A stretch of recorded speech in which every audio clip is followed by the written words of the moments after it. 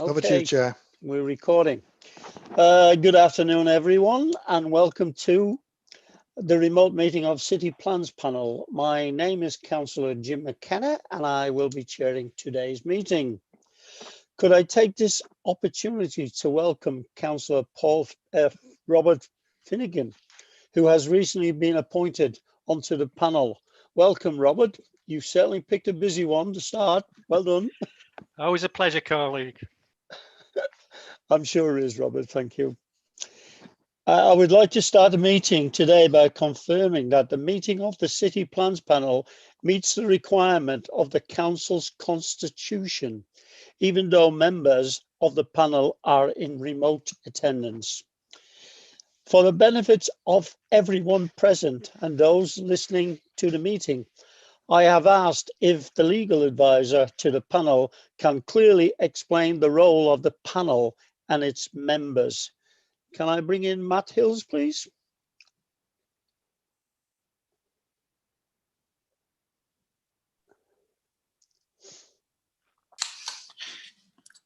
Good afternoon, everybody.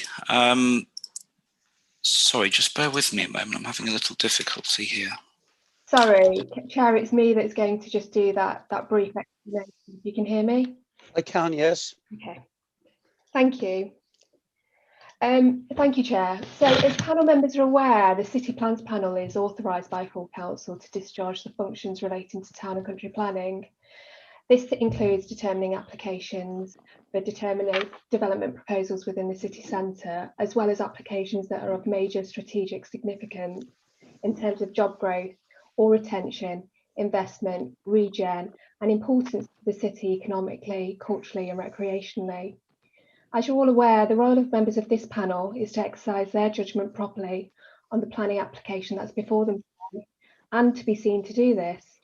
And whilst the application may be complex, in coming to a decision on it, members should make sure that the decision is based solely on material planning considerations.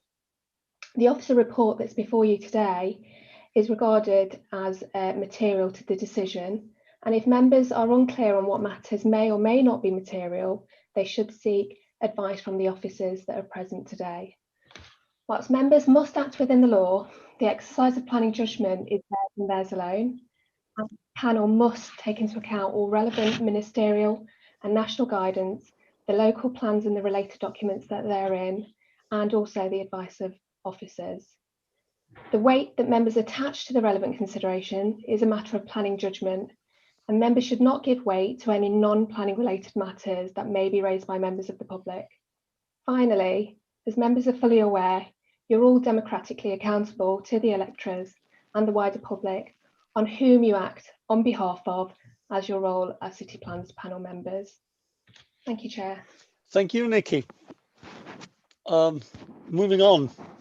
While the items today will be fully discussed as is usual, remote attendance require a few slight changes as to how I will manage the debate. Therefore, can all attendees mute their microphones unless I invite them to speak? This will avoid disruption from background noise. And can I say, if you want to speak, please use the raised hand facility. Can all participants please keep their cameras on during the meeting? All applicants will be invited to introduce themselves at the start of the meeting. Sorry, I should have said participants will be invited to introduce themselves at the start of the public session to make it clear to public observers who will be involved in proceedings. And finally, I have to say that if a member of the public interrupts the proceedings at any meeting, the chair will warn the person firstly. If the person continues to interrupt, I will have to order their removal from the meeting. That is council policy. I just think I need to reinstate that. I ask for your assistance and patience while I go through the process.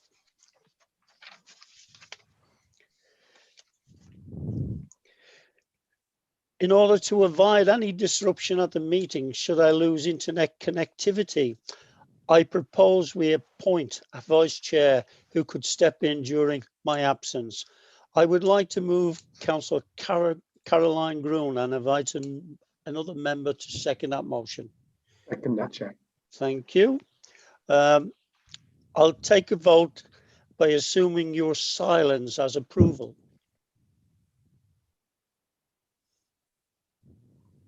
Okay, then. I take it nobody wishes to abstain or vote against on that. Moving on. Could I now invite members and officers to introduce themselves and mute your microphones once you have introduced yourself? I'll start with, as usual, in alphabetical order, Councillor David Blackburn. Good afternoon, Councillor David Blackburn, Farnley and Wortley. Thank you, David. Councillor Colin Campbell. Good afternoon, everyone. Campbell here in a sunny Ockley in the evening. Thank you, Colin. Councillor Peter Carlisle. Good afternoon, everyone. Councillor Peter Carlisle from Carvely and Farsley Ward. Thank you, Peter. Councillor Dan Cohen. Good afternoon, everybody. Lots and lots of people watching on Zoom, not Zoom, on YouTube, I can see. I'm Councillor Dan Cohen from the very sunny Alwoodley Ward. And it's Councillor Robert Finnegan from the very sunny Morley Ward. Afternoon. My name's Robert Finnegan. I'm a councillor for the Morley North Ward. Councillor Al Garthwaite. Councillor Al Garthwaite, Headingley and Hyde Park Ward. Good afternoon, everyone. Thank you. Councillor Caroline Groon. Good afternoon, everybody. Councillor Caroline Gruen, Bramley and Stanningley Ward. Councillor Peter Groon. Hello, everybody. I'm Councillor Peter Gruen from the Crossgates and Winmore Ward in East Leeds. Thank you, Peter. Councillor Asghar Khan. Good afternoon, everyone. Councillor Asghar Khan, Councillor for Bermontos and Richmond Hill Ward. Councillor Graham Latty. Good afternoon, Councillor Graham Latty from Guiseley and Rawdon Ward. Thank you, Graham. Councillor Elizabeth Nash. Good afternoon, Elizabeth Nash, Hunslet and Riverside Ward. Thank you, Liz. Councillor Paul Wadsworth.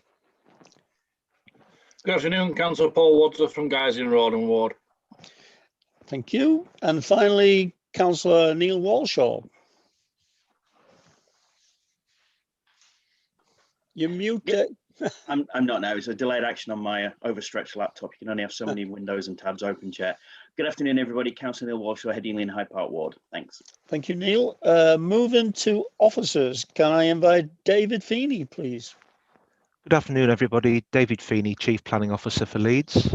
Thank you. Jonathan Carr. Good afternoon, Jonathan Carr, Head of Development Management at Leeds Council. Daljit Singh. Good afternoon, everyone. Daljit Singh, Group Manager at Leeds City Council, Planning Services. Thank you, Daljit. Martin Elliott. Afternoon, Chair, everybody. Martin Elliott, Head of Strategic Planning. Thank you. Carol Cunningham. Good afternoon, Carol Cunningham, Team Leader for Leeds City Council. Thank you, Carol. Steve Varley. Good afternoon, Stephen Varley, Design Officer. Thank you. Thank you, Steve. Matt Hills. Good afternoon, Matt Hills, Legal Officer. Thank you, Matt. Nikki Deal. Thank you, Chair. Nikki Deal, Legal Services and advisor to this panel with Matthew. Thank you, Nikki. Richard Crowder. Good afternoon, Chair. It's Richard Crowther, Team Leader, Environmental Advisory Section within Transport Policy, Leeds City Council. Thank you. Lisa Watt. Good afternoon, Chair. Lisa Watt from WSP, Technical Expert on Noise. Oh, thank you, Lisa. Polly Cook. Good afternoon, Polly Cook, Chief Officer for Sustainable Energy and Air Quality for the Council. Thank you, Polly. Tom Wood. Yeah, good afternoon, Chair. Tom Wood, WSP Advisor with respect to greenhouse gas emissions. Thank you, Tom. Eve Roodhouse. Good afternoon, Chair and everybody. I'm Eve Roothouse and I'm Chief Officer for Culture and Economy. Thank you, Eve. Andrew Tickett. Good afternoon, Chair. It's Andrew Thickett, Principal Engineer, Highways and Transportation. Thank you, Andy. Toby Russell. Pam Warburton. Good afternoon, Pam Warburton, part of the administration team for this afternoon's panel. Okay, is Toby introducing himself?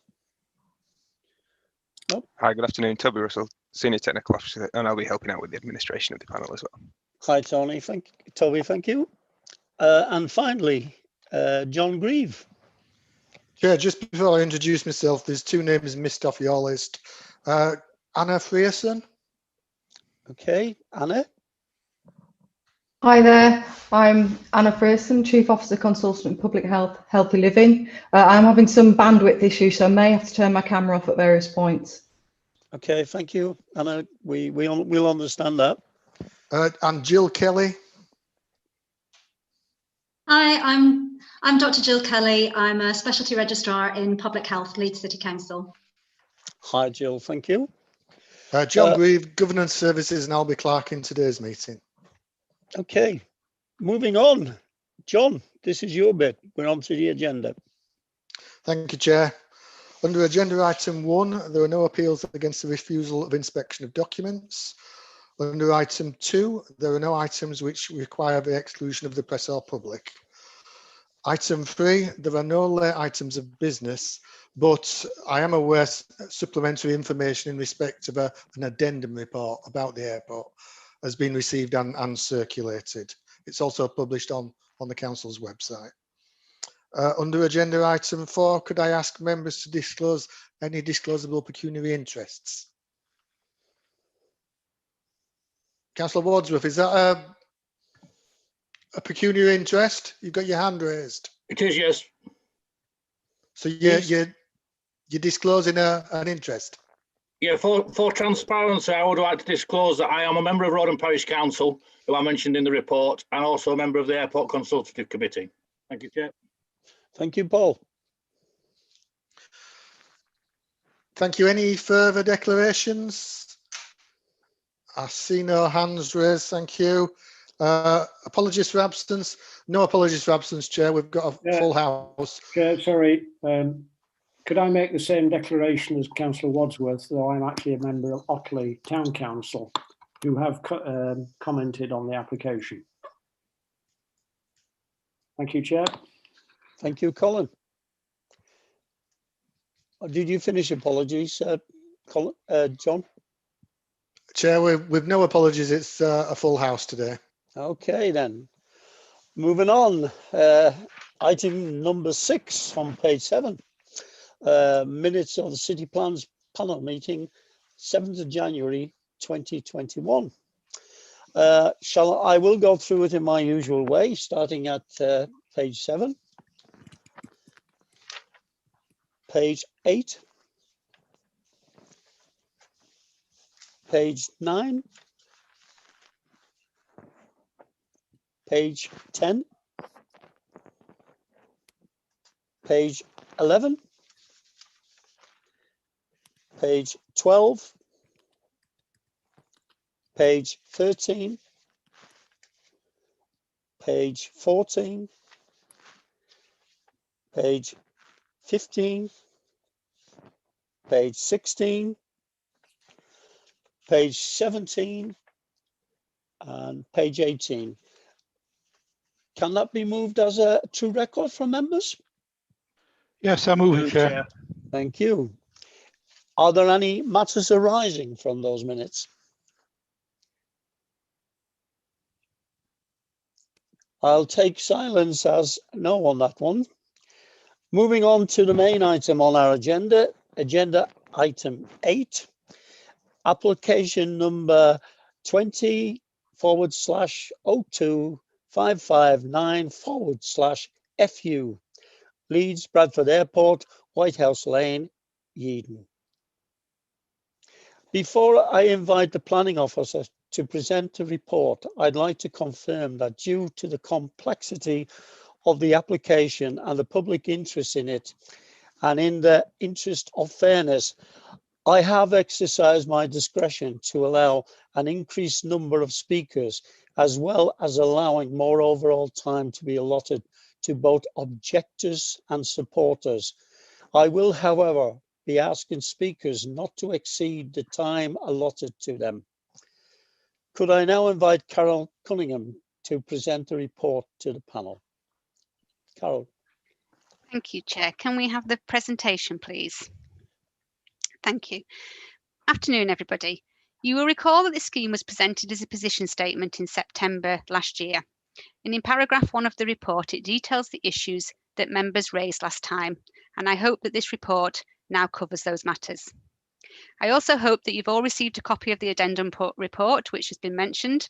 And at the end of the presentation, I will update you on the public response since that report and the answers to the questions that were raised in it.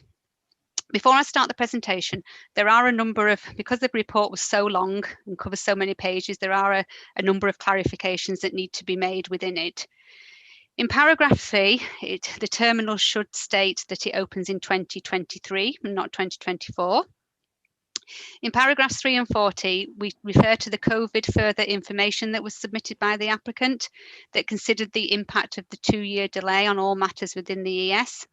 And I need to point out that this covered all matters within the ES and not just the social economic sections, which the report says. In paragraph 4, we refer to the consent from 2009, and I need to confirm that there is in fact no limit on the number of passengers that can travel to the airport under that consent. In terms of paragraph 34, which refers to consultees, we have 2 new consultees that I need to bring to your attention.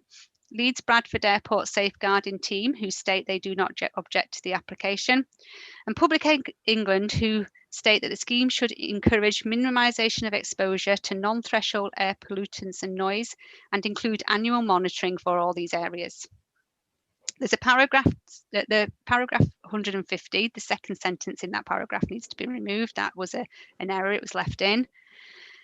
There's not too many of these. Paragraph 204, for clarification, this mentions an attached report, and it reads like the report should be attached to the agenda, when in fact the attached report should refer to a report that was attached to the environmental statement. In paragraph 208, we talk about the UK emissions trading scheme, which has now been introduced by the government. And finally, in paragraph 218, it should refer to official airport taxes. There is a roadmap document which has been uploaded onto public access recently, and part of this document are referred to within the panel report. Members need to be aware that this is not considered information that we need to do additional reconsultation with the public, as it expands on information which is already within the public domain. I'm now briefly going to take you through the slides that you saw last September. You're all quite familiar with these, so I won't concentrate on them too much with it being a long day. First of all, this is the description. It's a very long description, but the application basically covers the new terminal, which you know about, and all the associated works in that description that go with it.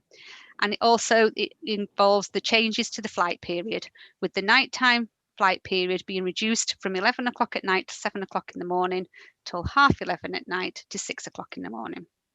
An environment statement has been submitted along with this application, which is referred to throughout the report.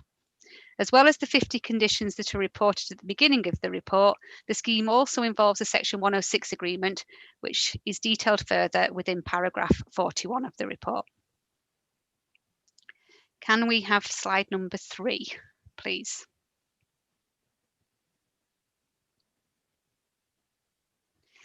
I think everyone knows the location of the airport by now. It's located within the Greenbelt beyond the suburbs of Eden. The land to the north of the airport has been allocated for employment, as you know, within the SAP, and the railway station which may come forward is located to the southeast of the Red Edge.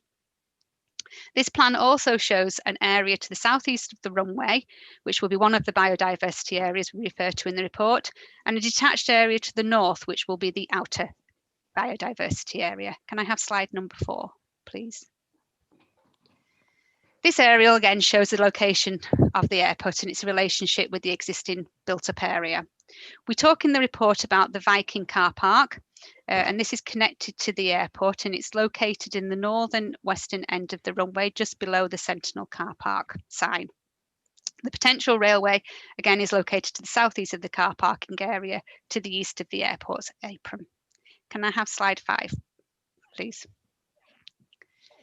On this aerial, you can see the existing terminal building with the existing pier and apron that surrounds the car park. The new terminal building will be located on the apron to the east of this aerial, to the left of the sign that says the long stay car park. The fuel farm is located in this area and that will be located elsewhere. What this aerial doesn't show you, and as you all seen on site, is that this part of the apron is higher than the existing car park, with currently being a grass bank, sorry. Next slide, please. This is the site plan showing the development which you've seen before. The new terminal building will go as I said, on the apron to the right-hand side of this slide, and it's coloured an olive green in colour. You can also see this colour extending to the north of the existing apron, which will be the new piers, which I will shortly show you. And in front of the main terminal, there'll be a new bus station and a drop-off area, and there'll also be a meet and greet building within this area. The existing terminal will remain, for now, being used for the air traffic control, mainly because it needs to stay in that position due to the location of the runway, which is not changing. And we're looking at some point to get an application for the future use of the rest of the terminal building at a later point. The Viking car park to the north of the runway, which I showed you previously, will have a proposed extension to the car park if that's needed. And this will be located to the existing car park and the A659 roundabout.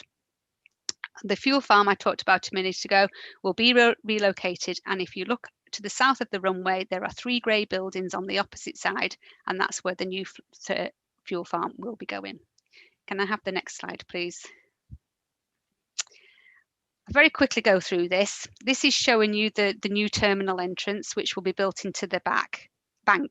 And this is basically the ground level where there'll be the car park and the drop-off level, and this will be the main entrance to the terminal where they will get lifts and escalators up into the terminal.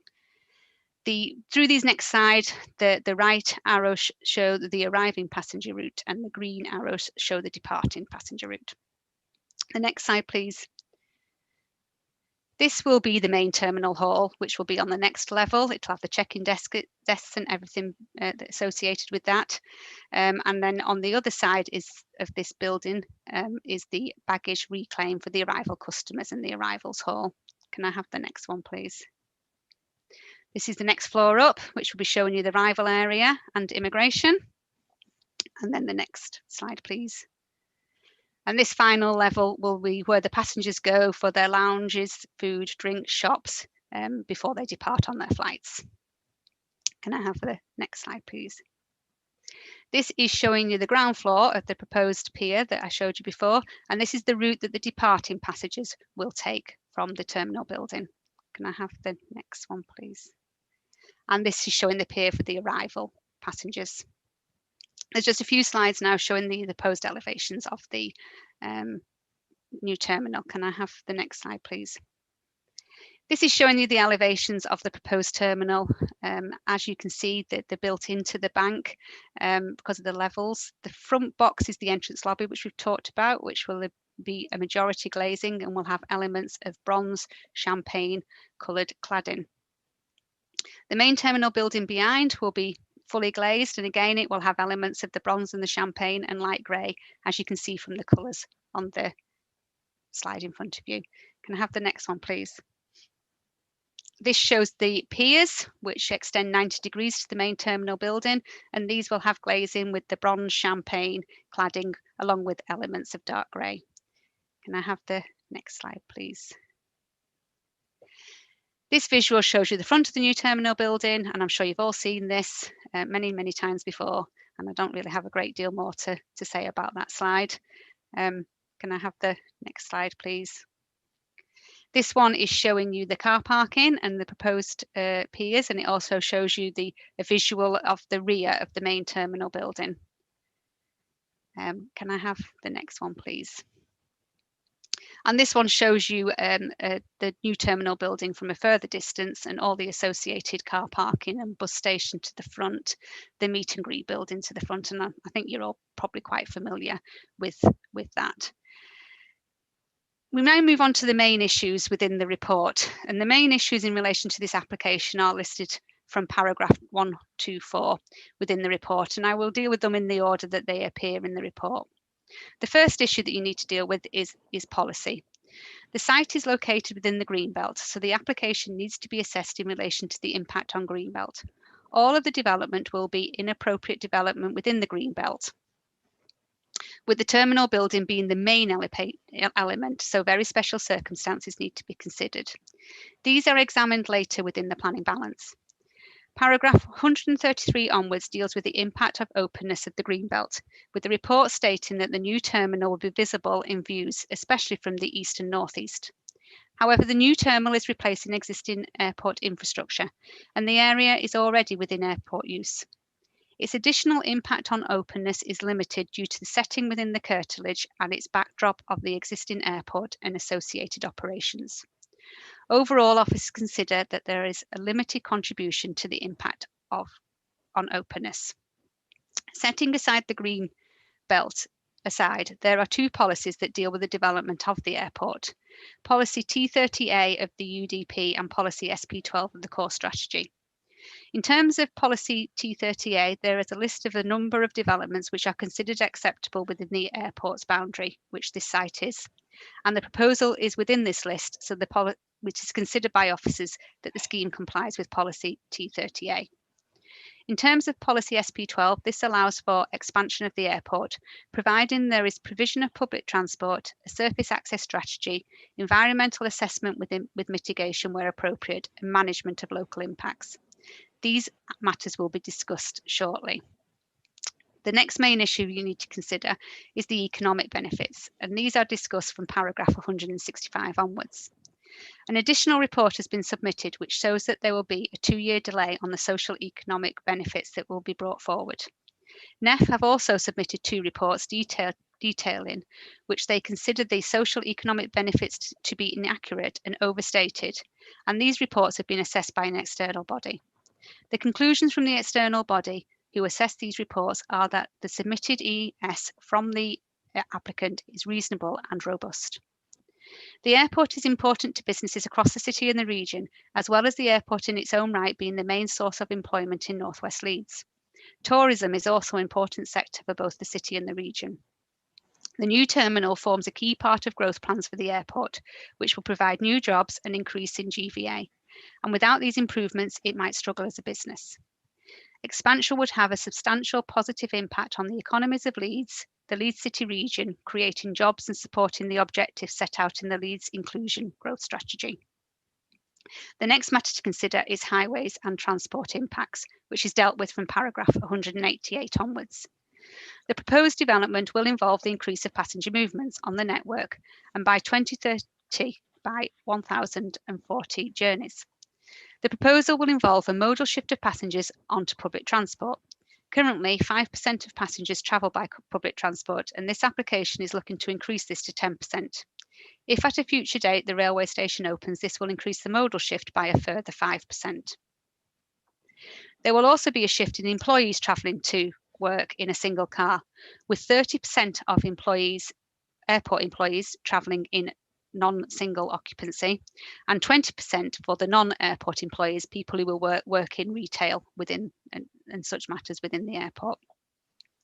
Measures to ensure that this modal shift happens involve investment in public transport, which are detailed in paragraph 41 of the report. This investment will be 4 years after the airport opens or when the modal shift is achieved, whichever comes first.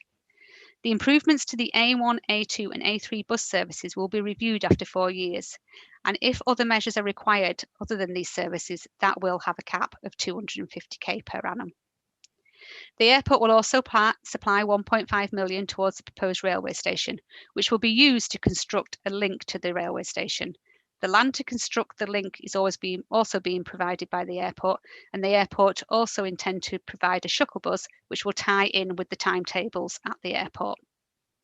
The public transport measures discussed will be phased in line with increases in passenger numbers. Officers consider that these public transport investments are acceptable and comply with the relevant parts of Policy SP12 of the core strategy. The applicant will also pay off-site highway works required as part of the proposal, as well as using an additional fund of 125k for any other off-site highway works that will be required. There will also be 80k for off-site highway works on Scotland Lane to provide work so this road will become safer for pedestrians and cyclists. In terms of car parking, the airport isn't intending to increase the car parking on the site to encourage this switch to public transport. The Section 1 agreement will have a clause that car parking can increase by a limited 737 spaces as a very last resort, and this will be controlled by the council by a review mechanism. Finally, in terms of highways, there will be an electric charging hub provided with fast charging for 12 cars and 2 Leeds City Car Club spaces, as well as new cycling parking at the airport, which will all be covered within a green travel plan. Climate change. This is covered in the report from paragraphs 206 onwards. Paragraph 206 to 208 give you background in relation to the bodies who are responsible for national and international carbon production from the airline industry. Members should be aware that in terms of the domestic and international flights, government policy is that international aviation is to be dealt with at an international level. Having said that, for information, by 2030, the development is forecast to generate approximately 10,000 additional aircraft movements, rising from 36 per annum to 47,500 per annum. And as a baseline, there were 31,900 in 218. The 8-hour nighttime period during the busiest 3 months of the year would see flights double from 6 to 32. But this will not necessarily increase for the rest of the year due to the cap on passenger numbers at 7 million passengers per annum.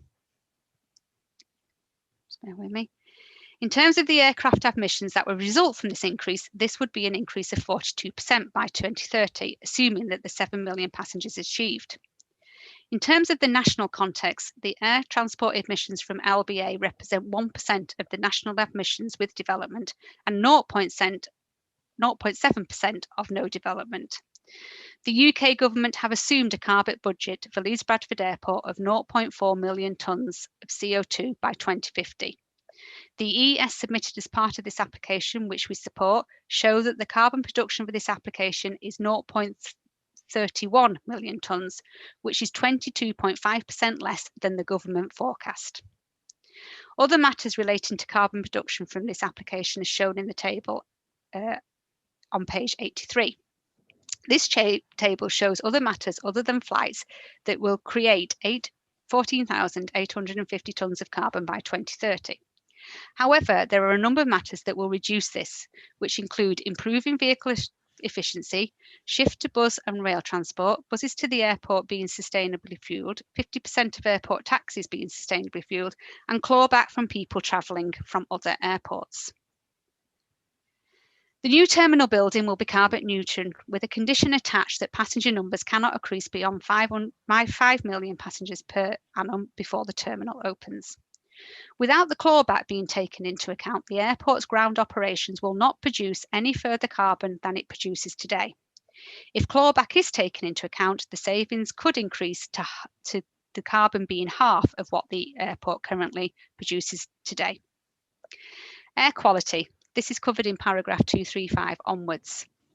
The increase in aircraft movements will have a negligible effect on air quality outside the boundary of the airport. The predicted traffic flows will not be significant and will be mitigated over time by improvements to emission from vehicle fleet in general and the move towards public transport and measures within the Green Travel Plan. Noise. There are 4 elements of noise within the report. The first element is during construction, and the noise caused during construction can be controlled by conditions. The second part of noise is the ground-based operations. Plant and machinery is located well away from residential properties to not cause an amenity issue. The fuel farm is to be located closer to houses, but information submitted showed that the noise generated will not be higher than the current existing background levels. Road traffic noise is the third element. And again, there will be no significant increases in noise created from additional traffic going to the airport. The final area of noise, which is probably the most interesting for members, is the noise created from aircraft. The current limits on the aircraft in terms of flights relate back to an approval in 1993. There is no limit on the daytime flights at the airport. The limit relates to the aircraft movements during the night, which is currently 11 o'clock to 7 o'clock in the morning. And as you know, as part of this application, they want to change that till 11:30 at night to 6 o'clock in the morning. This means that the periods 6 till 7 and 11 till 11:30 will be removed from the controls, and these controls relate to the number of flights and the quota count of these flights. The application also will change the way nighttime movements are controlled by removing the existing numerical cap and replacing it with a noise envelope. The noise envelope will have two measures: a noise budget based on quota counts, so that the noisier the aircraft, the fewer will be allowed to fly, and a nighttime noise contour. This leads to the major change that the number of flights that take off between 6 and 7 will increase from 5 to 17 with the development, and one additional flight between 11 o'clock and 11:30 at night. The change to the use of a noise envelope rather than a numerical cap is in line with the principles put forward by the current government.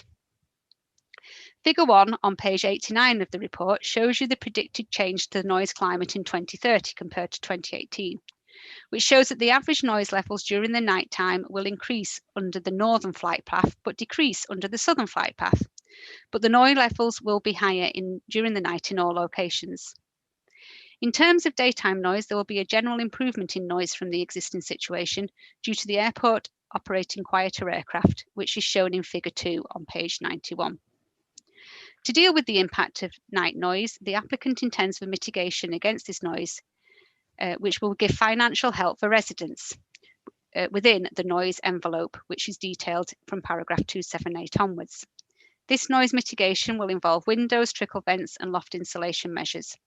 This noise mitigation consists of unlimited costs paid by the airport, so that the residents requiring a system will have to pay no costs. Health. There are positive health benefits to the proposal, with the social economic benefits that the development will bring in terms of jobs, as well as a sustainable terminal building which will improve the health for the staff working there and the passengers using the terminal. That said, it has to be weighed up against the potential harm to residents in terms of the impact of noise, emissions and air quality. In terms of noise, the mitigation measures proposed, which I've just described, along with the shift to quieter aircraft, will ensure that there isn't a detrimental impact in terms of health. In terms of emissions, as stated previously, flight emissions are dealt with at a national level, and the rest of the other carbon emissions will be less than the carbon emissions produced today, so that will have an improvement on the health of the surrounding area. And finally, limits on car parking and shifts towards sustainably fueled public transport ensure that there will not be a detrimental impact on health in terms of air quality. Design. The design of the new building is modern, simple, elegant, whilst also achieving BREEAM elegance as well as being zero carbon. It successfully uses extensive glazing to provide an inviting appearance, as well as allowing you to see activity in the building to landscaping. There will be on-site landscaping around the building and the proposed car parks, which will help soften to the appearance.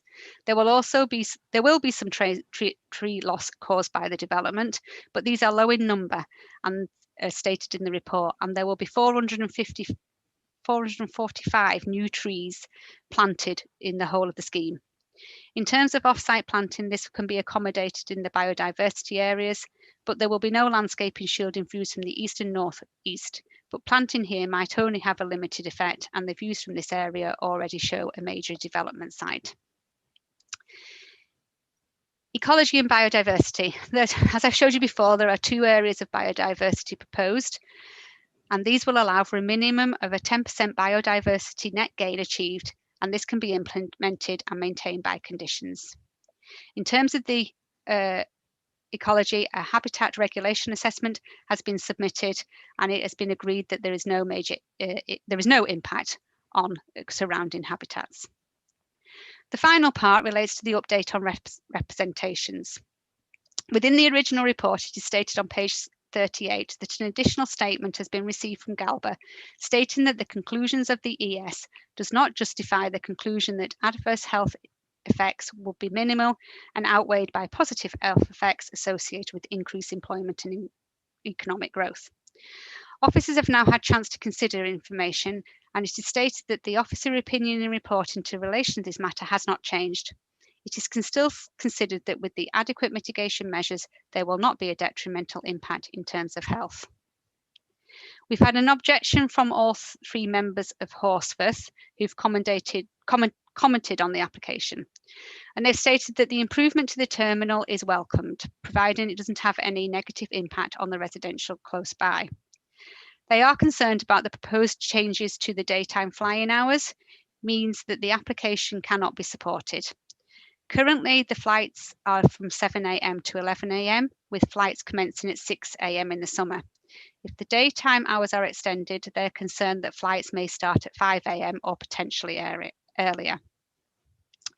If they want to formalise air traffic movements, they need to offer a significant reduction in nighttime aircraft to compensate, submit a request to change the aircraft movements on a separate planning application to the existing terminal, and they, at a presentation of the Climate Emergency Advisory Committee, researchers from Leeds University presented their findings, which indicated increasing passenger and aviation numbers would account for over 100% of the city carbon's budget.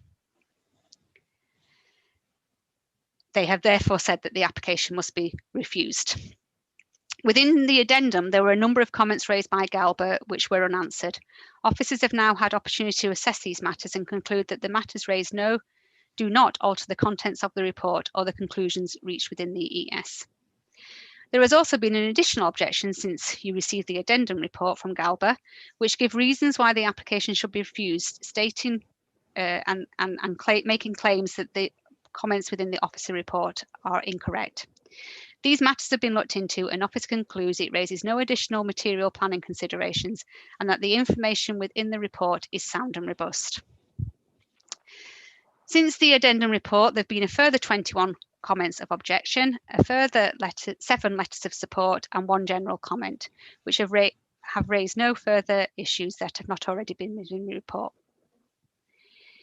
If we look at the planning balance, as stated earlier, the development is inappropriate development within the green belt, so very special circumstances need to be taken into account. In relation to this development, there are a number of very special circumstances which have been put forward, and these include facilitating significant economic growth, improving social inclusion, improving the sustainability of the airport's operations, the need for the development, and improving public access and reducing the use of the private car. And finally, policy T30A and policy SP12. The report goes into further detail regarding each of these very special circumstances, so I don't intend to repeat them here.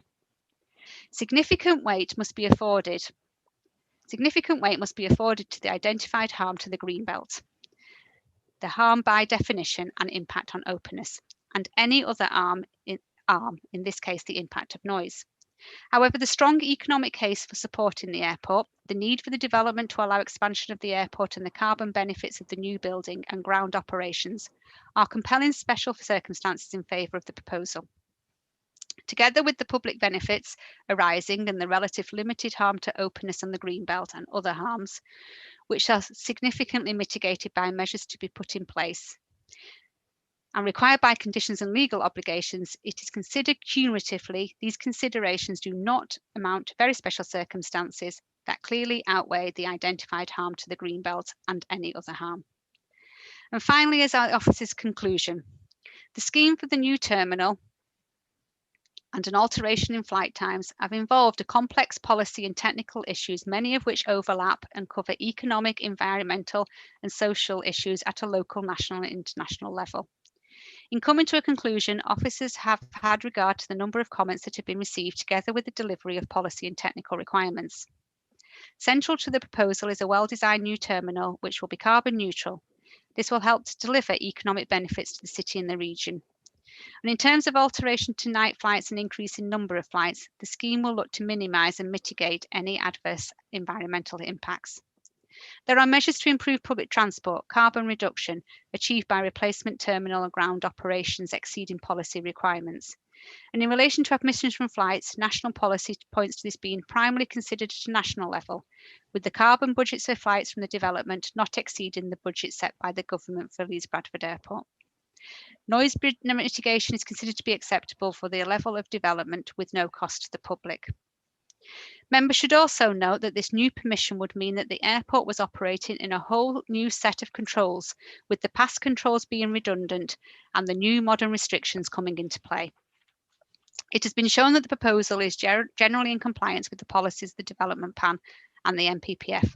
However, within the contents of these policies, the development does constitute inappropriate development in the green belt and show and so should only be proved where it has been demonstrated that definitional harm and harm to openness to the greenbelt and any other harm is clearly outweighed by very special circumstances in favour of the proposal. This is the conclusion that officers have come to, and they recommend approval subject to the consultation with the Secretary of State, draft conditions and the Section 106 agreement.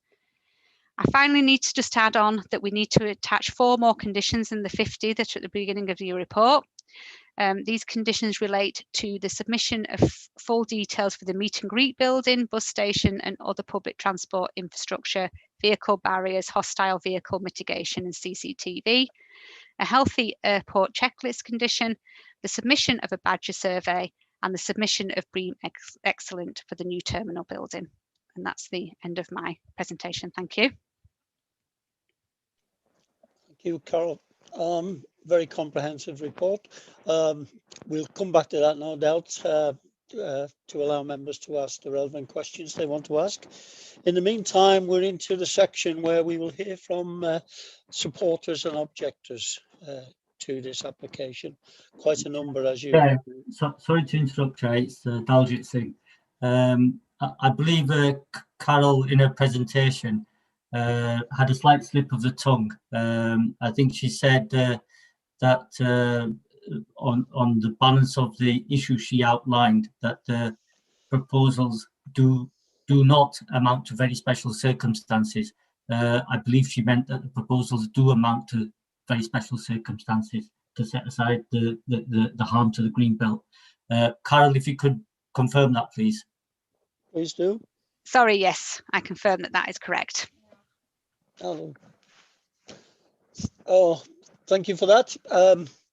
Thank you for that clarification, Daljit and Carol. Moving on, as I said.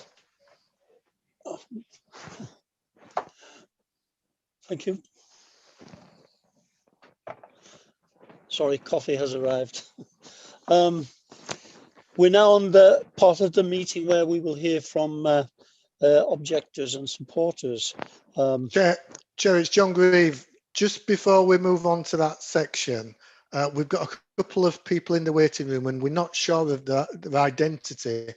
Would it be okay if I allow open the waiting room and let one in just so we can identify them? Yes, that's fine. Yes.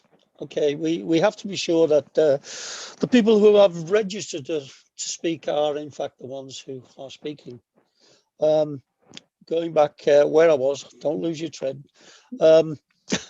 We have quite a number.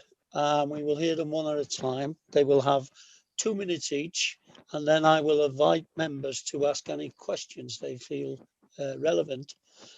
When that's complete, we'll thank them for their contributions and we'll return them to the waiting room. It's not envisaged they will need to come back into the meeting again. And of course, it's available on YouTube.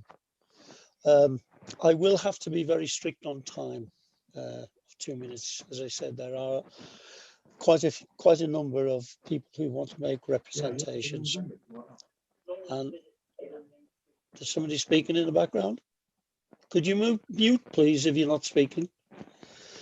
Chair, could I ask you a question? Can you just, as panel members, give us an idea of how many speakers there might be, both in support and as objectors, so we can just recognise how long that might take? Okay, Peter, I'll do my best on this. It is a change in picture. There was originally 26 objectors, people who wanted to speak. 2 minutes apiece is 52 minutes plus questions. 2 have pulled out, so I believe we're now to 24.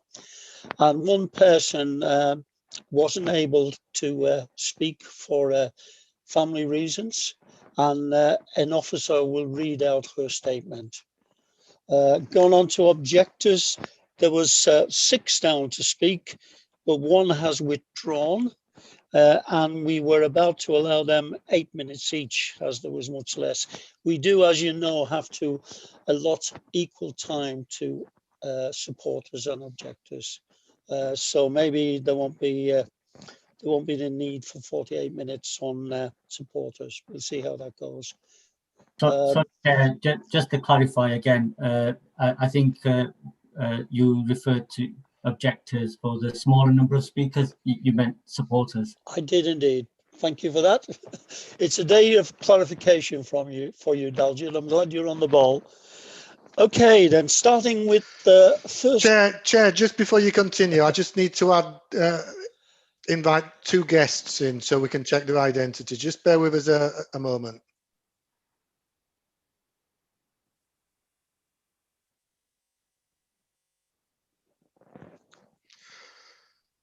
So we've got UK Mag 005. Could you tell us who you are, please? Hi, John. I'm Mike Greslow from WSP. Mike Greslow. Thanks a lot, Mike. We're going to put you back in waiting. Okay. John, sorry, John, to interrupt. Mike is working for our WSP team, so he does actually need to be in this meeting because he's helping with Lisa and Tom, who are already in. Okay, fine. Thank you for that. Just one more, Chair.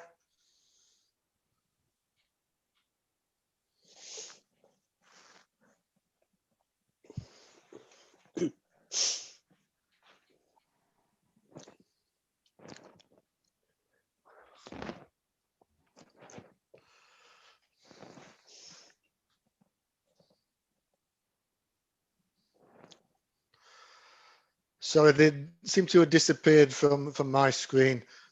If you want to continue with the list as you've got it, Chair. I will, John, thank you. I guess we've always known there'd be glitches. It was all done as best we could manage in the circumstances. It's unique ground for all of us here. So the first objector will be Estelle Dehon, and she is representing Galba, Councillor Andrew Cooper from Kirklees and XR Bradford. Are you in the call, Estelle? She's coming in now, Chair.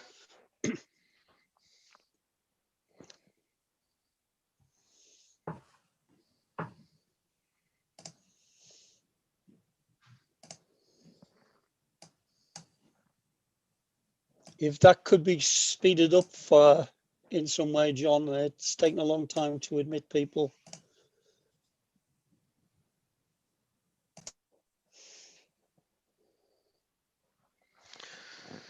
She came Good into the meeting. afternoon, panel members.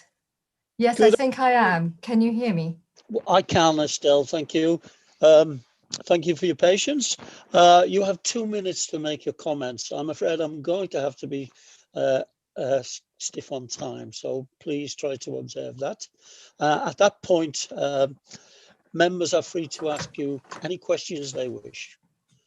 Okay, so please start when you're ready.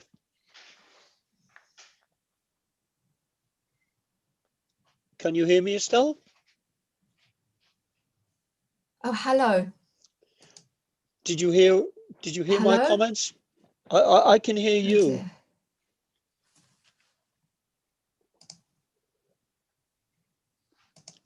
I'm so sorry. I think I've lost my connection to the meeting. There's a very big delay. We can't hear you, Estelle. I can hear you. Can you hear me? Yes, yes.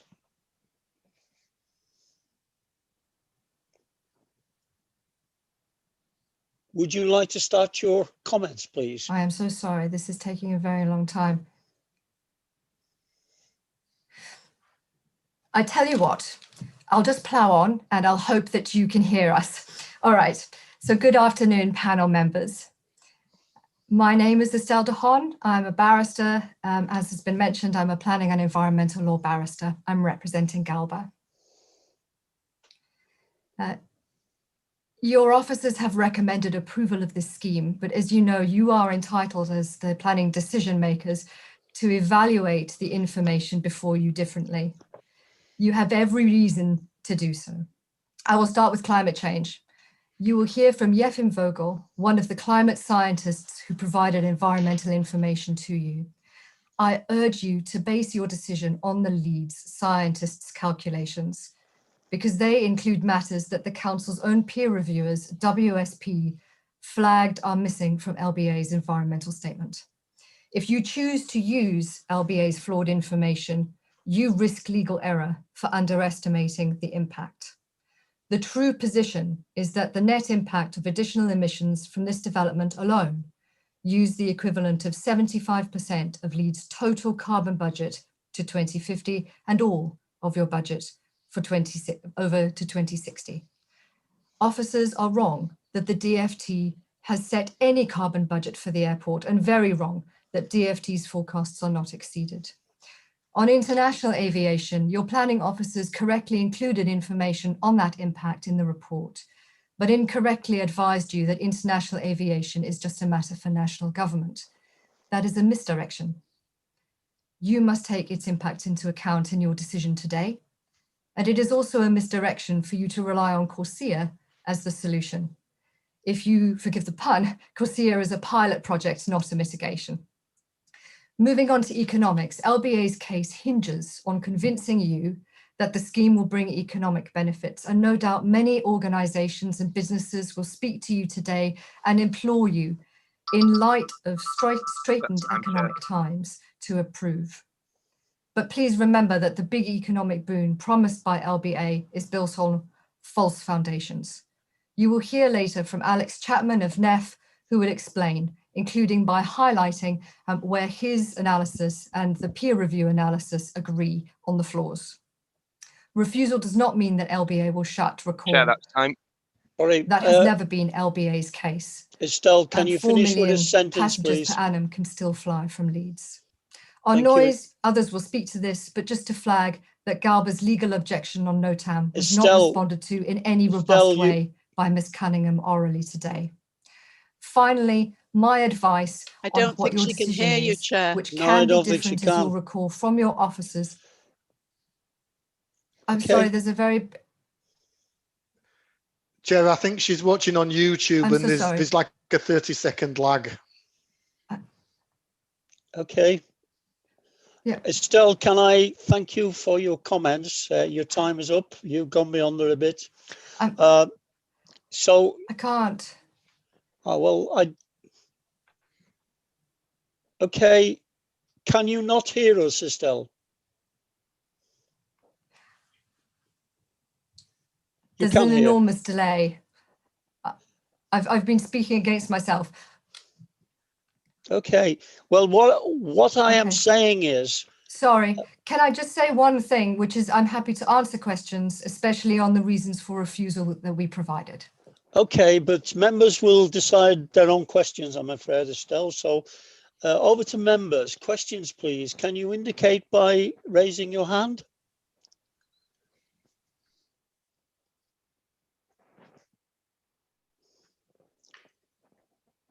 Okay.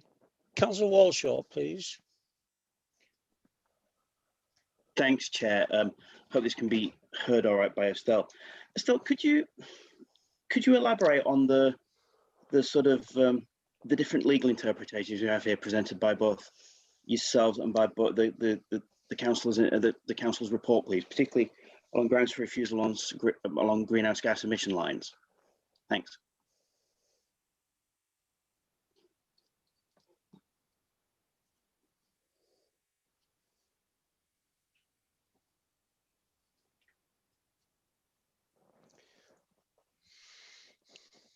Estelle, you're on mute. Can you hear that? Did you hear that question?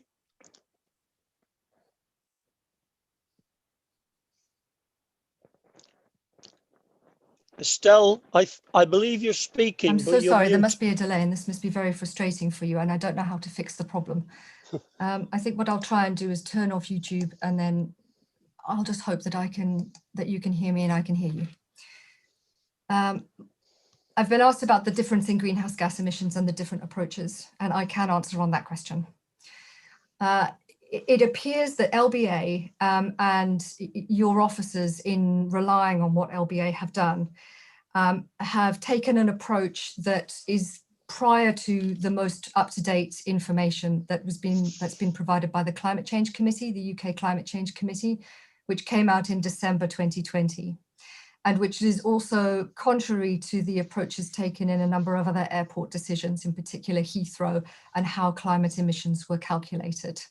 I can't speak to why that has happened, but I can say that if the proper approach is taken, and if you follow the CCC's approach in its way of addressing aviation emissions, then the proper analysis is that's provided by the Leeds climate scientists and is also set out in policy terms in Galba's objections, which is that this is a matter for you as this panel today to decide. It is a local matter, and you have to take into account the impact of all emissions, domestic and international aviation emissions.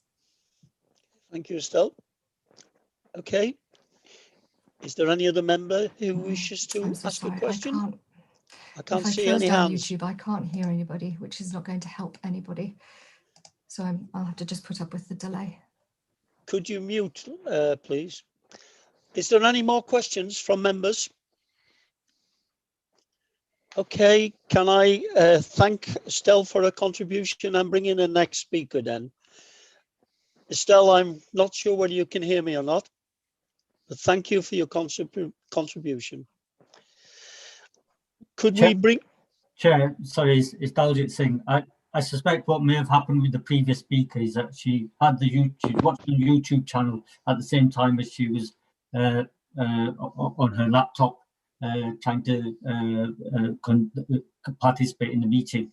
John, can we check that participants who are allowed through from the waiting room have switched off their other devices and that they can hear us clearly as we can hear them? So otherwise, if this is repeated over the next 23 speakers, it's going to become very difficult.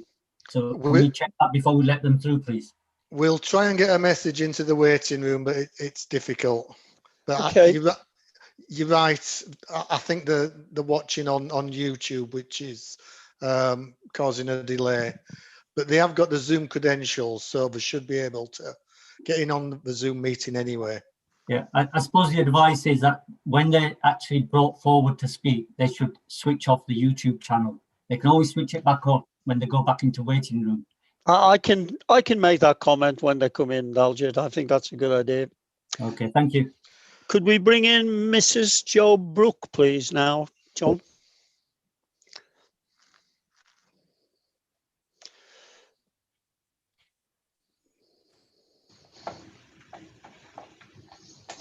Hello.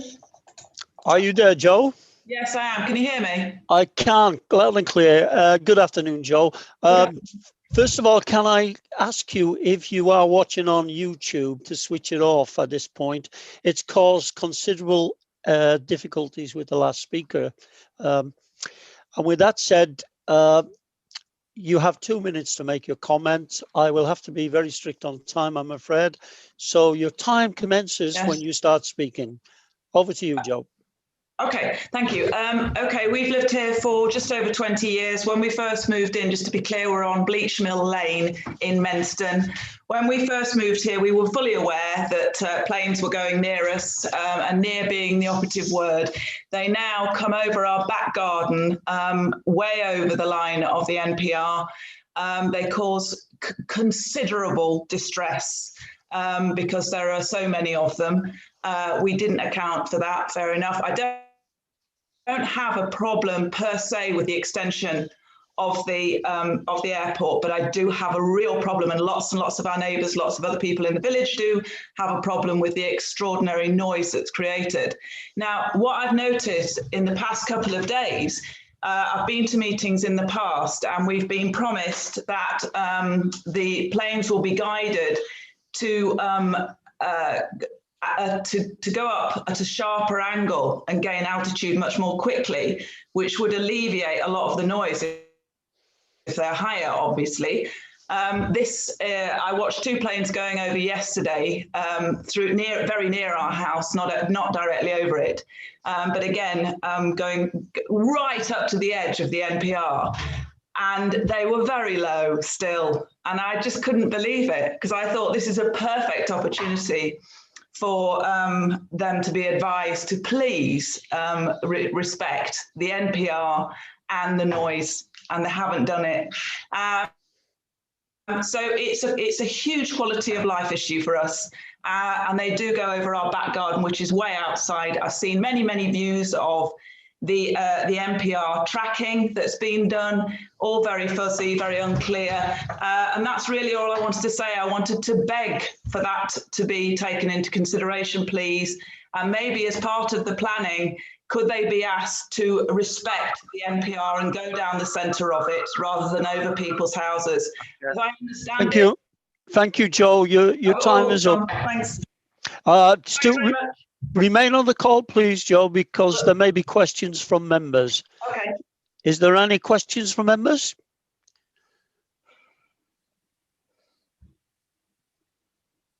No, I don't see any hands up. Okay, well, hopefully I'll Okay. make a forceful argument. Thanks very much. Thank you, Joe. Thank you for your contribution. Moving on, Stuart Boothman on behalf of Wakefield Friends of the Earth, please. Oh, sorry, I've jumped Sorry, one. Chair. I've jumped one. Number 3, David Farrenroth. Friends of Leeds, Friends of the Earth. Yes, first.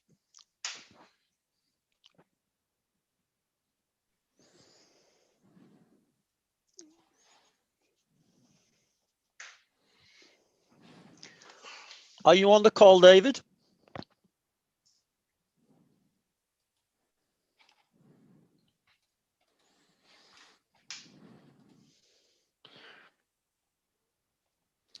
Are you on the call, David? I am. Can you hear me? I can clearly, thank you. Just to remind you that you have 2 minutes to speak. I don't think you're watching on YouTube at the same time, but if you are, please switch it off because it's causing disruption to your speaking and to members' hearing ability. Please make your comments from now. You have 2 minutes. Thank you, Chair. Sometimes one single issue is so important that it overrides all other factors. Today is one of those times, and climate change is the issue. Scientists tell us that without drastic and immediate action, the consequences are dire. Countries such as Bangladesh will become unviable. Island nations such as the Maldives will disappear underwater, bringing the prospect of millions of climate change refugees. If all this feels too far away, East Yorkshire now has the fastest eroding coastline in Western Europe, with houses and farmland disappearing into the sea every year. We have seen numerous floods in York, the Calder Valley and our own city of Leeds in 2015, bringing misery to homeowners, tenants, businesses and disruption to our transport networks. And yes, we can pay millions of pounds for flood defences, but why not go to the heart of the problem? Tackle climate change at its single major source in Leeds, at the airport. Refusing this application will put you in step with public and local authority opinion. In 2019, the Leeds Climate Change Citizens Jury, a group of randomly selected Leeds residents, recommended stopping Leeds Bradford Airport expansion. You'll be in company with councils at Southampton, Stansted, Bristol, and just recently Paris, who have all rejected plans for their airports to expand. They cannot all be wrong. You can join them. I have 2 degrees in town planning, and I can say with absolute certainty your decision today has little to do with normal planning issues. The size, colour and landscaping of this development are largely irrelevant. It is what this building will do that is important, and that is to facilitate pumping climate change gases into our atmosphere with all the consequences that that brings. How can that be right? So your decision will determine whether Leeds can become carbon neutral. The stakes could hardly be higher. This is the test of your commitment to the Council's climate change emergency declaration. I urge David, you to can I think ask global. you to finish, please?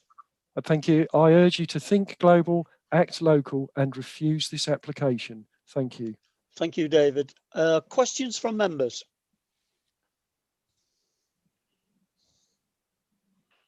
I don't see any hands. Oh, David, you've got your hand up. Yeah, sorry about that, Chair. It took me a long time to find it. David mentions about the applications at Bristol and Southampton. From his point of view, where do you think the planning committees there were coming from, as against our planning officers' point of view that they're giving to us, if you see what I mean. David? They prioritised climate change and saw it as the main driving factor to decide their applications. So they were taking a long-term and broader view of the consequences of their actions. So they could see that if they approved the application, then they would be culpable. They would be part of the problem of increasing climate change, and they stepped up to their responsibility to meet that challenge. And that's what leadership is about. I believe that as council members, you need to show that leadership, that forward thinking, that belief and follow their lead. The airport's not going away. It will still be there. This is about making sure that the consequences of expansion do not happen, and those are dire, and I urge you to follow their examples. Thanks. Thank you, David. Thank you, David. Any more questions from members? Again, I see no hands. Can I thank you for your contribution, David? Thank you. Moving on. And it now is Stuart Bootman on behalf of Wakefield Friends of the Earth.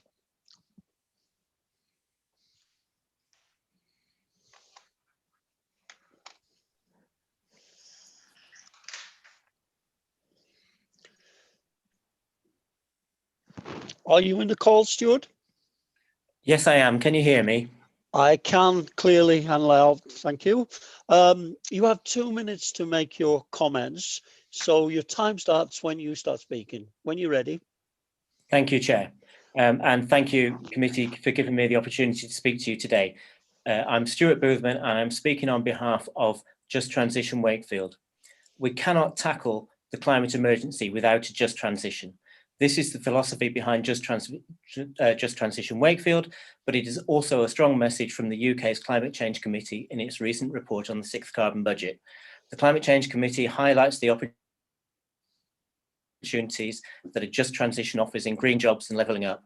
It emphasises the need for both public and private money to be invested in development that supports the transition to net zero, not development that embeds fossil fuel.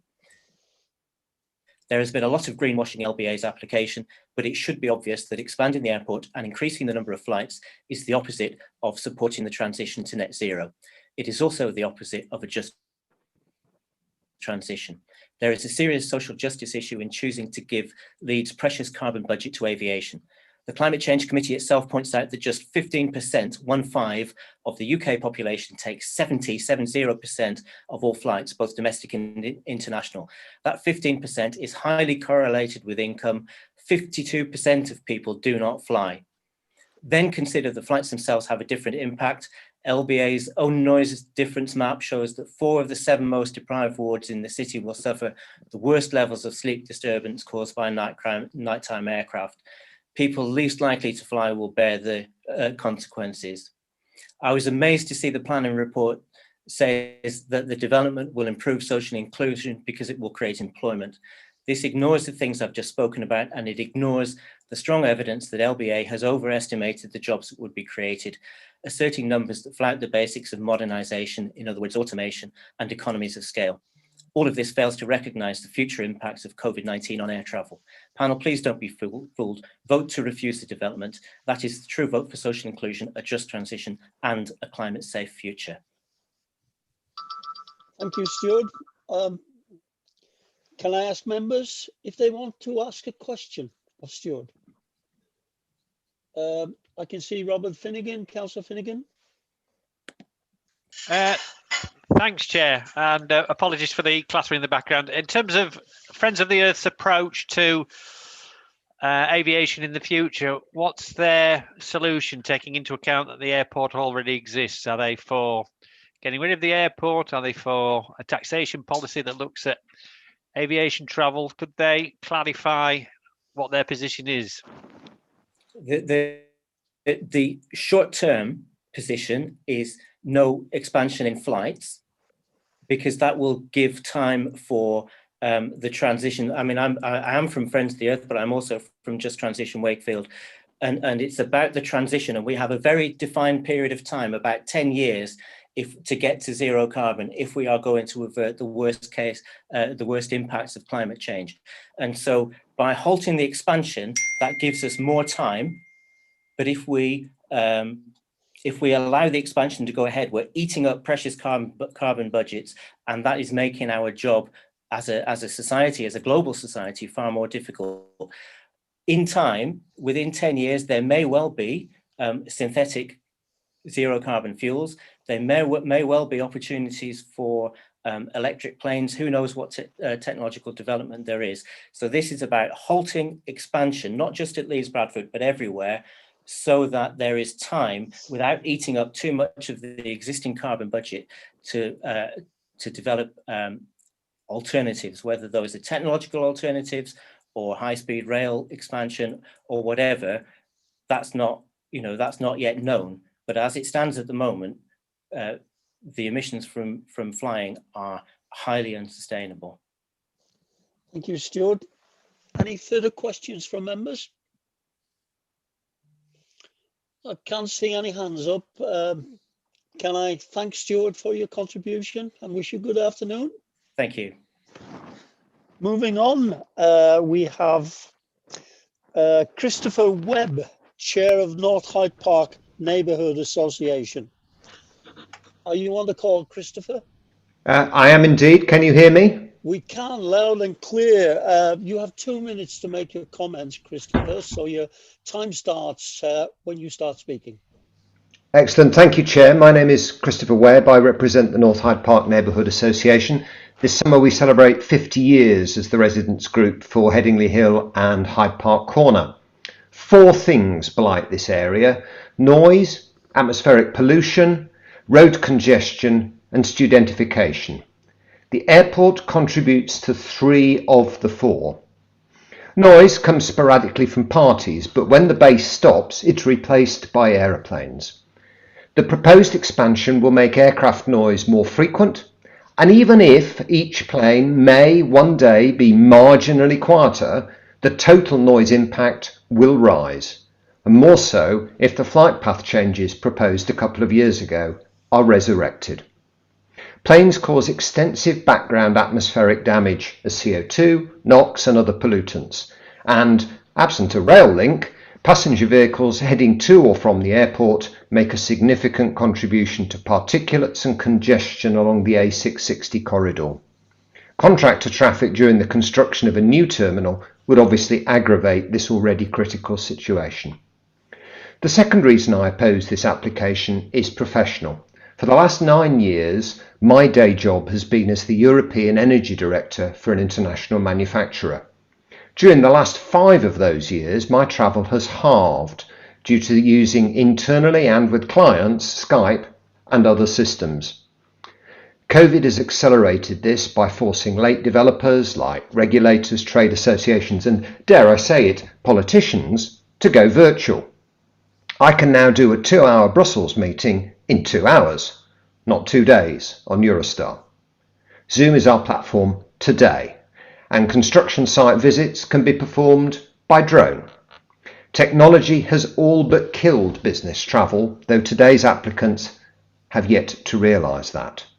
Please oppose this unnecessary, uneconomic and environmentally disastrous application. Thank you for the time. Thank you, Christopher. Any questions from members? Again, I don't see any hands up. Okay, Christopher, thank you for your contribution. We'll put you back into the waiting room now. Thank you again. And should I wait in the waiting room? Is there a chance of being called back? No, there isn't actually. That was your contribution and the opportunity for members to ask questions. So no, you can clearly watch it all on YouTube. But thank you and good afternoon. Thank you. Cheers. Moving on, Alan Slomson, please.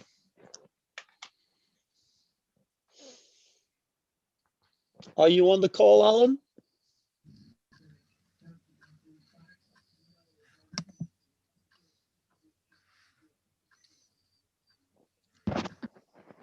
Alan, are you on the call? Yes, I am. Thank you. Oh, hi, Alan. Hi. Alan, you have 2 minutes to make your comments, and at that stage, we will invite members to ask any questions they feel they want to ask of you. So your 2 minutes start once you start speaking. Thank you. Thank you for giving me the chance to speak to you. I'm a mathematician by trade, so I will begin with the economic argument. The fact that I can speak to you today by Zoom indicates that in future air travel will be needed less and less for business meetings, which can be held electronically at a great saving of time and money. The major use of Leeds Bradford Airport is by UK holidaymakers going abroad. They take far more money out of the economy than incoming holidaymakers bring in to spend here. You can argue about how much of this tourist deficit falls on Leeds and how much on the wider Yorkshire region. But the arithmetic is clear: a negative number is a negative number. The economic case for expanding Leeds Bradford Airport does not add up. Leeds has declared a climate emergency because until recently, the need to cut carbon gas emissions has not been given sufficient priority. Leeds Bradford Airport has tried to evade this issue by complicating the argument, but more flights inevitably mean much more carbon gas emissions. Today, you have the chance to make a forward-looking decision. The science tells us not to expand airports, and by blocking this application, you will have the people of Leeds behind you, as 2/3 of their comments on the planning website oppose this application. Please do what they ask. Thank you. Thank you, Alan. Questions from members?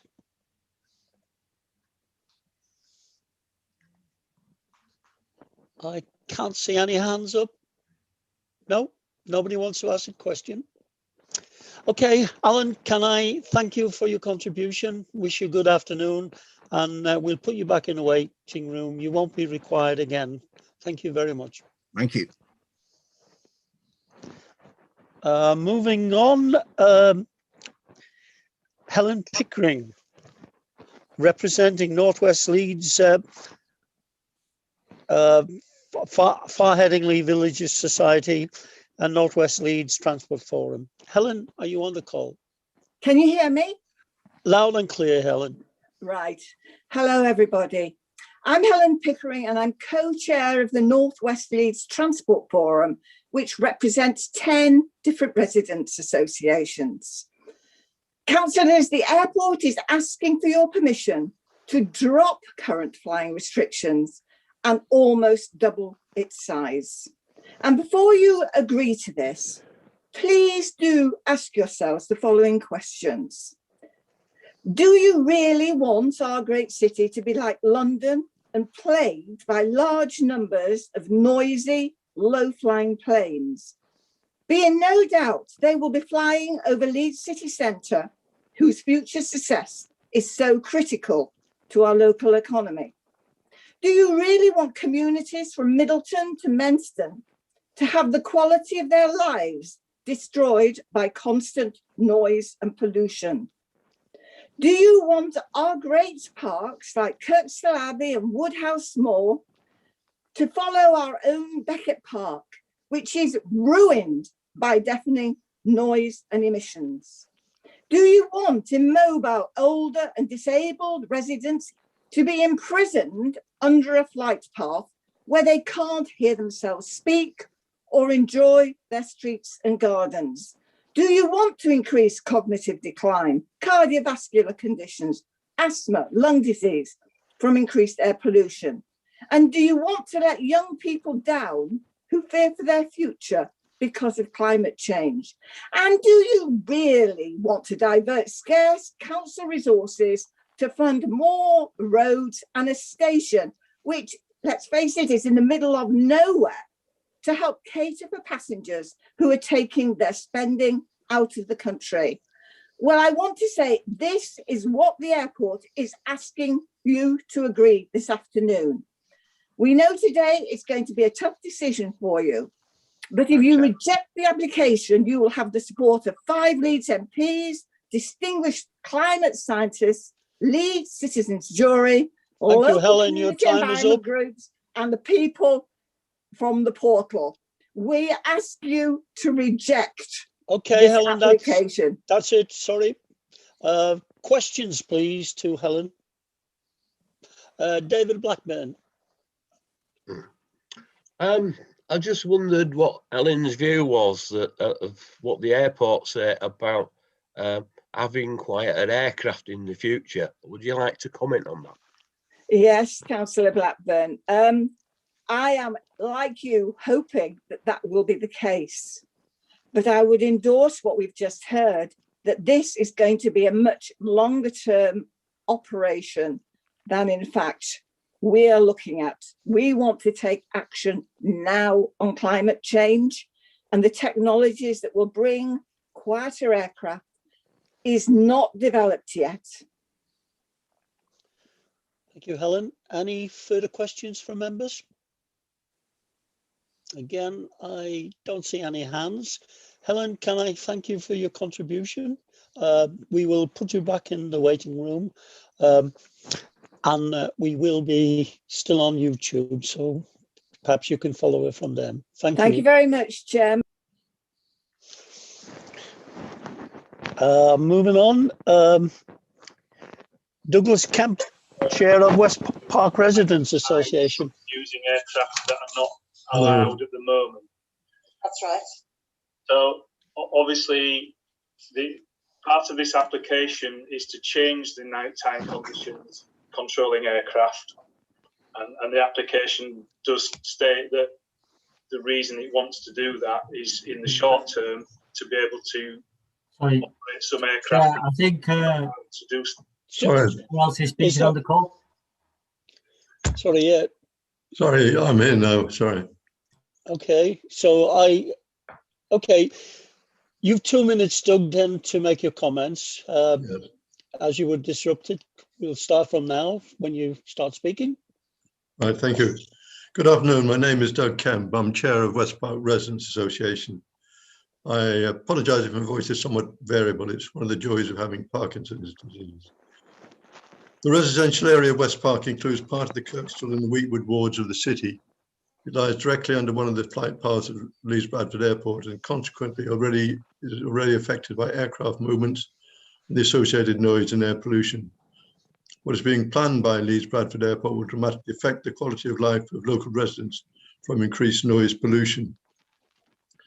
Leeds Bradford Airport is seeking to remove existing caps on night flights, so allowing the number of flights in the quietest time of night to increase fourfold to 11,000 during summer months. Leeds Bradford Airport's environmental impact statement underplays the likely impact of the development. It contains numerous errors and also reveals some alarming predictions, such that over 100,000 people would suffer adverse impacts from nighttime noise. Apart from local residents, the pupils of St Chad's Primary School already suffer from the interruption of classes from noise and live with the stench of aviation fuel. Leeds Bradford Airport application also raises many other questions concerning its impact on the wider community, such as road and rail network changes. These are inadequately addressed and have implications on future distribution of council and regional funds. Overall, the proposal lacks acceptable justification and appropriate robust safeguards. Ultimately, in the eyes of many, Leeds Bradford Airport will still remain a holiday traffic airport, which will do nothing to enhance the reputation and standing of Leeds as a modern go-ahead city. West Park asks you to reject this application. Thank you. Thank you, Doug. Questions from members, please.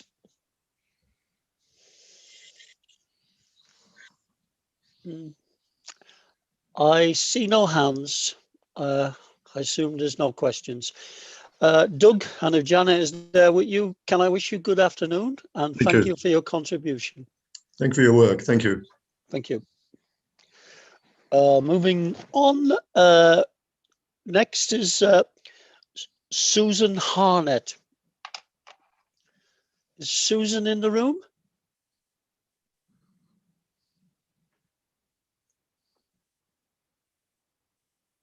Is Susan in the room, John?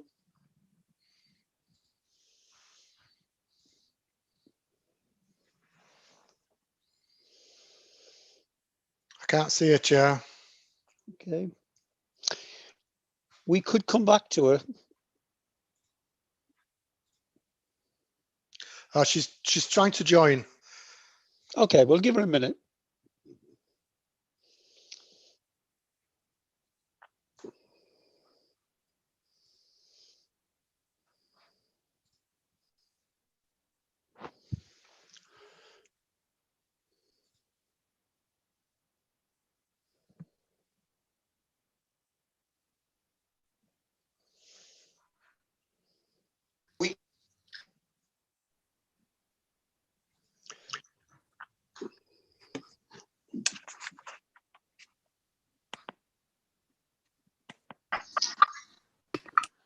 It's off.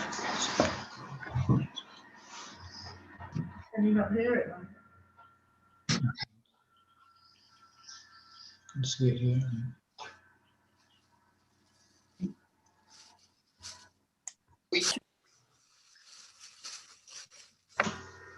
What's happening, John? I'm not quite sure, Chair. I think we've let a few more guests in on what we should have done. Hello. Okay, Susan, you are next to speak, so please do. Good afternoon. Can you hear me all right? We can hear you perfectly well, thank you. Yeah, my name's Susan Jane Harnett. I live in What's happening, John? Leeds 6, on the Wheatwood border, so on the flight path. I'm also a volunteer for Greenpeace. Now then, you may have seen on local and national news that Cumbria Council is reconsidering its decision to allow a new coal mine there. Of course, an airport isn't a coal mine, although they are both fossil fuel heavy developments, which is really bad. But what struck me is that the reason the planning permission is being reconsidered is because of new information that came out of their decision, that came after their decision, and namely that of the Climate Change Committee's recommendation on the 6th carbon budget and the pathway to net zero, made in December 2020, which is way after the previous decision. This shows two things. First, the CCC's guidance is a key consideration when planning committees like the Plans Panel have to take into account when making planning decisions. No surprise really, because the CCC are the independent experts on climate science and policy. They know what they're talking about. Second, this panel must take into account what the Climate Change Committee said in December about aviation and aviation expansion. Even though it isn't in the officer's report, the CCC has changed its guidance on aviation really significantly. It has got tougher. The CCC now is crystal clear on airport expansion, saying that there should be no net expansion of UK airport capacity unless the aviation sector's emissions fall a lot. This is definitely not on track. Currently, efficiency gains are around 0.7 to 1% per year, but need to be around 2.1% for any expansion to be justified. So, airport expansion now, anywhere in the country, just not justified. It's not Susan, compatible, can you and finish, please? Yeah, Susan, just your please time's up. heed this advice, please. Okay, thank you very much for your contribution. Members, questions, please.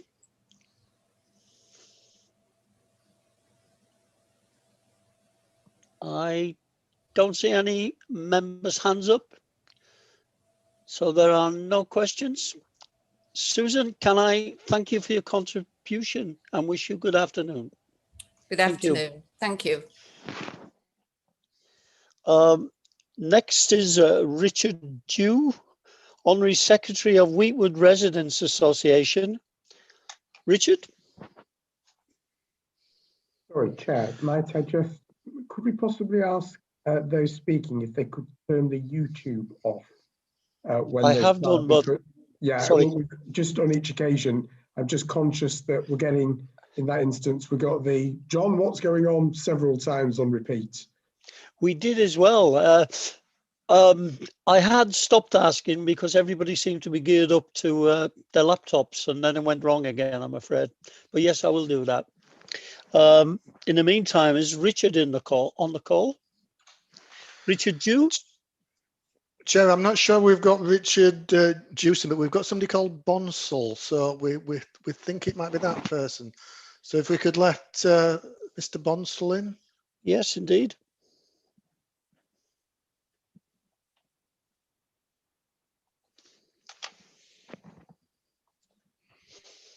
Professor Bonsall, you're on mute. Okay, done. Okay, Professor Bonsall, you have 2 minutes to make your comments. Could I ask you, if you're watching on YouTube, to turn it off, please? It is interfering with the call. Thank you. Thank you. And your 2 minutes start when you're ready. Thank you. I'm Emeritus Professor of Transport Planning at Leeds University and formerly consultant on planning matters to the DFT and numerous other organisations around the world. My professional opinion of the public transport proposals are that the mode split targets are unlikely to be met and that the local road network would be unable to cope with the traffic. I think that the environmental statement underestimates the adverse impacts of the proposal, that the economic and employment benefits of the development have been exaggerated, and that the CPO's conclusion on the balance of arguments is wrong. Local communities rely on you to protect them from the adverse impacts of airport operations. The worst of all outcomes would be if permission were obtained without adequate conditions being imposed. LBA's approach to existing conditions and the ways in which they have misled officers and the public during the application process leads me to fear that they would exploit any loophole left open. Just to be clear, although LBA wants you to focus on the prospects of a new terminal, they do not guarantee to build it. And in the light of recent developments, there must be some doubt that it would be delivered in the near term, if ever. But on the back of this, they are seeking an immediate relaxation of existing flight restrictions and the introduction of a new regime, laxer than that in place at Manchester, which would allow the use of noisier planes and a fourfold increase in the number of night flights in the summer season. They demand the right to increase parking provision and are refusing even to consider fining airlines who exceed the noise limits. Adding insult to injury, they are offering wholly inadequate contribution to the costs of the road and rail infrastructure necessitated by the development. There can be no justification for this. Even if you like the idea of a new terminal, you do not have to agree to the flying regime proposed by LBA, nor to their proposed Section 106 agreement. Professor Bonsall, your time is up. Could you finish with a sentence? If LBA get what they want, Leeds residents will have been sold down the river. Thank you. Councillor Dan Cohn, please. Question?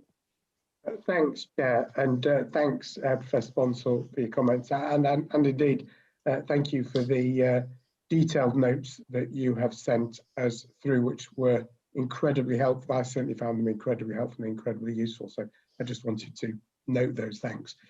Could you perhaps just speak to what conditions you think we need to be looking at?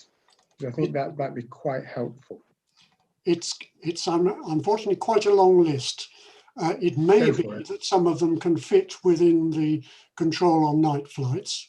I mean, this is all assuming you decided to go ahead. The climate imperative says you shouldn't go ahead. But in particular, the proposed changes to the flight regime proposed by LBA, and which they describe as mitigation, are absolutely not mitigation. There would need to be a condition which said that there should be a cap on the number of flights as well as the quota system. There would need to be a delay in the change in regulations until after they'd actually delivered a new terminal. There would have to be penalties on airlines which do not meet the restrictions.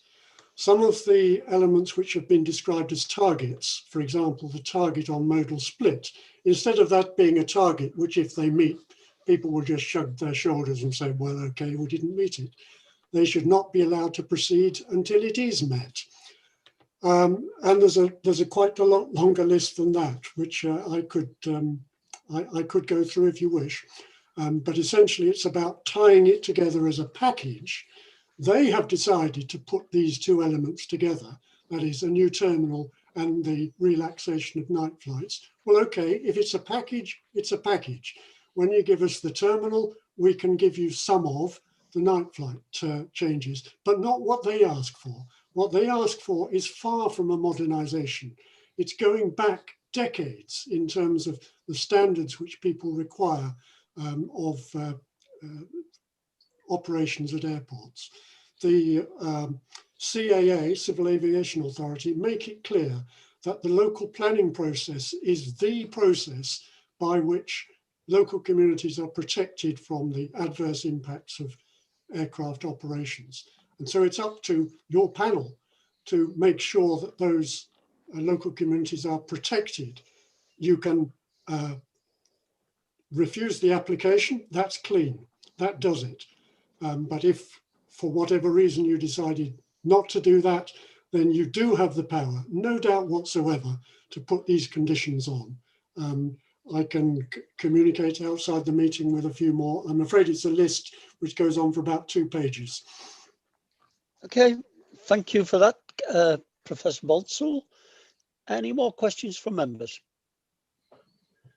Again, I don't see any hands. Can I thank you for your contribution, Professor Bonsall, and wish you a good afternoon. Thank you. Thank you. Next on my list is Mary Oliver. Chair, I don't think Mary Oliver's on the call. Do you want to move on to number 12, Alex Chapman? I'll do that, yes. Number 12, yep. Alistair Cameron, Dr. Alistair Cameron is my number 12, is that right? Alex Chapman? Hello, hi, I'm here. Okay then, Alex, please please introduce yourself. Well, we have introduced yourself. There was a bit of confusion. Sorry about that. You've 2 minutes to make your comments, and then we will have the ability to ask questions should we wish to. So your time starts now, please. Thank you very much, Chair. I'm currently a senior researcher at the New Economics Foundation, where I specialise in economic evaluation of major infrastructure projects. I've worked extensively on UK airport expansion proposals, including as independent reviewer for Eastleigh Borough Council on the expansion of Southampton Airport. In our 3 reports on the expansion of LBA, we set out a number of technical flaws and highly selective assertions in the airport's business case. I was disappointed to see many of these vital concerns absent from the planning officer's report. Key costs are disregarded or downplayed. Missing from the officer's report are at least £500 million of losses resulting from encouraging Leeds residents to spend their cash overseas, £1 billion of losses in the form of monetised carbon impacts, and clear evidence of overstatement of the job creation potential of the scheme. All of the flaws in LBA's approach that give rise to these issues are in fact accepted by the Council's own external reviewer. And indeed, the £500 million figure I just quoted is their number. Yet there was barely a mention in the officer's report. I'm concerned, however, that there are more fundamental problems with this application. First, that no regional economic impact assessment has been conducted. This excludes Manchester Airport from consideration, despite it being the main route of Leeds air travellers. This allows LBA to simultaneously ignore the wider regional impacts while still claiming economic benefits transferred from the wider region. Ultimately, we do not know if the scheme actually creates new local benefits. Without the appropriate assessment, as required by the government's Green Book on appraisal, we can have no faith in the economic claims upon which this application relies. In addition, other speakers have rightly pointed out that the relative benefits of business use of air travel compared to online communication have significantly declined in the past 12 months. Let me be completely clear. This is entirely ignored by the applicant, the council, and their reviewer. They rely on underpinning modelling which is out of date. In summary, councillors should have no confidence in the economic case they've been presented. NEF's work, which adopts the methodologies drawn from the Department for Transport Guidance, which draws on official data sets and which is sensitivity tested, demonstrates there is a real danger that this expansion would do unacceptable damage to the Leeds economy and the Alex. Can you opportunities of finish? future generations. I'll just conclude by I think you should conclude there. You've run over, sorry. By reiterating the Committee on Climate Change's advice, there should be no net expansion of UK airport capacity unless the sector is on track to sufficiently outperform Alex, you're well over your time. Thank you. Questions from members?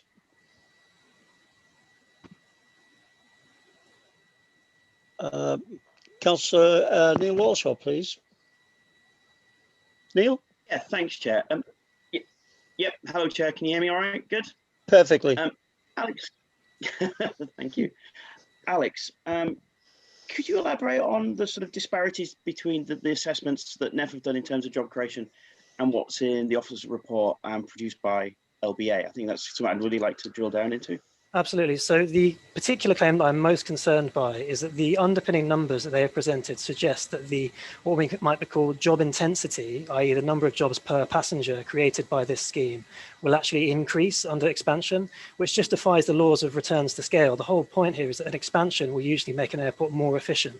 So it should produce less jobs per passenger, which is not what underpins their modelling.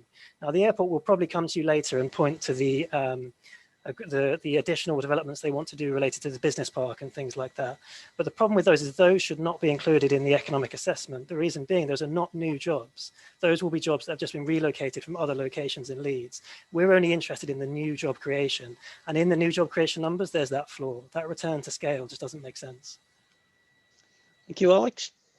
Any further questions from members? Can I, Chair, if I may, can I come back? Yeah, do. Thanks. Alex, you've established your intellectual body findings regarding airport expansion. What are your thoughts on the impact of automation on job numbers in the airport? And do you think that's accurately reflected in information in front of councillors today? So again, that was another of our concerns that we don't feel was adequately addressed by either the reviewers or the airports. We can see from looking at official national statistics over the last 10 to 20 years, the rate of decline and how much automation is reducing the job creation potential of the industry. And actually what the airport have put forward is a rate of decline which is far, far less than that. It's an overly optimistic case, especially when you consider the last 12 months of coronavirus impacts. What we've seen is massive redundancies in the aviation sector, which will be used by the industry and the fire and rehire practices to reduce the efficiency, or well, to improve efficiency, but to reduce the job intensity, either to reduce the job creation potential of the scheme. We saw that after the last economic crisis. It's already started happening again. Again, their claims in that regard are way over optimistic. And of course, fundamentally, that's a really important part of their business case. That is basically what it rises on, that and the business impacts, which again, we have a problem there because the business impacts have also massively reduced in the last 12 months of business benefits because of the reduced use of air travel by businesses and its productivity from that point of view. Thank you, Alex. Thank you, very informative. Any further questions from members? Again, I see no hands. In that case, Finnegan's indicated, Chair. Oh, sorry, I haven't seen that. Robert, please come in. Yeah, hopefully you can hear me at this particular block. Just to sort of develop Neil's issues a bit further. In terms of job intensity, we're always told whether it's the expansion of the airport or whether it's new industrial estates and other such things, that are always going to be loads of jobs and that logistics is the way ahead and it's all going to be rosy. Are those, in your view, in your professional opinion, are those assessments likely to be over-optimistic consistently across the board, not just at LBA, but consistently across the board? Because we get a lot of these questions asked of us of all sorts of things. So actually, if we were to go by the government's official guidance on appraisal, in relation to transport schemes, which we would argue has not been followed across many areas of this application, which would be best practice. They actually state that you should start from an assumption that none of the jobs being created are actually new. It's pretty rare that a new job is created. What we often see is jobs being relocated from one location to another. You know, one business steals jobs from another business. But of course, we can't make that assessment properly here because Manchester Airport, for example, is not included in our economic study area. So we just don't know, and you know, they won't be able to give you the numbers as to how many jobs have been relocated and how many are actually genuinely new. If we don't know that, we should assume that actually there isn't job creation potential there. Thank you, Ali. Any further questions? No, I don't see any hands. In that case, Alex, can I wish you good afternoon and thank you for your contribution. Cheers, thanks. Moving on. I've got Jeffim Vogel, School of Earth and Environment, University of Leeds. Is that correct, John? Sorry, Chair. It's Dr. Alistair Cameron next. Oh, is it? Okay. Is Dr. Cameron on the call? Yes, I am. Can you hear me, Chairman? I can perfectly, Dr. Cameron. You have 2 minutes to make your comments. So when you're ready, please do. If you're on YouTube, could you switch it off? It is interfering with transmission. I've done that, sir. Thank you very much.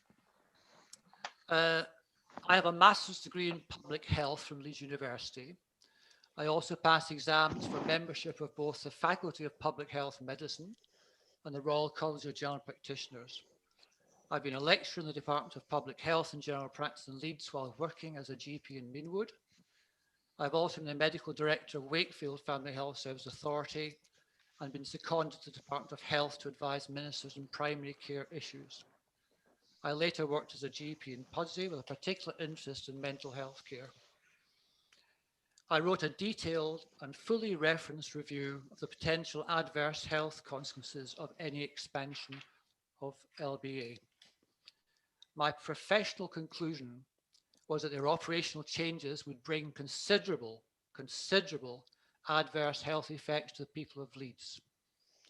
In response, Leeds Bradford Airport has since claimed that the conclusions in the EIA health chapter continue to be valid.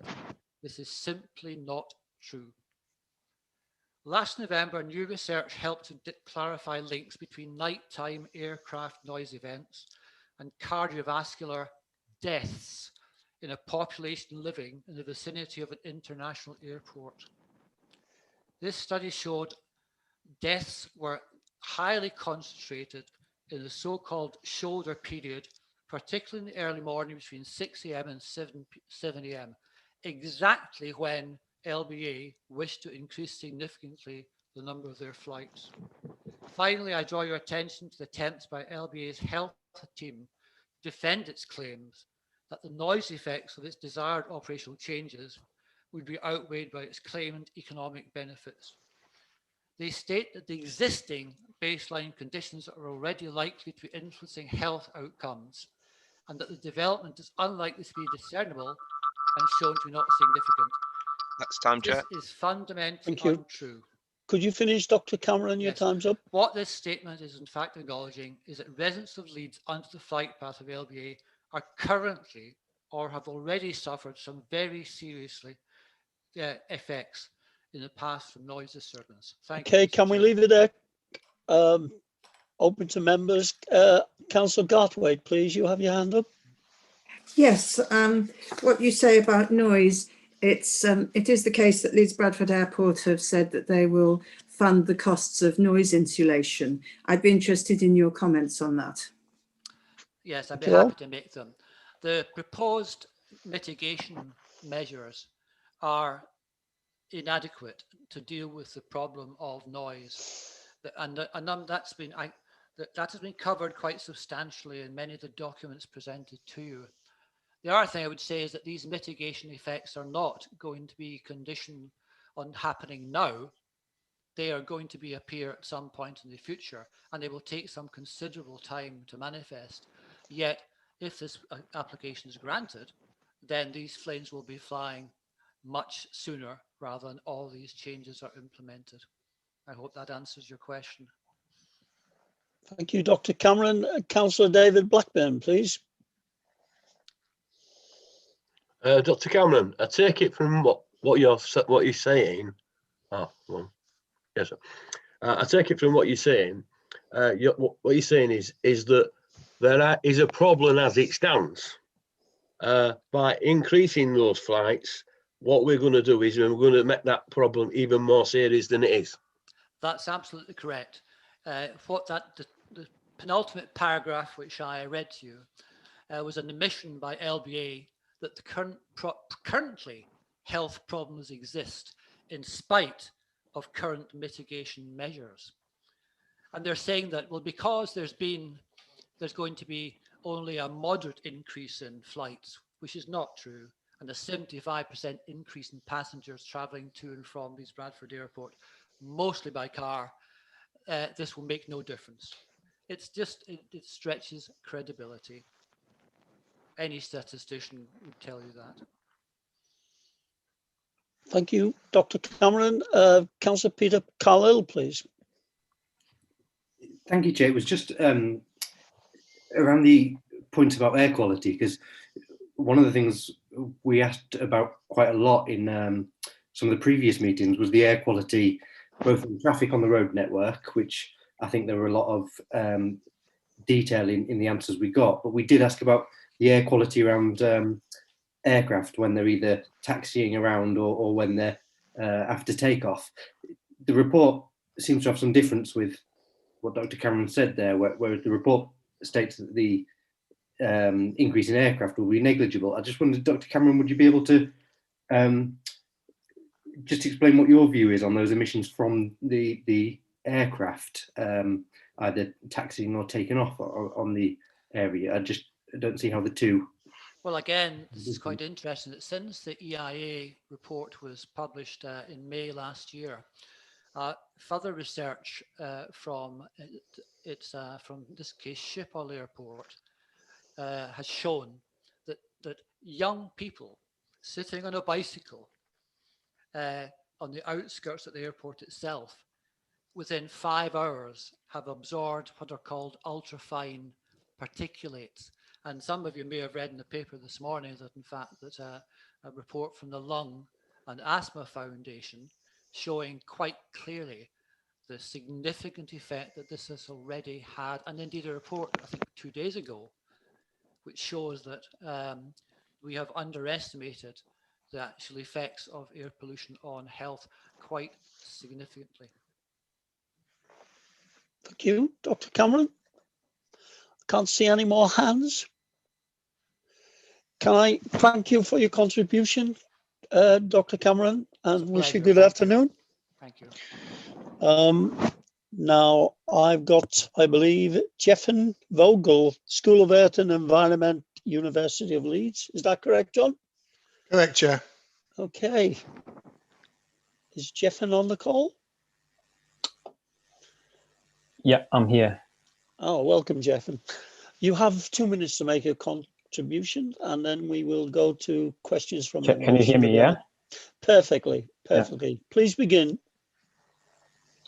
Dear panel members, I'm a climate scientist at the University of Leeds with a background in climate physics and part of a team of climate scientists at the University of Leeds that has investigated this issue, led by IPCC lead author, Professor Julia Steinberger. I want to make 4 points. The first point is the climate emergency must be our #1 priority. If you allow the climate crisis to escalate, we'll make the COVID crisis look like a bed of roses. The climate crisis stands above short-term economics. Millions of lives and livelihoods and the safety of human civilization are at risk. That must be your #1 priority today. The second point is eyes on the ball. The ball here is flight emissions. Flight emissions are 97% of all airport emissions, so that's what matters for climate impacts. The emissions from the terminal and from ground transport are tiny in comparison, and so are potential emission savings from terminal and ground transport. They are peanuts. They are irrelevant. They are, in fact, a distraction. My third point is the ball is, in fact, much bigger then LBA claims looks like more like this. So LBA's climate assessment is deeply flawed. LBA has ignored the highly significant non-CO2 effects of aviation. So that's the effects from nitrogen oxides, contrail cloud interactions, and so on, which legally must be taken into account, as Barrister Steldejon has confirmed. So due to these effects, the airport's true climate impact is actually 3 times larger than LBA claims. And on top of that, LBA has also excluded all international flights and key figures. So the true climate impacts and their significance for Leeds climate targets are actually more than 30 times larger than LBA claims there. The final point is the airport expansion does not fit into our carbon budget. It just doesn't fit. So with airport expansion, the true airport emissions would not be within the Department for Transport's provision for LBA, but would be more than double that. And they would alone exceed the maximum emissions allowance for the whole of Leeds, which would make it impossible for Leeds to meet its climate targets. So to conclude, the science is clear. From a climate time's up, perspective, Jeffin. the expansion must be rejected. Thank you. Thank you, Jeffin. Questions from members? I have got Councillor Walshaw first, please. Thanks, Chair. I almost think that Councillor Carlisle had his hand up first, but it's a fairly finely balanced decision. Oh, I shall call on him, don't worry. Sure. Thanks, and thanks, Jeffin, for that. That was very interesting as always. So you stating that the emissions from the proposed expansion to Leeds Bradford Airport are actually 30 times larger than what's presented in the information in front of us. Obviously, that's quite an alarming and staggering figure, and it certainly catches one's attention. Could you elaborate on that, please? Yeah, so it's in comparison to Leeds climate targets, where the figure is actually 33 times larger than what LBA claims. They're excluding their all international flight, and that's on top of excluding in all calculations the non-CO2 effects of flights that I've mentioned, as well as excluding additional arrival flights, which I haven't mentioned now for time reasons. So those 3 things combined get you to this, really crazy factor of 33. So from a scientific perspective, really that assessment is just plain invalid. Thank you. Thank you, Jeffin. Peter, please. Councillor Carlo. Thank you, Chair. Yeah, I was going to ask, we've heard Jeffin speak before at the Climate Change Climate Emergency Advisory Committee, and I think I just wanted to ask him then some questions about his experience, because one of the difficulties that members have had on this is that issue of transference, flights from one airport to the next. Obviously, he's talked about the overall emissions from vehicles there, but I wondered whether in some of those calculations that he talked about, whether there was some weight given to the transference from other airports of those, and whether that came into any of the findings I looked at. Thanks. Yeah. So we've done our calculations on the basis of the figures of the passenger figures that LBA has provided. So that's what we can calculate. LBA, so it would be basically down to the applicant, down to LBA, to prove, if they can, that any flights are taken up from other airports. And they say they can't. In fact, that's also not what tends to happen with airport expansion. It's like road building. You build another road, and that doesn't just kind of, the cars don't just use other roads, but there'll be more cars on the road overall. So that's kind of the baseline dynamics of airport expansion, is that it drives the demand for flights. In any case, there are no calculations, no provisions from LBA as to what share of the flights they believe they would take up from other airports. So we have to assume that all flights will be additional, and that's what we've calculated. Thank you. Can't see any more questions. No? Okay, Jeffin, thank you for your contributions, and may I wish you good afternoon. Thank you. Thanks very much. Moving on, I believe, John, we've got Christopher Foran. Is that correct? That's correct, Chair. Okay. Has he been admitted to the call?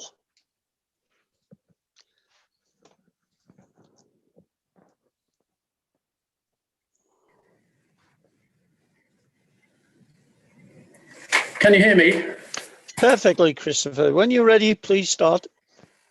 Thank you. My name's Chris Foran. I'm chair of GALBA, and I'd like to start by drawing your attention to the written objection from our friends at the Council to Protect Rural England. They put in a written objection. Please read it about the impact on landscape. Turning to the climate emissions, there are a number of distractions in the case by LBA, and Yafim has just referred to them. The first is the terminal. The terminal is not important. It's a lovely place, and it's very shiny, but the emissions from the terminal and from how you get to it are 1% of the total emissions. The other 99% is the flights, and you can't ignore the flights. The second subject is clawback, and I think that the proponents of this scheme will be making a lot of this. They suggest that by not expanding Leeds, more people will go to Manchester or a neighbouring airport. But the emissions that LBA talk about in their most recent document are in the order of 25,000 tonnes. The flight emissions are in the order of 1 million tonnes of CO2, so 50 times bigger. So it's another distraction. And in fact, it's not even clear that that's a valid point because most of the destinations are south and Manchester is south of Leeds. And so the gains really are illusory. I want to talk about the UK Climate Change Committee. That has issued guidance that says that passenger numbers should not increase by more than 25%. Now, LBA already has an existing consent to expand numbers to 25%, but they're not happy with it, they're not satisfied. They want 75% increase. So please don't be distracted. The truth is that if you permit this development, we will be adding 22.5 megatons, millions of tons of greenhouse gas over the next 60 years. And that's the timescale that the council asked LBA to forecast for. And lastly, it will be unlawful to grant this. Could you finish, Christopher, please? Your time's up. Yep, just to say unlawful under Regulation 26 not to take climate change into account. It's your responsibility, no one else's. Thank you, Christopher. And please remain. There may be questions for you. Questions from members? Councillor Walshaw. Thanks, Chair. And excellent tinkling music in the background, whoever that's coming from. Chris, I think it's mine. I mean, sorry, it was on my timer. Carry on. We're heading into the Hanforth District Council territory after your Chair. Oh dear. Back to matters of serious substance. Chris, at your last point was you touched upon the issue of lawfulness of permission. Could you elaborate on that, please? Because it was your last point. Yes, I'd be happy to do that. It's Regulation 26 of the Environment Information Regulations, and they put out a statutory requirement that it's unlawful to grant a development without taking a reasoned conclusion, and I'm quoting from the legislation, a reasoned conclusion on a number of environmental matters, one of which specifically and expressly stated is climate change. So I'm sure that your legal advisors will draw your attention to this. But in a nutshell, as I read it and as our barrister reads it, you have to take account of the flight emissions. You can't. I know the applicants want you to ignore the flight emissions, but you can't. It's our problem, and we've got to solve it. If we try to ignore them, then you'll be making an unlawful decision. Councillor Blackburn, please. It's all right, Chair. Councillor Walshaw asked the same question now we're going to ask. Okay, thank you for that, David. Any further questions from members? No, I see no hands. Can I thank you, therefore, Christopher, for your contribution and wish you good afternoon. Thank you for listening. Next, I believe, is Dr. Val Randall. Is that correct, John? Correct, Chair. Okay.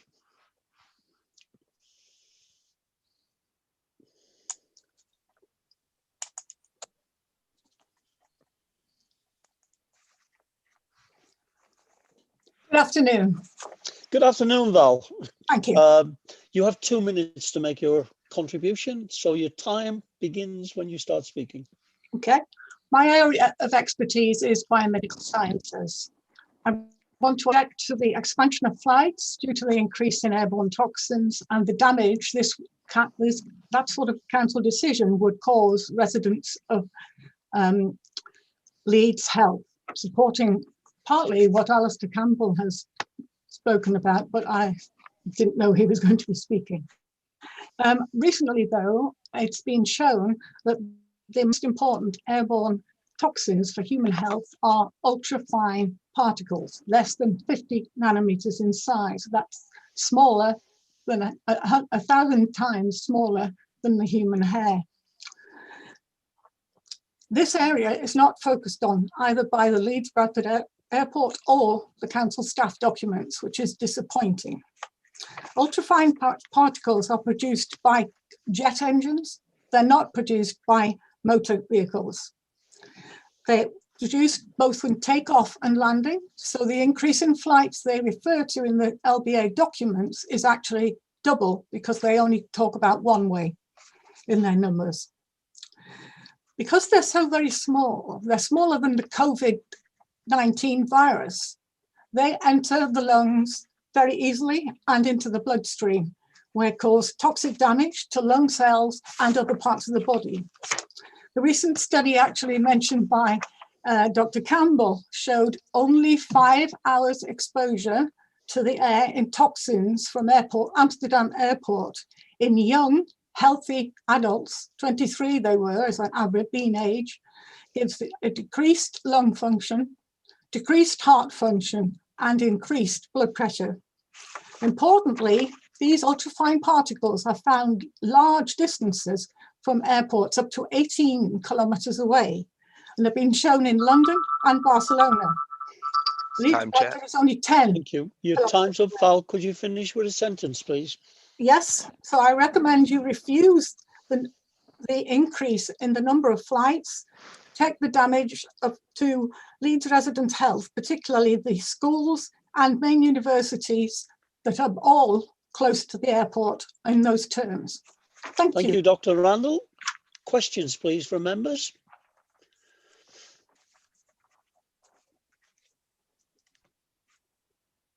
I can't see any hands. In that case, can I wish you good afternoon, Val, and thank you for your contribution.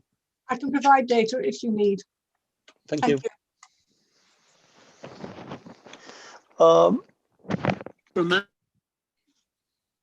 Sorry. James Kieran, please. I can't see any hands. Yeah, I'm here. I'm just going to switch. In that case, can I wish you good afternoon, Val, for your contribution? Not sure what happens there. Okay. Is that James? Please, James, make your contribution. Thank 2 you. minutes. Good afternoon, Chair. Good afternoon, panel members.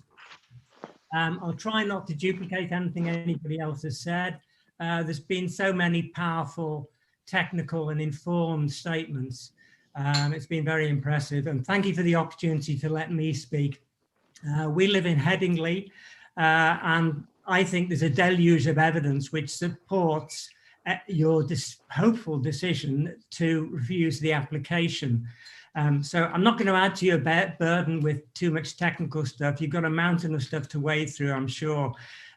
There's more than sufficient evidence for refusing the application in my view. My personal position is that obviously, like everybody else, I want to improve the environment, I want to save the planet, but it's key for us to remember this is about saving ourselves. That's at the bottom of this. We can be quite selfish about this in the action we take.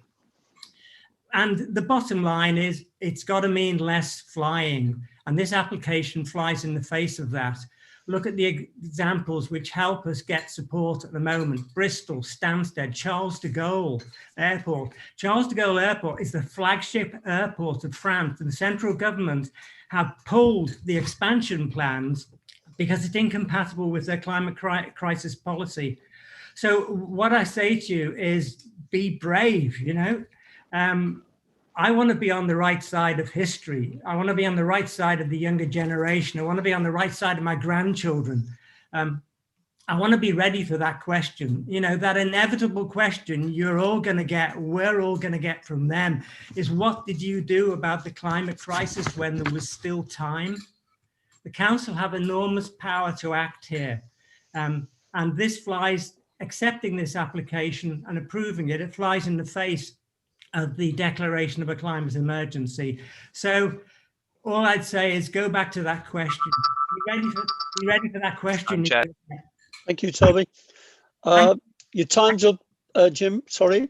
Thank you very much indeed for giving me the opportunity. It's a pleasure. Questions from members?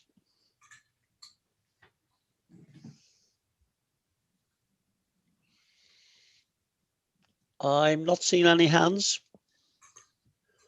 In that case, Jim, can I wish you good afternoon and thank you for your contribution. Thank you.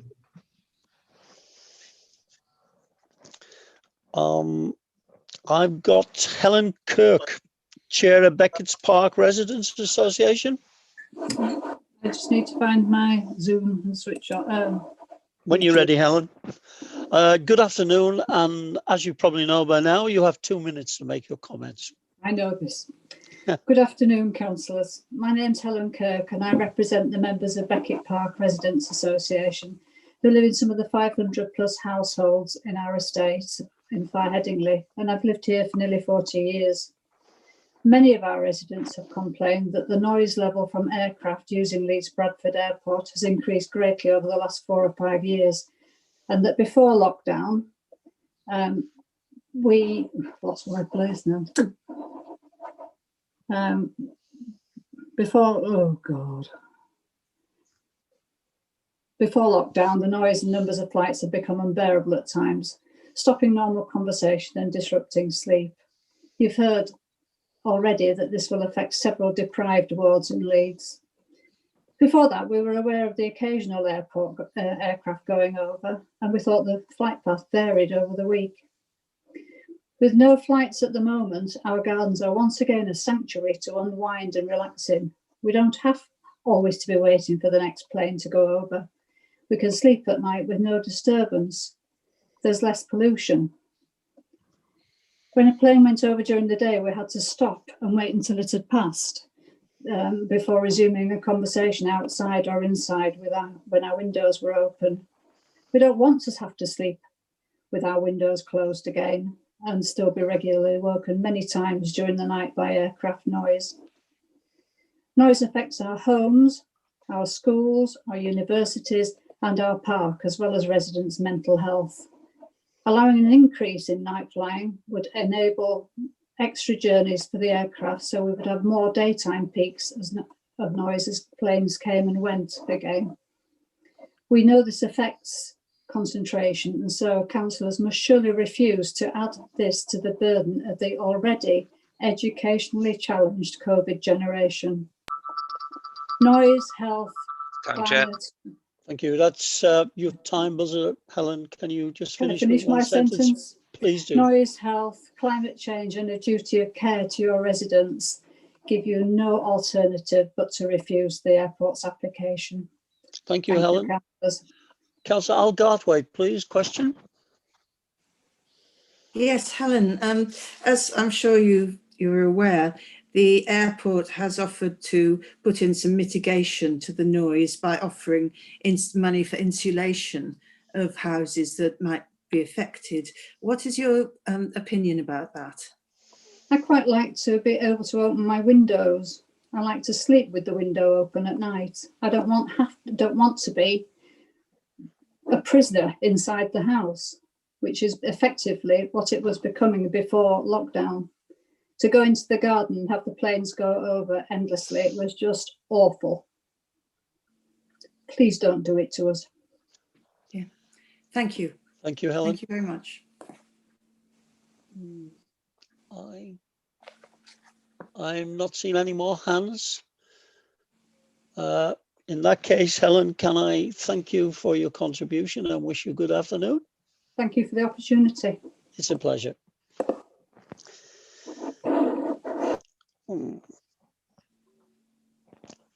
Helen Barclay, is that right, John? That's right, Chair. Okay. Hi everyone, thanks for letting me speak on this really important issue. I'm a GP in Bradford and I live in Leeds. As a local GP, I see firsthand the terrible health consequences of air pollution, noise pollution and poor city planning every day in my patients' physical and mental health problems. These days, most chronic illness is caused by environment and lifestyle, and it's really hard sometimes knowing that I'm just treating the symptoms with tablets when actually we need to look at the causes. The good news though is that you guys in politics can make a massive difference to real people's health simply by making sensible planning decisions like rejecting this airport proposal. We know that continuing to burn fossil fuels long term will have a worse impact on our health than anything else, even the pandemic. Pollution causes preventable deaths and premature deaths across the board. There is no uncertainty. The climate emergency is also a health emergency. But I don't need to tell you guys, I'm really proud to live in Leeds, where the council has already made fantastic plans to be carbon neutral by 2030. On the website, I see goals to reduce pollution and noise, build sustainable infrastructure, and help residents reduce our own carbon footprints, which is exactly what we need to do. I just can't understand how this bizarrely presented plan to increase flights, extend flying hours, and expand the airport could in any way fit with Leeds' goals. Let's use our common sense. Moving on to the proposal itself, I'm unimpressed generally. Yeah, we get a new terminal building, some random bike lanes and a station designed to bring people to the airport, but we don't need this. We need public transport designed around people's daily lives. These token efforts just don't make up for the many negative effects of the airport. Not only the health and environment, as we've heard, but the economy. The main role seems to be ferrying us abroad to spend our holiday money somewhere else. And this alleged need for increasing business travel, well, this online meeting shows, as others have said, that work practices are rapidly changing. Frankly, the whole thing to me has a whiff, or more than a whiff, of that infamous 70s decision in Leeds to make Leeds into a motorway city of the future. It's sort of short-sighted, bad for the people and bad for the city, and out of date as soon as it's built. Why gamble Leeds City Council's good reputation on an outdated airport plan at this most pivotal of moments when the world is wide open to making positive changes for the future? Please don't perpetuate past council transport mistakes. This is Leeds and we really can do better. Thank you, Helen. Questions from members?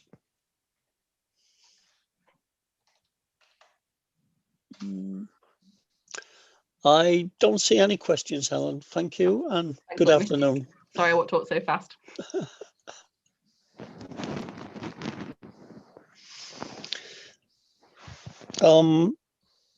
Alison Barclay, is that right, John?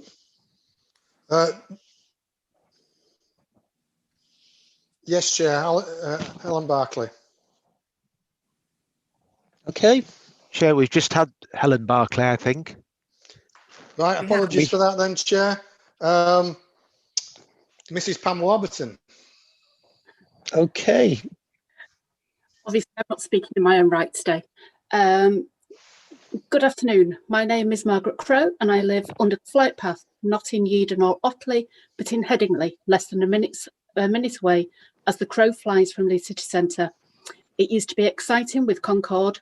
When it came to Leeds, so loud and so low, you felt you could almost touch it. Now we have a different noise, a constant interruption of many planes, markedly more in 2018 and 2019 than in previous years. Programmes interrupted, telephone conversations paused as the planes fly over. At night, I sleep with my windows closed and I am regularly woken at 3 a.m. or 12:30 to 1 a.m. when a plane returns late. I have heart problems and the disturbed sleep does not help my condition. I am a friend of Beckett Park and walk there regularly with my dog. I help organise the concert and picnic and also help with the Heritage Open Day walks around Beckett Park and LBU Headingley campus. Groups of up to 30 people enjoy these talks, but they have to stop for a minute several times as planes fly over. Our parks and gardens should be places that we can enjoy fresh air, peace and nature. Sadly, this is not the case. If you believe that Leeds is serious about climate emergency, then you must turn this application down. If you believe that Leeds cares about its residents' health and well-being, then you must turn this application down. If you believe that Leeds wishes to build a better future for our children, then you must turn this application down. Thank you for your time. Thank you. Thank you, Pam, for reading Margaret Crowe's comments. She wasn't able to attend. Yeah, thank you. Sorry. Thank you for that. Of course, there can be no questions because Margaret's not here, so we will need to move on. And I believe it's Peter Kirk.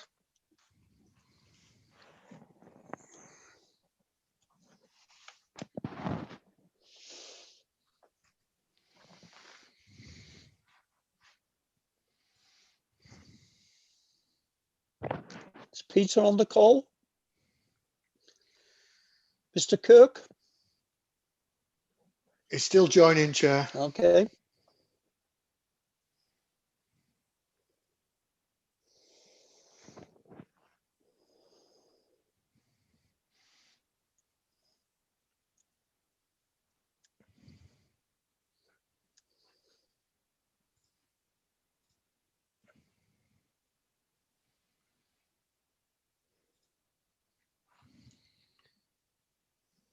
Mr. Kirk, you don't appear to have your audio switched on.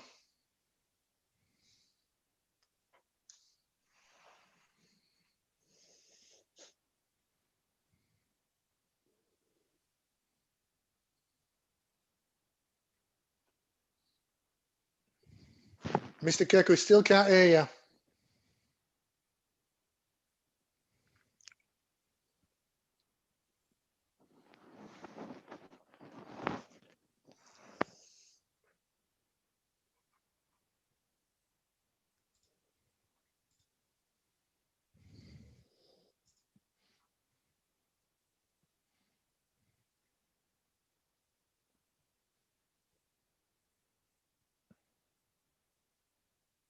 Hello.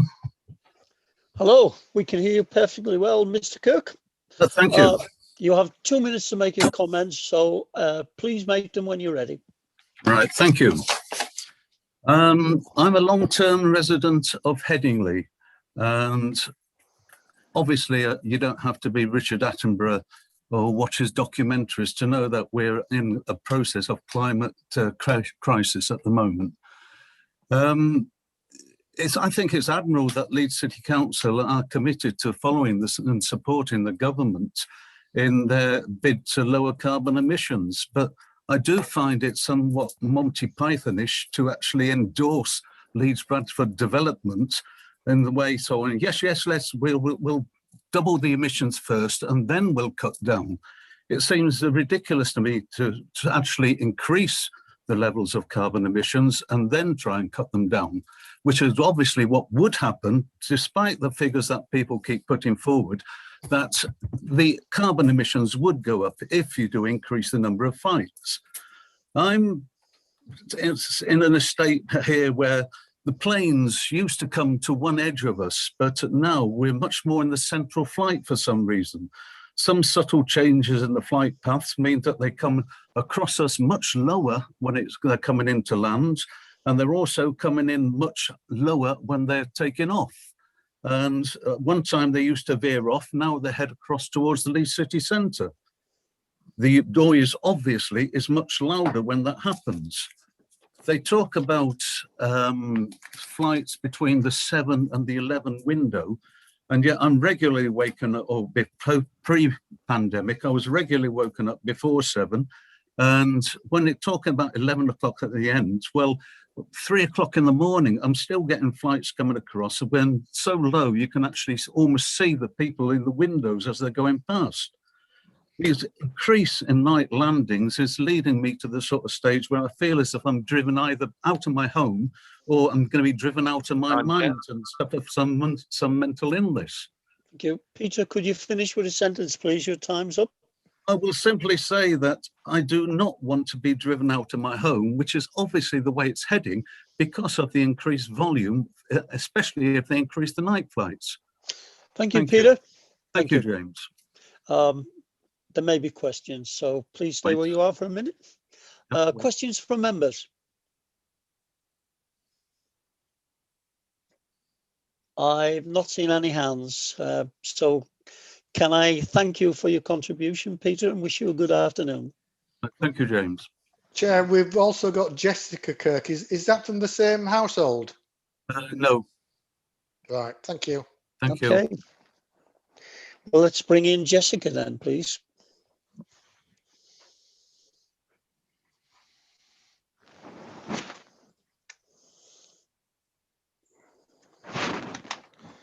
We don't have Jessica Kirk on the call. If we could move on to number 23, Brannock Stevenson.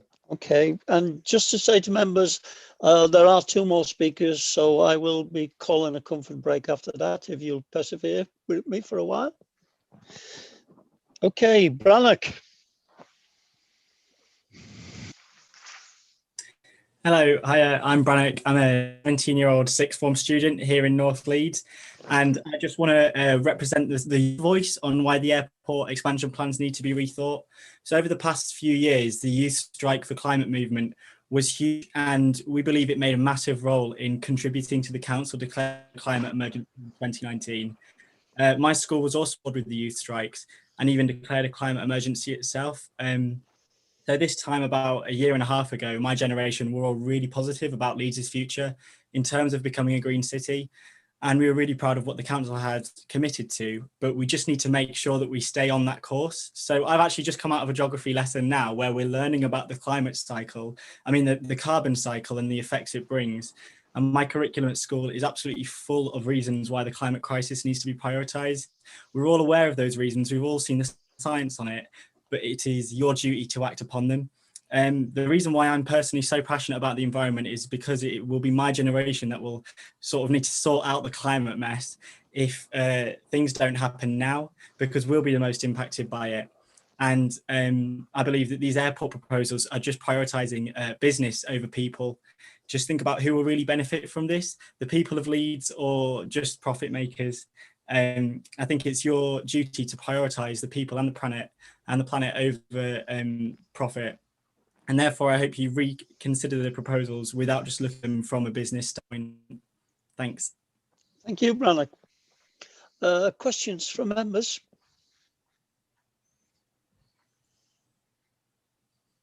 No, I don't think there's any questions, Brannock. Thank you for your contribution and good afternoon. Thank you. Thanks. Moving on, I believe it's Kate Littleson. Yeah, Kate Littleson's withdrawn, so that was the last speaker for the objectors. Okay, then. I think this is a good time then to have a 15-minute break, and then we'll go on to hearing the next group who are supporting the application. Can you arrange that, John, please? Well, Chair, back at 4:20. Yeah. Thank you. Fine. Yep. Thank you.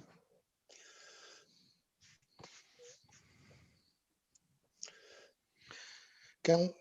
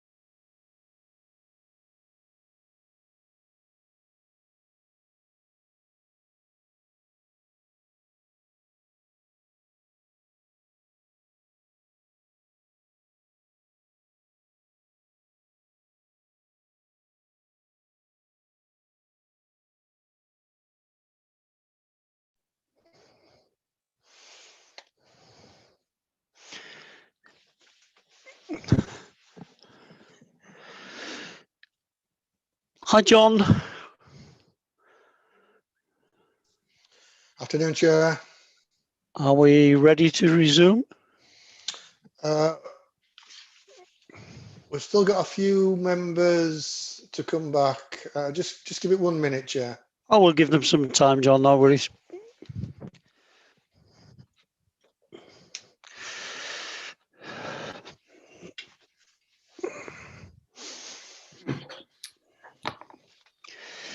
Jim, Yes. are you going to give the airport a full 3 hours then?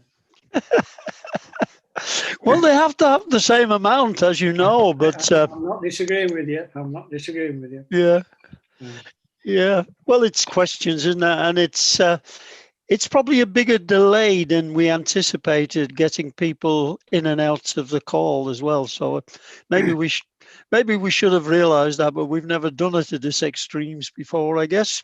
No, I suppose those comments early on about you're not needing to fly anymore because you can also have a Zoom meeting. We've seen how reliable that is, haven't we? That's what I thought.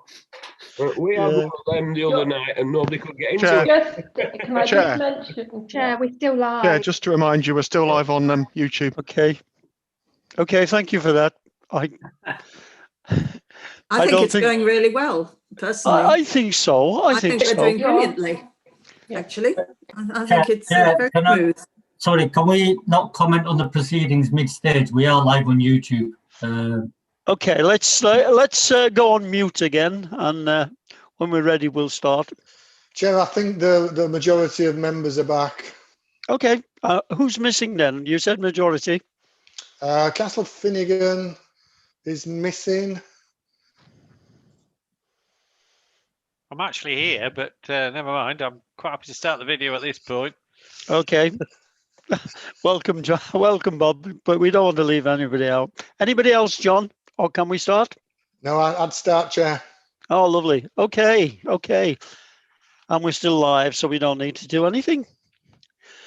Okay.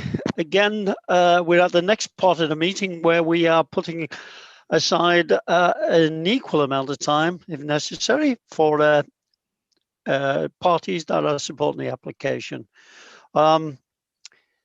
Again, we now move to those parties wishing to speak in support of the proposal. Again, I will call forward speakers in turn from waiting room, and in this case, you will each have a period of 8 minutes to address the panel. Your time will begin when you start speaking. At the end of your allotted speaking time, you may be asked questions. Okay, it's 8 minutes because there's a lot less. There isn't 26 on this side. There's only 5, I believe, is it? Or 6? Yeah, just for clarity, they're entitled to 42 minutes, so it's roughly 8.5 minutes. Okay, all right, that's helpful. So I understand one person who's first on the list has withdrawn. So the first person is Gerald Jennings. Is that correct, John? That's what I've got on my list, Chair. Okay, could you invite him in, please?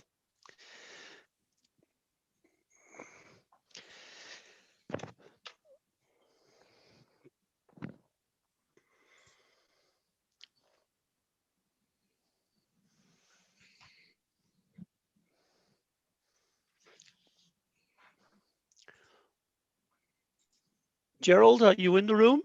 In the call, on the call?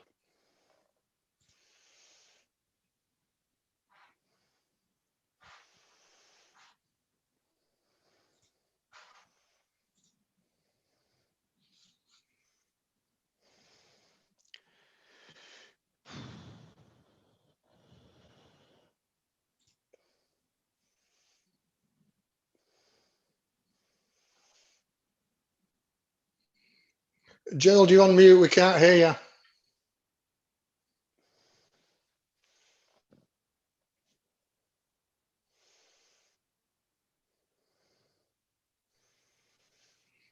Chair, it's Councillor Khan as well. Would it be possible to remind these supporters not to look at the YouTube as well at the same time? They can turn the YouTube as well, Chair.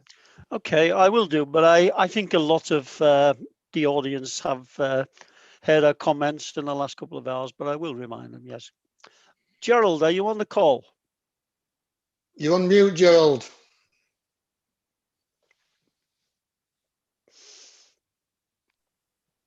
Can you hear me now? We can, Gerald. Can I welcome you? Can I say to you that you will have up to 8.5 minutes to make your comments? You may not need that time, but that's what's available.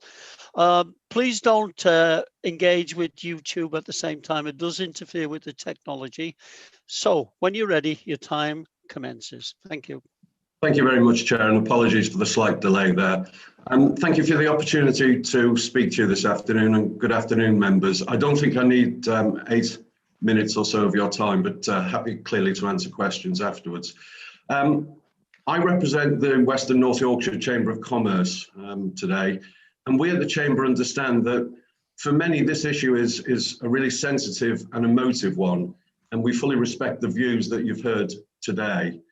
But we are in difficult times, and I do speak to you against the backdrop of one of the most challenging times ever for business and the jobs it creates for our local people and communities. COVID and Brexit have placed enormous strains on our region's ability to trade, sustain livelihoods, and for businesses to thrive, which means we face a challenging recovery period. Many businesses and their employees are truly struggling, and we have all been tested to the limit. At the same time as we face these challenges, Leeds Bradford Airport has submitted a planning application designed to significantly boost our economy, maintain and create sustainable, good quality jobs for people in Leeds and indeed in the wider Yorkshire region. And we cannot and we should not ignore the importance of that to our city and the region and our futures. It is a vital part in delivering on Leeds' inclusive growth strategy by providing jobs for all at a time of truly great need. And that opportunity for new jobs across a broad skills base cannot and should not be passed over at this time. As a chamber, we have always been at the forefront of championing the importance of connectivity and its vital role in business growth, attracting inward investment and forging strong trading relationships. And every time we ask our members in the chamber, what are the key issues that concern them, connectivity and access to talent and to skills and to people is top of the list. Investment in infrastructure is a proven way of driving economic growth during construction and after works are complete. It is no coincidence that cities with strong performing airports invariably enjoy the benefits of internal connectivity, ensuring an environment that allows trade to thrive and grow. And then knock-on effect is that more businesses want to put roots in those regions, resulting in more jobs, visitors, and prosperity for the region and its people. It says Leeds and the region is open for business. Our region, I think as most of us will know, is the largest economic region outside London, and we need an airport worthy of that, sustainable and fit for the future. There is untapped potential at Leeds Bradford Airport, and it is truly time to embrace its redevelopment. Infrastructure projects of this scale and investment with private backing do not come along every day. And the opportunity is huge. There will be long-term good quality jobs within LBA and its extensive supply chain. Jobs to create sustainable surface access and jobs to enable sustainable operations. Creating a new, modern, international gateway. An exemplar development that will be operationally, and we believe, environmentally sustainable. More wide-ranging jobs from organisations looking to settle in innovative cities such as Leeds, with strong connectivity and easy access. We are fortunate, we believe, compared with many other UK cities. We have an infrastructure development on the table right now, which will stimulate our local economy as we emerge from the global pandemic. And we should be proud of that. A value of £869 million to our region, protecting those 12,650 livelihoods and creating new opportunities simply cannot be underestimated even in normal times. But it's more important than ever now to our region and its future. Leeds is well placed to be one of the country's leading business destinations, but we need this type of infrastructure to support that ambition. The Chamber and the many businesses we represent, in the order of 2,300, from small independents to large corporates, want and need this investment for the employment and the economic benefits we believe it will undoubtedly deliver to our city. There is a balanced judgment to be made here. And yes, we need to make sure the development is delivered in the right way with the right safeguards. And we've heard some of those concerns earlier on today. But as part of our long-term strategic infrastructure needs and our future, this development is needed for the success of our business and the well-being of our people. And I would urge members to support the application. Thank you, Chair. Thank you, Gerald. Questions from members? Councillor Gruen, please, first. Peter Gruen. That's helpful. Thank you, Chair. Good afternoon, Gerald. Good afternoon, Peter. We've had a lot of speakers earlier on questioning the methodology of the airport and the report from officers in terms of jobs. And the assertions have been made that they are displaced jobs, existing jobs, but simply moving around within Leeds. Would you, from the knowledge and experience you have, like to comment on that, please? Yeah, thank you for the question. I don't think that's necessarily correct, actually. When you look at the type of jobs that the airports have and will be recruiting for, they are very specialist. You have air traffic controllers, you have specialist engineers, you have IT specialists, and those aren't necessarily and won't be jobs displaced from elsewhere. I'm not quite sure where those jobs would be displaced from. So I wouldn't agree with that, actually. And I think as the development, if it's permitted, consented, progresses, we will find that actually new jobs and new good quality jobs are recruited to the region.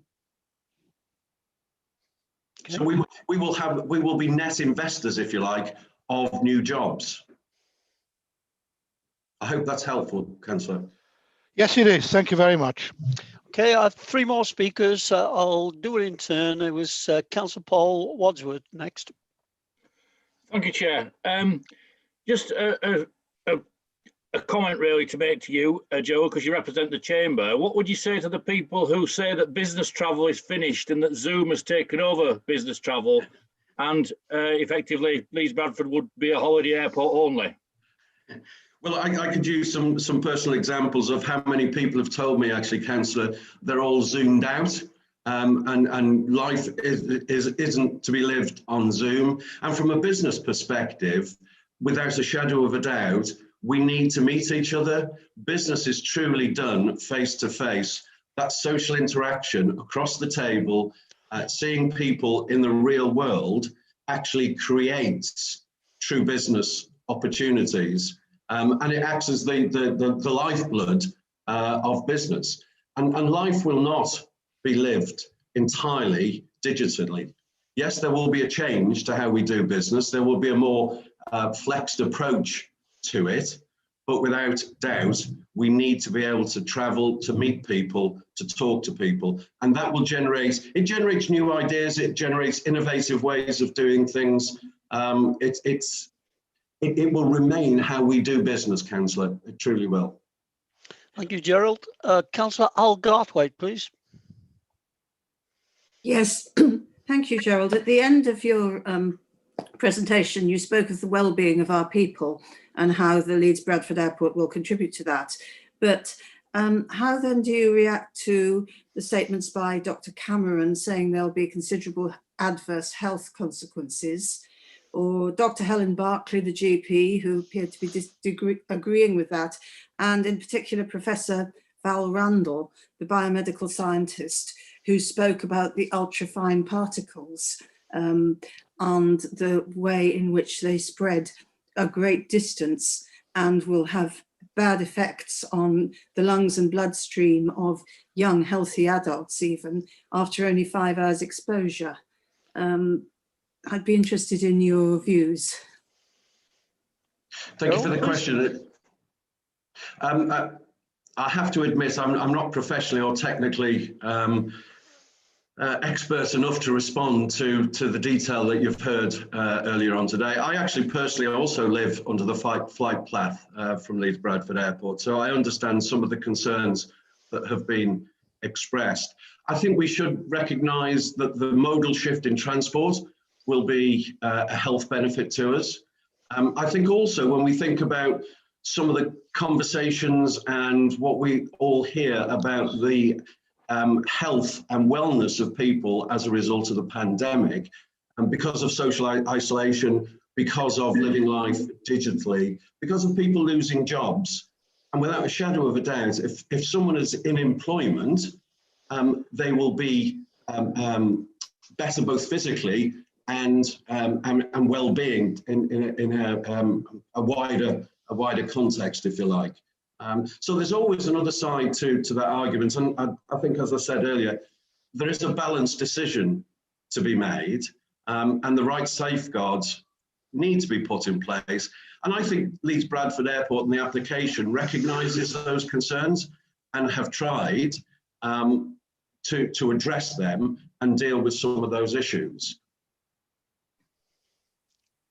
Thank you, Gerald. Councillor, Councillor Garthwaite, you still have your hand up. Did you want to come back, or is it a mistake? Okay, thank you. Councillor Neil Walshaw, please. Yeah, thank you, Chair. Thanks, Gerald, for your contribution. Just looking at what you've just said, it does seem to me a little bit like a contribution that could have been made, say, 5 to 10 years ago, with respect to the centrality of an air hub and a centrality of aviation and growth to the economy. I think we've heard contributions already from people from the Economics Foundation that put serious questions into my mind, certainly, about the levels of job creation. And I guess what I'm putting to you is that, wouldn't it be better that we were thinking about job creation that takes carbon out of the atmosphere, carbon out of our environment, and jobs that are difficult to automate, rather than perhaps the Chamber focusing on a relatively small number of jobs that come at perhaps, as several people have put forward in their contributions, a rather large high carbon cost. So do you not think you've rather been overtaken by events? And as a follow-up question, if you said at the start of your contribution that you respect the views put forward, and you've come to speak to us at this panel, is clearly a great importance to the Chamber. So given the fact that the science is rather incontrovertible when it comes to climate change, the air industry has got an awful lot of change that it needs to make. So how do you see that coming about? Thanks, Chair. Thank you. Gerald? Well, I think that's quite an interesting and quite a difficult question to answer, but thank you for it. Yeah, I don't think we're being blinkered in our support of the application. Actually, I think we are looking at this, yes, as a development, a replacement of the terminal building at the airport, but I think we're also looking at it in the wider context of connectivity, and the airport is part of that bigger picture, both within the city and within the city region, and indeed on a pan-northern basis. When we talk to businesses, and on an individual basis when I talk to people, if they do not fly from Leeds Bradford Airport, they will go jump in their car and they will drive to Manchester. So we talked earlier on about displacement of jobs and how that works. It seems to me that if people don't fly out of our airport, they will fly out of another airport. And I honestly don't believe we are going to stop people flying. I think that's probably quite a narrow view. The world is bigger than that. And people look at us externally and they look at what we offer, both as a city and as a city region.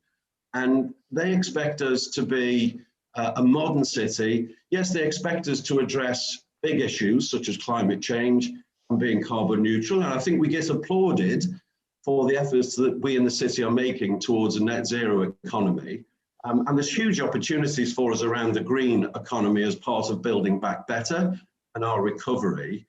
But I think to deny infrastructure development where it is truly needed and the jobs that will come with that beyond the confines of the airport itself. It has a ripple effect, it has a knock-on effect across the whole of the city. And if we want to be seen as a modern city, as a city that is open for business, we need an airport worthy of that. In truth, we have a third-rate airport.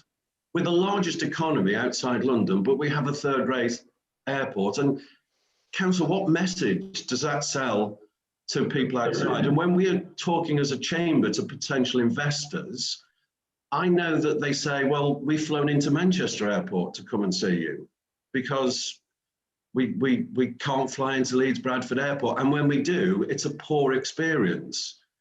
So out there's an adage, isn't it? You only have one opportunity to make a first impression. And at the moment, we're making a very poor or giving a very poor impression. I'm not sure that answers your particular question, Councillor. Yeah, I mean, thanks, Gerald. I mean, I can't help but think that given that response, you've entirely missed the point of all the previous contributions we've had. And I don't think that reflects particularly well on the Chamber and its contribution to this application. I think if we have a whole slew of economic activity for building back better and greening the economy and zero carbon economy, wouldn't it not be entirely contradictory to then progress, playing devil's advocate, to progress with an application that produces a hell of a lot of carbon and eats up our carbon budget? The two are entirely contradictory positions, Chair, I think. But you don't have to come back on that. Okay. I think. Can I just come back for a second, actually? You can indeed. Yeah. Wouldn't that, Councillor, apply to a whole series of other investment proposals? So if we're looking to build new railway stations, are we, as we are in Leeds, we're looking to build at least 3 in Leeds, wouldn't the same argument potentially apply to those? Okay. As an example. Well, I can come back on that, Chair, if you want. I mean, that's not what we're considering here, though, Gerald. No, indeed, it's part of the wider perspective, I guess. Okay, I think this is going nowhere, really, is it? So I don't see any more hands. So Gerald, can I thank you for your contribution? Thank you, Chair. Thank you, and members. wish you good afternoon, good evening, whichever it is. I'm not too sure. Thank you. We've got Alex Hornby, CEO of Transdev next. John? Correct, Chair. He's connecting now. Oh, lovely.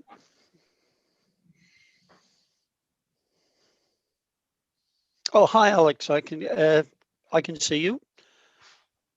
Good afternoon, everyone. Good afternoon. It must be afternoon then. You have about 8 or 8.5 minutes to make your comments. You don't have to use it all, but that's entirely up to you. And members will then ask any questions they feel relevant to you. So please begin when you're ready. Okay. Good afternoon, members of the panel, and thanks for your time listening to what we've got to say today. So, as CEO of Transdev Blazefield, as a local business, we've already seen the benefits of working with Leeds Bradford Airport firsthand. Transdev, as hopefully many of you know, is a rapidly growing public transport provider with a strong commitment to sustainability. We've seen our ambitions matched by Leeds Bradford Airport since we started operating the various routes to the airport in August of last year.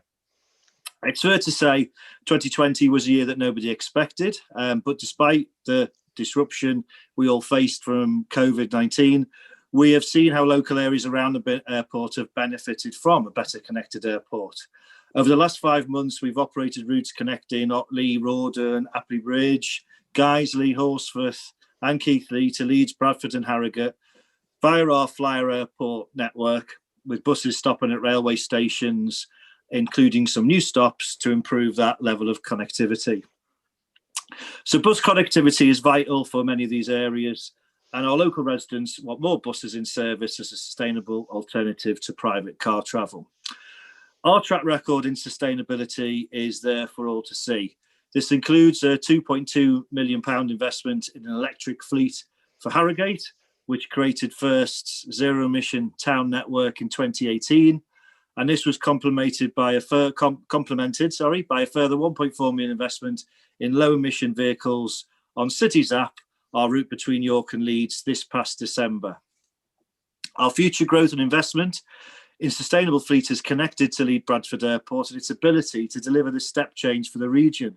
This involves everything from improving and enhancing timetables to increasing routes and the levels of connectivity to deploying the most efficient and environmentally fleets utilising local colleagues and staff right across our operation. It's not hard to imagine a ripple effect of this project being approved. If every Leeds Bradford Airport business partner followed suit, it's conceivable that working with the airport and the council, we could see a substantial impact across the region, environmentally and economically, transforming access to Leeds Bradford Airport.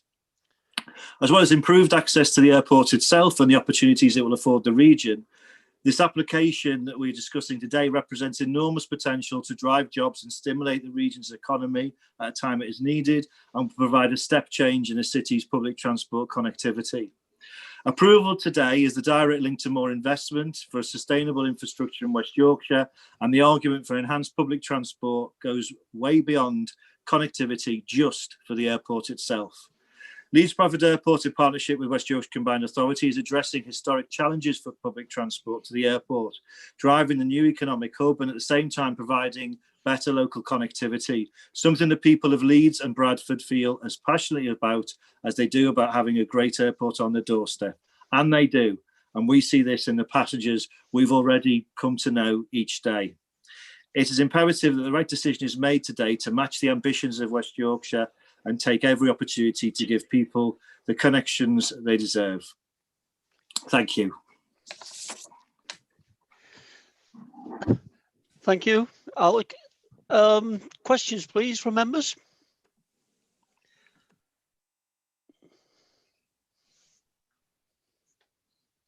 Councillor Campbell, please. Thank you. Can I just ask about, I suppose, sustainable public transport buses? I notice you made a comment in relation to Harrogate, where I think we've all seen electric buses. The airport is saying that they can't guarantee sustainable public transport until 2030. Do you think actually you could provide it, I was going to say tomorrow, but this year? Okay. So thank you, Councillor Campbell. So at the moment, the fleet we introduced when we took over the contract and started our relationship with the airport, this was in August of 2020, so right in the middle of the pandemic. So that fleet has at least 3 years life in it. It is Euro 6 low emission already, so it is at the best end of buses, amongst the best that the city already has in Leeds, and amongst the best that there exists already in Bradford. Our intention is beyond those 3 years, we will be looking at a zero emission solution for the whole network that would serve the airport. Thank you. Councillor Walsworth. I think it's me, Chair. It is indeed. What do you say to people who say the only way to get modal shift onto your transport is to have an express service between the airport and Leeds city centre, and to do that you would need to put bus lanes through road and the Horseless roundabout would need to be altered to provide that quick service?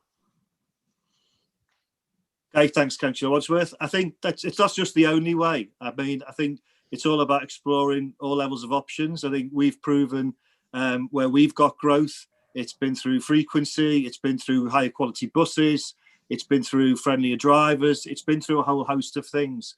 Obviously, giving buses priority to get through traffic is vital so we can guarantee journey times to customers and ensure that we can be a viable alternative to the car. But it is about exploring a whole suite of options. And I'd like to think that the track record we've got in growth, particularly if we've got a great destination to serve and a growing destination to serve, and we entirely believe that an improved airport would provide that. That is an enabler for us to give growth. And then more importantly, it's not just about that network serves the airport. It's about the fact that by its nature of serving the airport, the other locations it serves would also get the benefit of a great service in and out of Leeds. And that's certainly what we're already experiencing on our Flyer A1 service. We are really ambitious about what we can do to grow that service. If demand to the airport increases, that means everyone else along the route gets to experience the benefits of that. So that means better connectivity between Bradford and Harrogate, better connectivity between Bradford, Shipley, Guiseley, all along the communities that the whole network serves get to experience the great network if the airport is able to provide that proponent of growth for us to provide that level of investment that everyone else around it can then benefit from. Thanks, Alex. Thank you. I don't see any further hands from members for questions. No, there is none. Can I thank you for your contribution, Alex, and wish you a good afternoon? Thank you, James. Thank you all. Good afternoon. Moving on then, we have Henry Murison, Northern Powerhouse Partnership Director.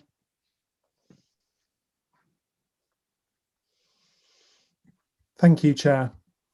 Good afternoon, Henry.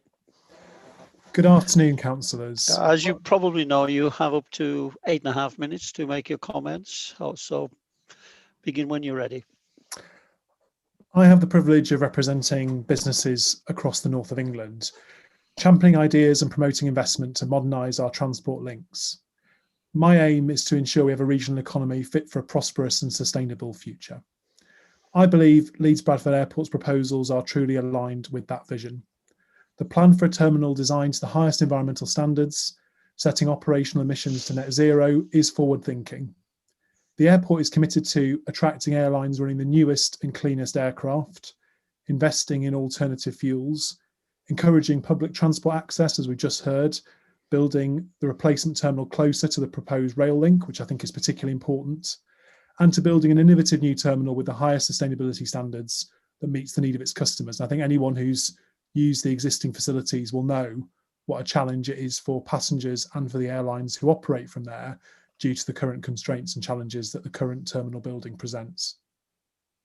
This is a proposal about looking forwards, building a modern and sustainable economy which will benefit everybody who lives and works in the city region, as well as, of course, in Leeds itself. The plans for surface access are significant for building long-term sustainability of the airports and will bring benefits for the wider community. So that's the more frequent and greater number of bus services using the most efficient vehicles, the delivery of a hydrogen EV energy hub, future-proofed and direct access to the proposed Parkway rail station, greater emphasis on access within and to the airport for pedestrians and cycles, an emphasis on travel planning by providing real alternatives to both passengers and employees to access the airport by means other than the car. With the proposed new rail station, there will be even greater opportunities for passengers and employees to access the airport through the access road that we heard from officers at the beginning of the meeting, as well as the North West Leeds employment hub by public transport, transforming sustainable travel choices. I think it's fair to say that the aviation sector has its challenges when it comes to climate change, and those have been discussed by all of the objectors, I think, or the vast majority of them. And I think we have to accept, though, that aviation will still play a role in a net zero economy. And I think that the role that it will play will rely on good quality and decent infrastructure to enable it to still serve communities and economies. And whether it's around the development of electric aviation or other technological advances, I think the length of the lifespan of this investment is not only going to be during the period of build up to 2050 and before then, it will also be after that when we are in a net zero scenario. And my concern is that if this airport proposal is denied today, that what we will simply be doing is consigning people to drive to London to access aviation, particularly internationally. And the surface access costs of that are the same aviation carbon emissions, which have been discussed at great length, but with additional surface access concerns. And we see a large number of people already leaving the city region to use other airports. And so that isn't speculation, that's based on current behaviour, and that behaviour will just become increased. I know firsthand how ambitious and industrious the people of Leeds are, but I am concerned that for Leeds to prosper in our modern globalised world, it needs to be connected, or otherwise it risks being left behind. LBA's proposal is a significant step towards modernising Yorkshire's transport links and will deliver lasting economic benefits here and in the wider region. And as was referenced by John Cridland in the Independent Aviation Review he did for the North of England, regional airports still play a critical role in economic growth. And that is alongside all the transformational transport plans we have for the North of England, which are all premised on decarbonisation at every opportunity. I also want to flag, I think Councillor Warshaw asked Gerald Jennings a number of questions about the NEF work, and I would really direct all members to the report that's been in front of you. And I think the work that Volterra have done, which looks at the economic benefits of the airport, is really clear. And I'm all for people, and I'm a think tank myself, coming with their ideas, but those have been subject to significant analysis by your officers and by the council. And it's very clear that this development, which in a sense is a replacement of an existing terminal, you're not talking about a new runway, you're not talking about dramatically increasing the number of flights, but what you will be doing if you turn this down is keeping an old piece of infrastructure, which itself has a number of issues around its carbon intensity, and refusing a new piece of infrastructure which would serve the city region and the wider Yorkshire economy for many decades to come. And I do think that we cannot cannibalise our economy and destroy jobs, including of unionised workers here in the region, in the name of climate change, because it reduces public support for an issue I personally feel very passionate about. And as an organisation committed to growing the northern economy through decarbonising it, we have to realise that these are difficult choices. There are no simple or easy decisions, and it's absolutely right that any development around an airport comes with critique and scrutiny. But this is not an additional runway. This is not Heathrow runway 3. Do you mean, if you read some of the objections, you would think this was about dramatically increasing the number of flights in the city region. And actually what this is about is attracting and retaining airlines that serve the business community and international connectivity, not simply growing the number of flights the city region ad infinitum. And I think the tone and tenor of the debate from the objectors, I'm sad to say, Chair, misses the point, which is that if you turn this down, all you are doing is encouraging people to fly from London and the South East and not from the Leeds city region. And that's about transporting not only the jobs directly in aviation of people who are looking for employment in this crisis, it's not just turning away the shovel-ready scheme of a major infrastructure project, but the world will develop your construction and infrastructure skills so you can decarbonise the city, so you can have hydrogen networks. You're going to have struggle finding the workers for that if you haven't had an infrastructure pipeline for years before it. And I think most importantly, what you will do is you will say and put up a sign outside Leeds city region, outside the city centre and all the major employment sites across the city region, that the West Yorkshire is closed for business, that West Yorkshire is not prepared to rationally balance decisions around difficult choices, but instead is pandering bluntly to those who, I think, produce scare stories rather than rational economic and environmental debate. The officers have presented you the rational and economic and environmental case, and it is hard to do, it's difficult, and of course we all want to reduce carbon in our economy at every stage. But short of shutting the airport tomorrow, Chair, there is not a proposal for doing that. There is a proposal for decline of this asset and simply displacing the emissions. And the same way we send too many of our manufacturing jobs abroad to simply produce the carbon there, you will be simply offshoring your carbon to London and the South East for people to fly from those airports instead. That's not in the interest of the city region. And in fact, it's contrary to the interests of addressing climate change. So I look forward to any questions, and I very much appreciate the opportunity to speak in support of this application. Thank you, Henry. Questions from members, please. Oh, yes, I've got some. Peter Carlisle, please, first. Thanks, Chair.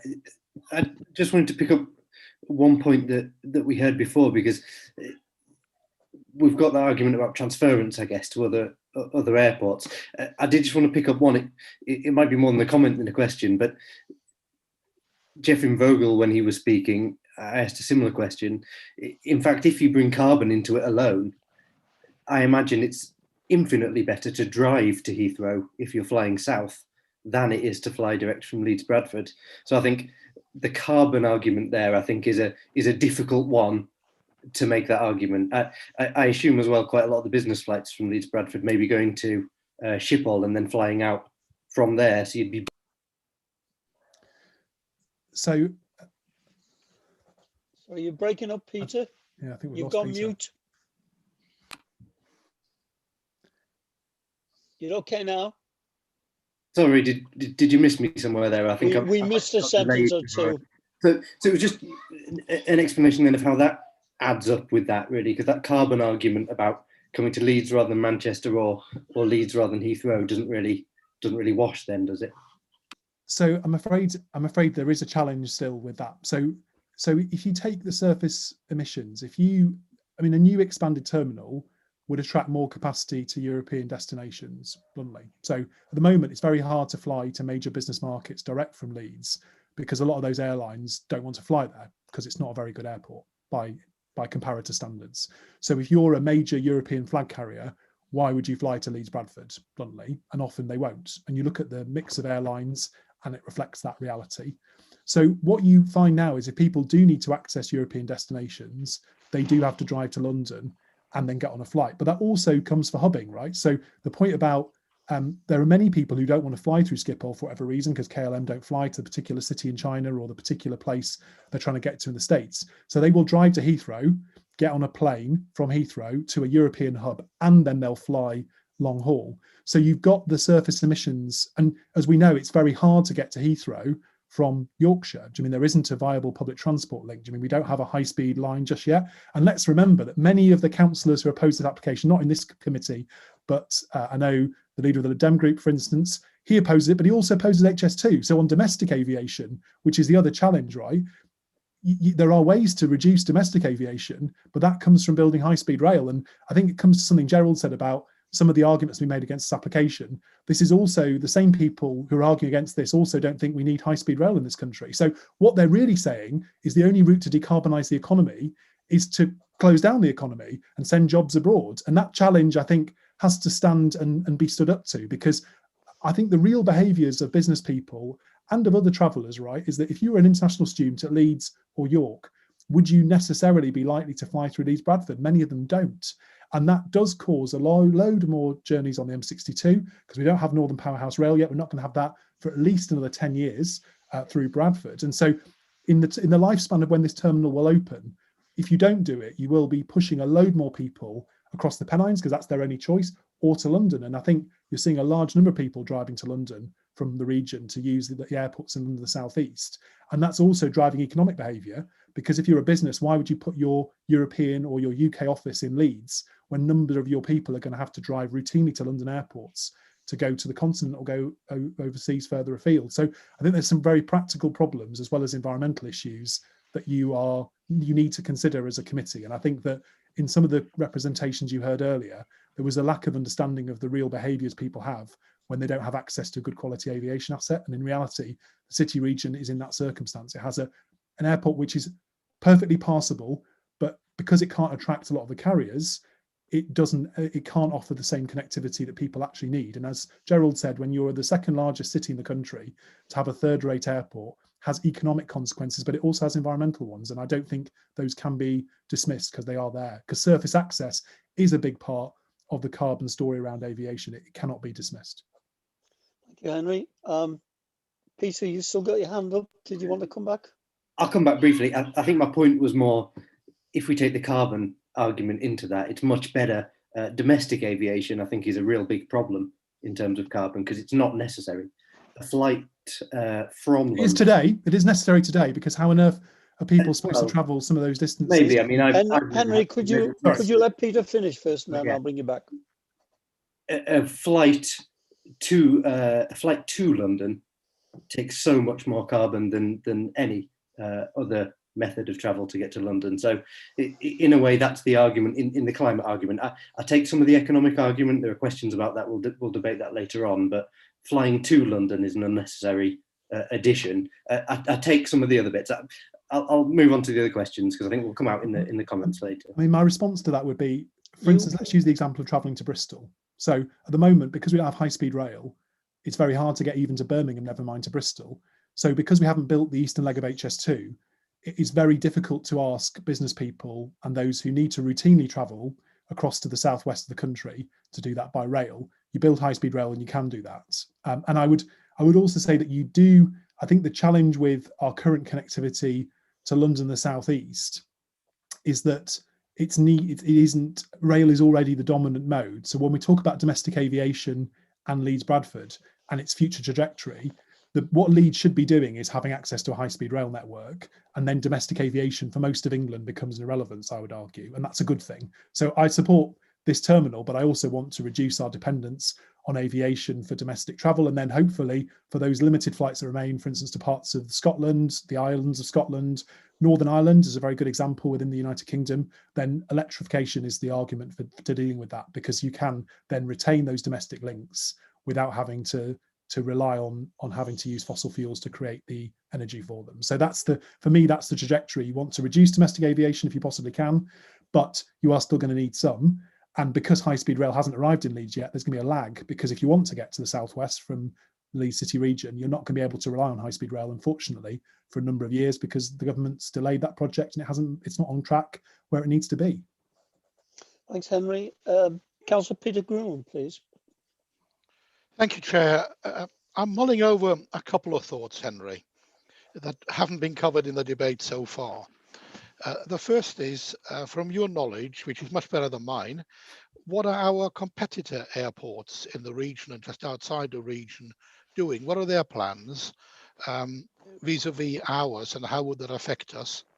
And the second, Peter Carlile and you've just had an interesting debate about the carbon aspects, but I want to ask you more specifically, what would happen to business at Leeds Bradford Airport if it stayed as it is for the next 10 years or so? I think those are very good questions, Peter, but I doubt I can necessarily be more knowledgeable on them by you, but I'll give it a good go. So on the first one, around competitors, Manchester Airport do have a new terminal development that has been completed in part, and the quality of offer, I think, without being rude about the applicant for this proposal and their current facility, is of a significantly higher quality. So Manchester and Heathrow are the UK's two national airports, and so they offer direct long-haul connectivity. Manchester not on as many flights as London, but it has them and it will grow them, I would assume, in coming years. The challenge you have around Leeds Bradford's role is that, in reality, Newcastle, Leeds Bradford are still critical assets, because we don't yet have excellent connectivity across the Pennines. So I suppose there would be a strategy to say, it's okay, jump on Northern Powerhouse Rail from Leeds or Bradford, go to Manchester, we just don't need an airport. The challenge is the government hasn't built that either, the same way they haven't built HS2. So you're not in a perfect situation where just relying on Manchester is a rational choice. Unfortunately, it isn't for the business community. And I would still caution you against doing that, because other parts of the country have access to Heathrow as a national airport. Bristol is an excellent example. It's not very far, actually, from Heathrow in real terms along the Great Western, but actually it still has economic benefits from having an airport that I think are difficult to completely reject, because particularly for travel within Europe, it is rational that very heavy routes between major cities in Europe can be serviced by regular air flights. That's an economic necessity. And Newcastle and Leeds Bradford, I would argue, both have a pretty critical role in providing that type of connectivity. And I don't think it's about challenging to be a national airport like Heathrow. None of this proposal is going to lead to that. You're not creating anything like a Heathrow or even a Manchester in West Yorkshire. This is still, relative to the size of the population of the region, including not just West Yorkshire, but I suppose the other parts of Yorkshire, a relatively small asset by comparison. And so you're not in any way over supplying aviation services to the business community. In fact, in relative terms, this is still a small facility. Someone could come on this call today and object because the airport isn't big enough, because you need a larger one. Now, I don't think that in the current terms, that's the right approach, because if there is enough runways, if there are other terminals that can take the demand, then it's rational that Leeds would maintain its current position and seek to provide better business connectivity rather than simply chase larger and larger number of flights for simply commercial reasons. That's not what Leeds Bradford are doing. The problem is, by having a poorer quality experience, they're deterring business travellers, and that means that the airport is being probably overly used for just tourism, whatever it, and that does have an economic value, and obviously has a social value to the people of West Yorkshire that facility is there, but it's not providing the business services it should do to service the local economy. And this terminal development, I would argue, fixes that particular problem. I think on your second point, Peter, was about, just to remind me, make sure I get it right, the second part. It really was, if there was no development at Leeds Bradford for the next 10 years, how would airlines and find it attractive or not? And if I add into that, would a small airport like Doncaster even be an alternative for holiday traffic? Would that be more attractive than Leeds Bradford? So I think for holiday traffic, you've got to remember that because of its population density, that I'm sure tour operators will always want to fly from somewhere like this, but they might fly in smaller volumes. So there would still be holiday flights, but probably to a slightly lower range of destinations, theoretically. I think from an economic analysis, my concern would be that you would deter any airline from route development to Leeds Bradford. So my economic concern would be that for keeping and retaining or even modestly expanding links to key business destinations, that Leeds Bradford wouldn't get those. It would struggle to attract those. And so you would still have significant carbon emissions from all the holiday flights. So you wouldn't please many on the call who essentially want to shut down the aviation industry overnight or in a short period, if that's seemed to be the logical conclusion of many of their arguments, listening to the objectors in many cases. The challenge so you would still have those flights and you would have some residual employment from that, but clearly all the added value benefits of business travellers, so the spend they make in the local economy, the fact that it might help with location, attracting inward investment, helping exporters outbound to be able to attract business to West Yorkshire and wider Yorkshire businesses, all of that you would lose. So you would have most of the carbon costs, some of the social benefits, some of the direct employment, but you would lose almost all the added value to the wider economy of having an aviation asset. And that's the point when Gerald talked about why the Chamber of Commerce in West Yorkshire and West and North Yorkshire support this. I would agree with them that the economic value of an airport isn't just its direct employment. Jet2, for instance, is a great business and a vital business to the economy of West Yorkshire. And it provides I still think that people of all social classes should be able to go on holiday if they choose to, and that we should make that, we should price it accordingly in carbon terms, but we shouldn't close it off to them as an option in their lives. That would still continue, but the economic benefits of all of the business travel, I think, would erode quickly. And I think you have seen some of the route development decisions, for instance, by BA to take their flight away. That's a reflection of the quality of the asset. If you want to keep those onward links to global connectivity, then you do have to have a better quality aviation asset. And the reality is the current terminal, even if the plans to make it expand, as was previously approved, went ahead, would still not be competitive enough with what's being offered by other competitor airports. Thank you, Henry. Can I bring in Councillor Asghar Khan now, please? You're muted, Asghar. Yeah, thank you, Chair. That follows nicely from Councillor Grewin's question. Henry, in your presentation, you said a number of business has already left Leeds and Yorkshire region. Do we know what percentage of those business have left due to Leeds Bradford Airport, please? So I mean, it's hard to give you exact figures on quantifying individual business decisions, but I think what I can tell you is I talk to inward investors all the time. And if you look at the impact, for instance, that came from direct connectivity to China, that is documented in Greater Manchester. Leeds has historically had as good links to China as any other part of the north of England, but it hasn't done quite as well as Manchester, and that's because of a lack of direct connectivity. So you can see some of the evidence for where these challenges come, does that make sense, in the various bits of economic analysis that are done around the aviation sector and around markets. So I think Councillor Khan, I would say to you as well, you need to think about the location decisions of every inward investor. So everybody who turns up and says, I want to build a factory or I want to put an office somewhere, has a choice between Manchester and Leeds and Newcastle, for instance, if they're looking at the north of England. And the relative performances, Leeds is very successful, but I think the argument has been that one of its weaknesses has been its connectivity internationally for a number of years. And so businesses that are particularly interested in international connectivity will be put off locating in West Yorkshire because they don't have access to the same range of routes and destinations that, say, Manchester has. Thank you, Henry. Councillor Al Garthwaite, please. Thank you. Yes, I actually disagree on an awful lot of what you've said, but I'll just focus on a few things, some of them in comments, and then I will ask a question. You said it's very hard to get to Bristol. Now, before the pandemic, I often travelled to Bristol on the train. I found it very easy and comfortable experience. And given the other number of other passengers as well, they seem to also choose that form of transport. It's perfectly doable. And to go further as well, you can work on the train. I find it a comfortable thing. Bristol, while we're talking about Bristol, they actually have turned down expansion of their airport as well. Leeds is not alone in a city, as you seem to give the impression of taking this questioning approach to whether we should have this expansion, leading to more flights. You say it's an economic necessity. Perhaps we should, history is full of revising our ideas on what is an economic necessity. Now, back in the bad old days of very exploitative child labour from an early age, people would have said that was an economic necessity. Nobody would think that now. I think we have to constantly question what we think of as a necessity and look at putting in other structures that will result in the same outcomes that are good for everybody. You mentioned tourism. As I recall, Leeds was very well used as a tourist destination before the pandemic and as a gateway to Yorkshire indeed, and will continue to do so by people coming in by train. Again, we're looking for alternatives.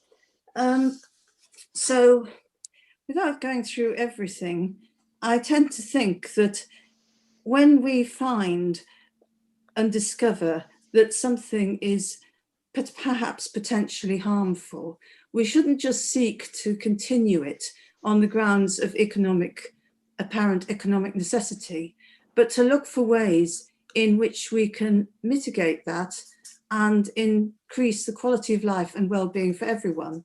And I'm not necessarily saying that no one should ever fly. I should add that, definitely. But what I'd like Councillor to Garthwaite, could you ask some questions, please? I'd like your views on what I've said, please. No, I'm happy to respond, Councillor Garthwaite, and I think I'm not insensitive to the concerns. And as a regular rail traveller, I have also travelled to Bristol by rail, but I would often struggle to do it in a day. And the challenge around business travel is it usually requires people to be able to travel to and from a destination in a day for their employer to regard that as being an economically valuable use of their time. And the time it takes to travel to Bristol by rail and return, by the concept of most employers, would not be a journey you could rationally commit in a day. And so that, and even as far as Birmingham's a bit tricky, so getting to Bristol is very challenging. So, and I share with you, my view would be the outcome I want for the UK's transport system to achieve the ambitious targets that Leeds has set in net zero, which I fully support, and the national net zero target for 2050 will require a very much improved domestic transport system for decarbonised travel, which really shouldn't depend on aviation. The argument I was making was that this is all about sequencing. So this is about rebuilding an old and tired facility and replacing it with another one, which has to deal with the reality that we don't yet live in the future. So we live in the present day where these large transformational projects, which I believe have significant environmental value, are yet to be delivered. And thus you have to be able to deal with the needs of the business community and the wider public in the intervening period. And so my argument is really about sequencing, not about principles, Councillor Garthwaite. And I don't disagree with you on many of the principles you espoused. I think my challenge is it's about when we can achieve the things we're talking about. And again, I think it has felt today like almost like we're talking about primarily a project that's about expansion. The primary purpose of this is to improve the passenger experience so that people like me and my family and many others like them don't arrive at Leeds Bradford with small children in the middle of the night to queues sort of look like 2 miles long, right? And that's without them being socially distanced. So this is about passenger experience. And my problem is me and my family suffering that, and other families across Leeds and West Yorkshire, is unpleasant but not economically damaging. When inward investors get caught in that, or the airlines that would bring them in refuse to fly here because they know the passenger experience isn't good enough, then that's the economic problem. And I still contend that in a world where we will still have aviation, and aviation as an industry is going to have to decarbonise, what we're talking about is the relative attractiveness as Leeds and West Yorkshire. And that's why I would assume people like Tracy Brabin, who's standing to be the Metro Mayor, and others, whatever their reservations about investment in this sector, whatever the challenges around climate change, are on the same side of the argument as I am, which is that they believe that in the interests of our economy, both now and in the future, we need to be able to deliver the types of infrastructure that are still needed, whilst we try and in large part replace them, but we still need them for quite a considerable period to come. And for international travel, I'm afraid that the government's proposals for high-speed rail are still not ambitious enough even to give you a direct train from Leeds to Paris. So you're still going to have to change. So the government's level of ambition around replacing even European travel with rail is very limited. And so as much as I would like to change that, I'm advising you on what you should do as the Leeds City Council Plans Panel based on the realities of the situation that faces you. And I think that as long as we still have people flying, I don't think they should have to fly from the current facility. And I don't think it's in the interest of the environment to keep using the current facility when you compare that to a purpose-built, better quality one. Thank you, Henry. Thank you, Henry. Councillor Walshaw, please. Yeah, thanks, Chair. Very sort of long and exhaustive this part of the panel's been, but just a couple of points I think want to raise. I mean, Henry, you've used some quite pejorative language about some of the speakers we've had objecting to proposals, and I would counsel against that. In the large part, they're talking about either their lived experiences of living in Leeds and in Northwest Leeds, but also there's quite an esteemed group of scientists and public health experts, of which none of us could actually match. And I think that's something that's rather unwise to come to do at a plans panel. And I just have to say, some of the things I just disagree fundamentally with some of the things you said, and just say it's fundamentally ill-judged to say that this application is about a passenger experience. This application is to facilitate a huge expansion in air travel from Leeds Bradford for the benefit of the people who own Leeds Bradford Airport. And that's the question in front of us, is whether that's justifiable or not, given all the evidence we've heard and we are hearing. And you don't really have to come back and answer this, but I would like just say to you that, and in fact, this applies to all speakers, Chair, coming to the panel that we've not yet heard from, is that I think we've very firmly established that the scale of aviation emissions far and above dwarfs the scale of any surface access emissions or any surface transport emissions to other airports. And I think it would be better if speakers coming to the panel for the rest of the session, if they didn't try to keep pushing this point, but I think it's demonstratively not the case, and I think detracts from any wider arguments they might make, Chair. I just want to leave it at that because we have talked at length with this guest. Thanks. Thank you, Henry. Do you want to? It's a pleasure to respond, Neil. And I don't think I've been pejorative. I think I've tried to understand that I've made the point that some of the experts that have come have had produced work which your own officers have assessed and have demonstrated isn't correct. And so I don't think you should keep on citing it and saying it's correct. So if you and others want a think tank to come and present you with economic arguments that give you the answer you want, and your own officers go and check those arguments and find them to be false, I don't think it's wrong of me to highlight that when it hasn't been picked up in the discussion. So I'm quite robust about this, because I know that many people who work at the airport and many people who work in industries supported by it will potentially have their lives affected by this. And so I live under the flight path too, right? And Gerald does as well. There's many of us here who also experience and live with the consequences of having this asset in this part of the world. But I think as a plans panel and as councillors in the City of Leeds, you have a responsibility to balance the lives and interests of all of your residents. And you have to take into account the fact that many working class people who choose to take a holiday every year have not submitted a learned response to you and spoken for 2 minutes. But I do think that their views matter. And I think the views of the very many businesses who will be disadvantaged if they're kept having to use a facility that is not fit for purpose also deserve to have their views put to you. And I'm sorry if you feel that I've been lengthy in my answers, but I have tried to robustly and concisely answer the challenges that have been made. And obviously you have listened to the objectors for a very long time. So I'm happy to answer the questions, but I'll also, Chair, disappear when you've had enough of me. But I'm not going to apologise for defending a case that I believe passionately in, as the objectors do. And I don't think I should be denigrated for speaking up for the majority of the working people of Leeds when so few of them have been heard today. Okay, that's fine, Henry. You're perfectly entitled to your opinion. Thank you, Chair. And I think members do realise that they have to balance the arguments before coming to their decision. So I wouldn't worry about that. Councillor Nash, I do see a hand up. You can put it down, but Yeah. I've got two ahead of you, I'm afraid. Yeah, You're I not know. Could you put me down for a question? The icon to click for the raised hand has disappeared. I'll have to sort that out. But if you put me down. I'll call you after Dan. I've got Righty-ho. Councillor Blackburn next. Yeah, thanks, Chair. I don't think you actually are understanding what the situation is.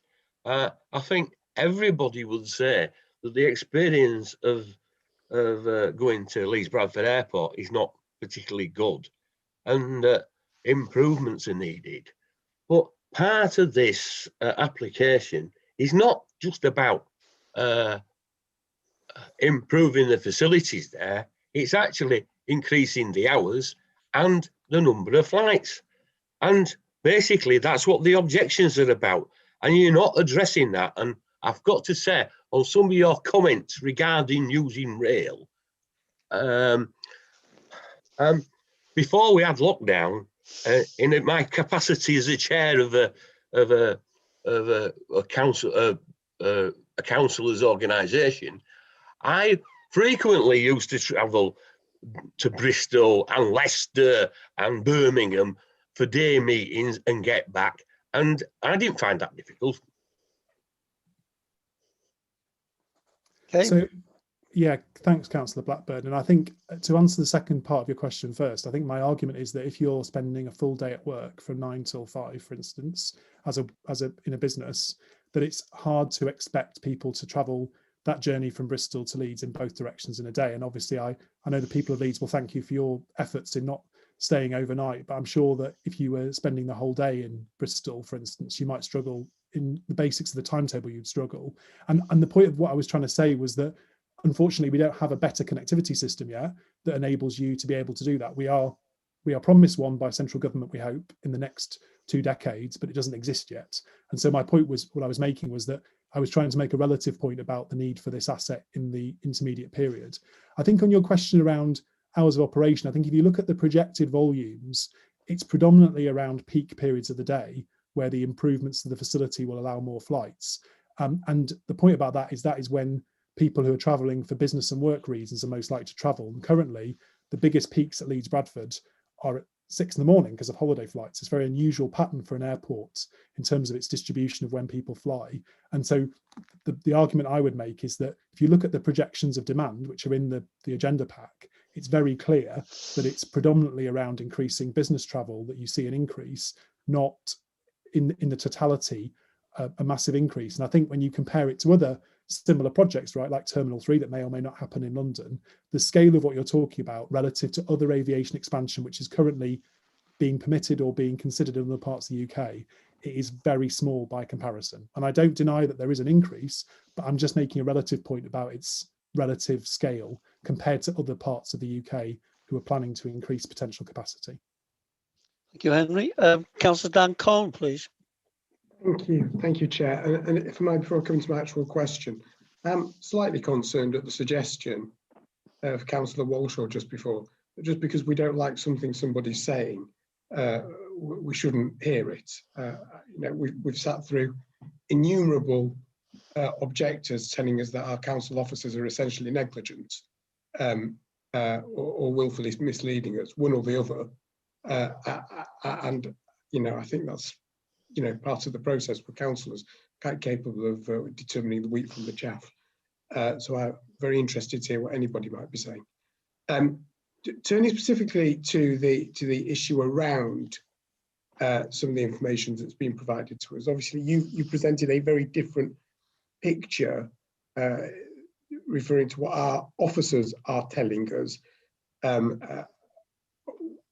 Where's this mismatch coming from? Because we seem to have our officers telling us, on one hand, one position in terms of the economic advantages and in terms of the environmental impact.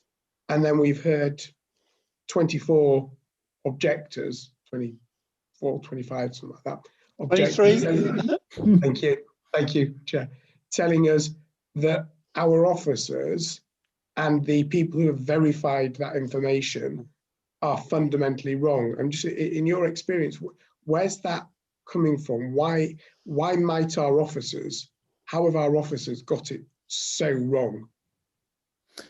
And the answer, of course, is they haven't got it wrong, Councillor Cohen. So your officers have looked at the proposals and the evidence submitted by the applicants, which makes clear what the environmental and economic impact will actually be. And obviously, I'm not an environmental expert, and I wouldn't claim to be, but I know that the papers lay out that case very strongly. And so I'm not going to try and present myself as an expert of something I'm not. I am, I suppose, a relative expert on regional economics. And I can tell you that aviation does still play a very fundamental role in attractiveness of economies, particularly around inward investment. And the key line, I think, in the report that really struck me when I read the report when it was sent to you all, I imagine, and when it was made public, was that the Volterra analysis proves conclusively that there is a significant positive economic impact to West Yorkshire, the Leeds City region, and specifically to Leeds as a city. And my challenge is clearly, if you're motivated by wanting to stop aviation expansion, you will try and dismiss economic arguments that prove that airports have any value. Now, the key part about this is it's not really an expansion in the traditional sense. So the experts have brought out their expansion playbook. What they're really arguing about is that there shouldn't be any airport in Leeds at all. That seems to be their base case. And I think that's very damaging, because when you consider the lives and jobs that the current asset supports, arguing that you should just degrade that asset and simply run it down, even if we might come up with forms of aviation that are significantly more acceptable in carbon terms, means that other people will be able to fly sustainably from other airports in the north of England and the rest of the UK. And I think the key thing I didn't mention earlier is that the carbon from driving to London is greater than the seat on a plane. And I think one of your members said the exact opposite, and I forgot to correct at the time. But as Neil is a stickler, Councillor Warshaw, a stickler for accuracy and facts, I thought it'd be good to throw that back in just to make it clear for the record. Thank you, Henry. Dan, I've had a number of members who's communicated with me in the break. There's more than one way of communication, and I think there has been concerns about that point. So when the supporters are finished, I propose to bring in Mr. Feeney to deal with that point you raised. Okay, Elizabeth, your turn. Councillor Nash. Thank you. I really have come to this meeting this afternoon with an open mind, except for just one thing. I don't think it's right to export our problems to the other side of the Pennines. If flights are dangerous in that they cause pollution. However, I would say that I was struck with Professor Val Randall, and she said, jet engine emissions are far more dangerous than emissions from cars. Do you have any views on that, please? I mean, I listened to Professor Randall's contribution as well, and I think the challenge, isn't it, is that if that is a health concern about aviation, that applies to all the existing emissions as well. Does that make sense? So I think if that case could be defended and made, then that is an argument for the public health authorities in the UK to change the regulations around how the engines are produced and what they do. So you've got to remember, this is an asset where the planes take off and leave. It doesn't explicitly control what the planes do when in the air, but obviously there is a regime for controlling the emissions from aircraft that's set domestically and internationally. And I think her points were framed really around what aircraft manufacturers need to do to change the design of their engines to avoid that problem. Now, I'm not an expert in that area of science. I'm not going to purport to seek to argue or dismiss what she said, but I think you might have to seek further clarification if you were going to rely on it. But I think it was more an argument for this committee to write to the relevant authorities, including the Civil Aviation Authority, about what they're doing to and what the relevant other proper persons are doing to regulate both the manufacturers and those who operate those aircraft. But that would be an issue for every flight coming out and leaving the airport. So it's not a specific issue relevant to whether this terminal should be approved. It's whether or not any plane should be allowed to continue flying. Does that make sense? So it's not one or two more planes at a certain hour of the day are not going to make us either more or less unwell in relative terms. Either you need to do something about the engines themselves or not. And that's a decision, unfortunately, that isn't one that the planning committee of any authority in the country can make in isolation. But it is probably an issue you'd have to refer to those proper persons, in my opinion. Thanks, Henry. Councillor Latty, please. Thank you, Mr. Chairman. There's no mention that has been made up to now of the potential link with the railway line behind the Leeds Bradford Airport and the parking and park and ride that is potentially available there, or could be available there. This had taken an awful lot of cars off the roads. Is more likely to happen if linked with the airport. What's your opinion of that as a quite a big benefit to reducing the number of motor vehicle journeys? I couldn't agree more, Councillor. And I mean, the reason I'm probably here today is I advised the airport when they were considering a new terminal and a terminal rebuilding project that was a really important question, which is that if people could come to the airport more sustainably, not just by more sustainable bus vehicles, but by rail, and obviously with electrification as well, which we all hope will come for Harrogate Line, you would be looking at electrified trains coming up and down to the airport from the city centre. And I think that would change people's behaviour, because clearly a lot of the issues that the objectors raised, and they were all in these cases, I thought, very well made, was around the car usage and the level of vehicles that do use the airport currently. And I sympathise with those people because I know what an issue it is for communities who are affected by it. The solution to that, of course, is if you have the terminal in a more appropriate location where people could access it from the station, then it will make more of a success of the station.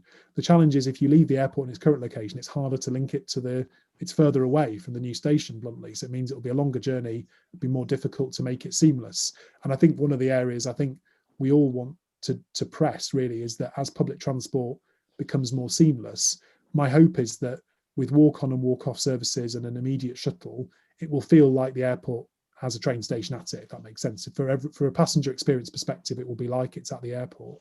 And I think that will change passenger behaviour, because rather than having to drive there, people will be able to travel by rail. And I think the challenges that were raised here by another member of the panel around direct bus connectivity into Leeds and non-stop services, clearly the fastest thing to do is to simply travel to and from the station by rail. And I think that the new terminal clearly is part of a wider change in how people access the facility. And it's not just about them wanting to get planning permission, right, for this improvement. It's in the interests of the operators of the airport for people to find it more seamless to get there. Having to drive there will make it a less attractive place for people to use. People will prefer, in many cases, to use public transport. And the times I've had to travel from the airport into Leeds and vice versa from the city centre, it's a pretty painful experience, bluntly. And I think that many people, particularly international visitors, would not do it. And so what we want to do is to see that change so that it becomes the easiest thing for people to travel by rail, both from Harrogate and York, but also from Leeds city centre. I hope the shuttle Sapley Bridge will also improve access to Bradford. That's what we want, is for people to use public transport to access this new facility. And I think that the offer in terms of train and improved bus is the right one to encourage people to make that transition. Thank you. Also, of course, there's the potential for traffic, not necessarily for the airport, but coming into Leeds and clogging up our roads, to stop there and use the train. So double gain. Thank you. Okay. Thank you, Graham. Thank you, Henry. No more hands going up, so thank you for your contribution and wish you a good afternoon. Thanks for having me, and good luck with your evening to come. I don't think it's not quite the afternoon anymore, Chair, I'm afraid. I think you might be hitting the evening. When you're staring on the screen, you don't see what's going on around you, though, do you? But there you go. Anyway, we are on YouTube, and I'm sure you can follow the debate if you have the the ability and strength to do so. Yes. No, I look forward to it. I've enjoyed it since. Okay, moving on then. We have Alan Moore next.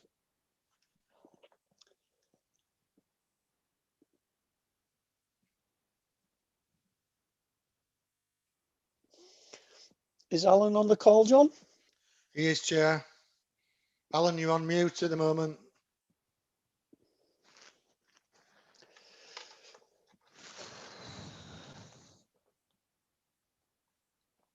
No, we can't hear you. I think you can now. We can. Good. Okay. Good evening, Alan. As you know, you have about eight and a half minutes to make your comments, so please do so. Okay, I will. Just turn off my YouTube.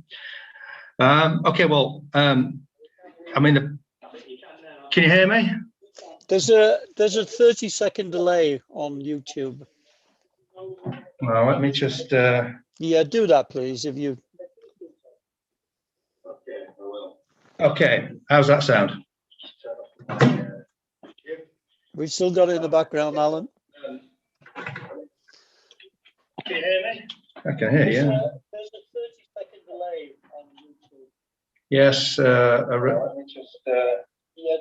Well, I have. As I said, I have turned it off. Okay. Well, I think we're in the room now. Is that okay? Give it a go. Give it a go. Right. I've turned it off. Can you hear me? We can. Okay, good. And you can see me? We can. Oh, that's even better, you might say. Okay, right. Well, hello, and thank you for inviting me to speak today. I know you've all read the Chief Planning Officer's excellent report and are in full possession of the facts of the matter, so please forgive my reiterations. I am simply trying to give an insight into how I came to my own personal decision on the planning application. It's what you might call the layman's perspective, as it were. So I'm Alan Moore, I'm 6 years old and recently retired from an international logistics company based in Leeds. I've lived in Otley for 36 years and previously spent 20 years living close to the old Ball in Horsforth, with 4 years in between in Kirkstall. So I've lived all of my life close to the flight path and I've always had an interest in the airport for this reason. I consider myself to be very environmentally aware. I'm a keen cyclist and walker and a volunteer for the Nidderdale AOMB. My interest in the airport's expansion was actually kindled by the previously passed planning application, which was, as you know, for a much less ambitious terminal extension. My immediate thought on this project was you don't get much for that amount of money. It was a relatively small investment, and clearly it was only suitable as a stopgap measure. However, that application did set the stage for future expansion to 7 million passengers.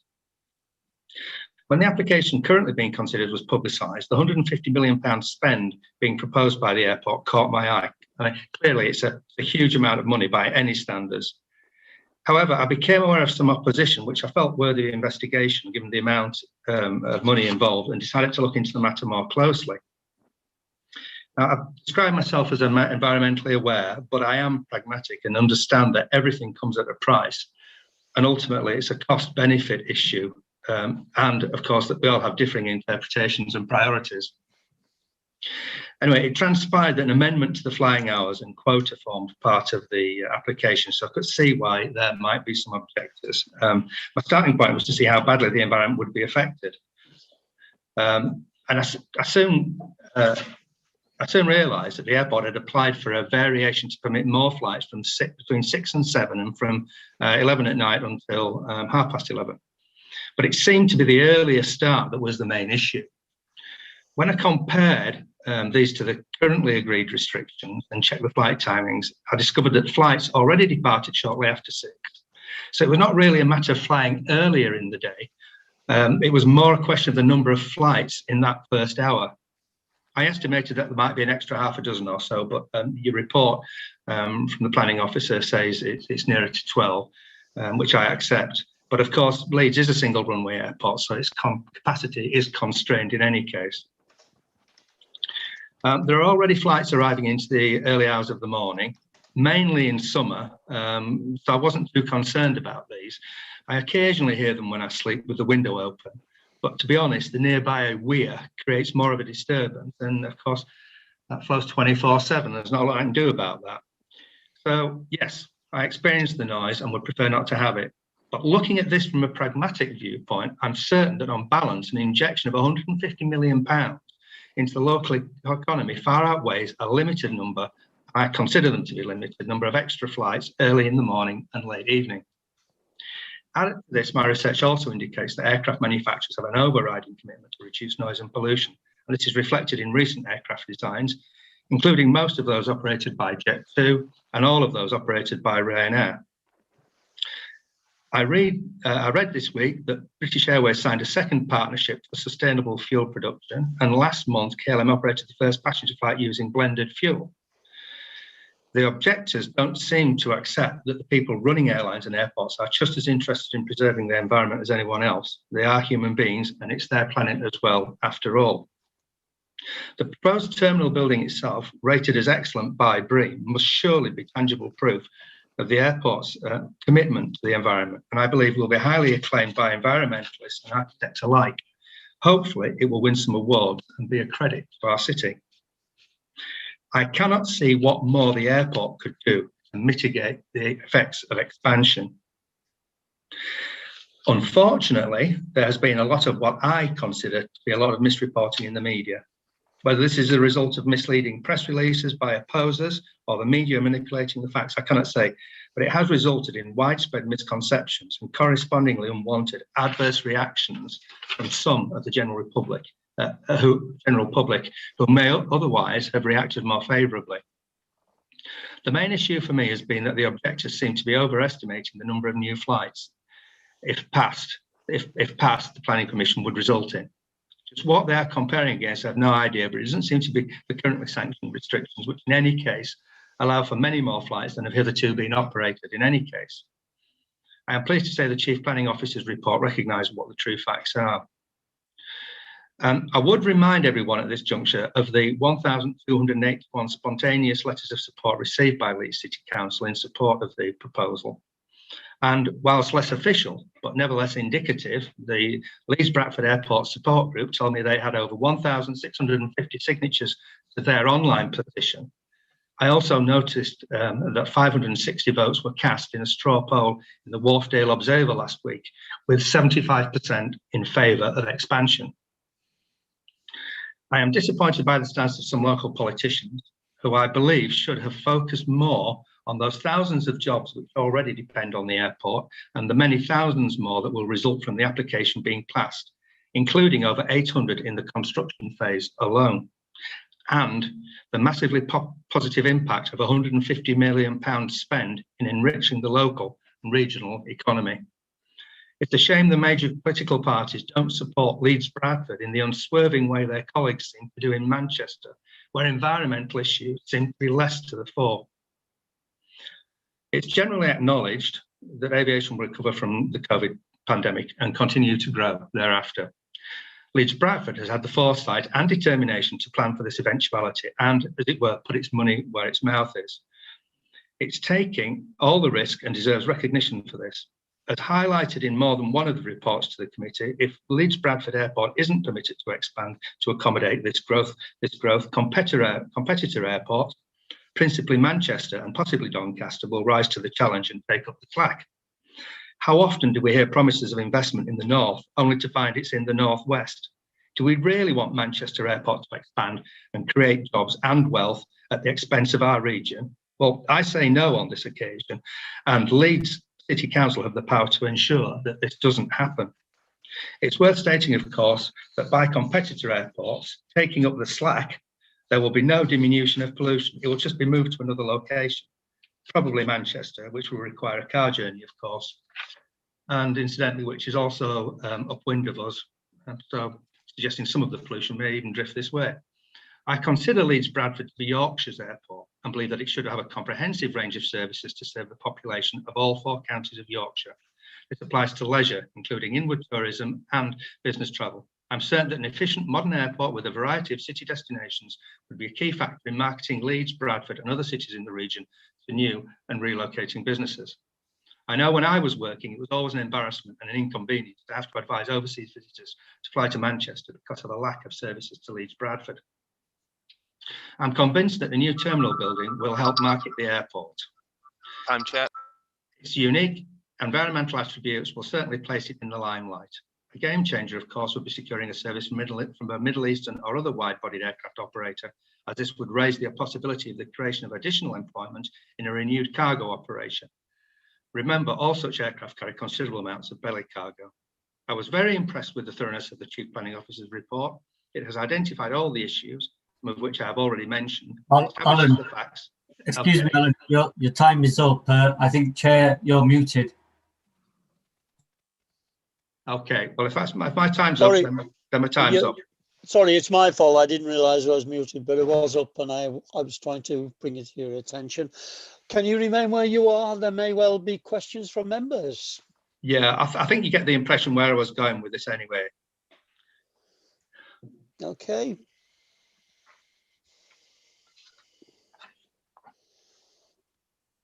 I'm not seeing any hands up. That's a relief. I don't believe there's any questions, Alan. So can Okay, all right. Thank you for your contribution. Thank you. And John, I believe that we've got Tim Waring now. Is that correct? Jerry, it's Andy Clark. Andy Clark. Okay.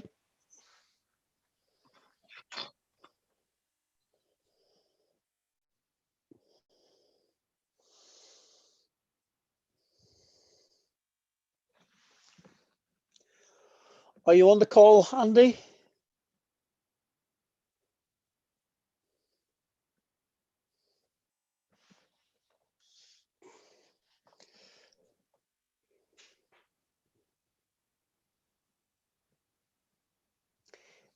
Mr. Clark, are you on the call?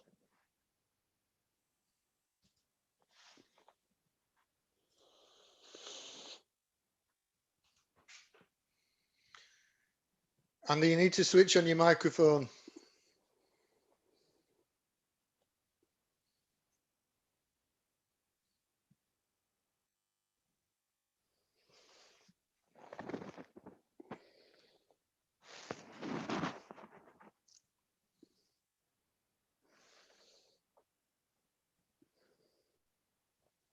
Now you're on mute.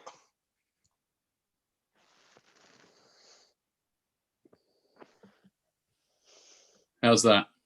Yes, that's you're good, on. Andy. Thank you. For members' benefit, Andy Clark is chair of LBA. When you're ready, Andy, please start a comment. Yeah, thank you, Mr. Chairman. Good evening all. It seems to have been a long afternoon, so your diligence in listening to all of the speakers is welcomed.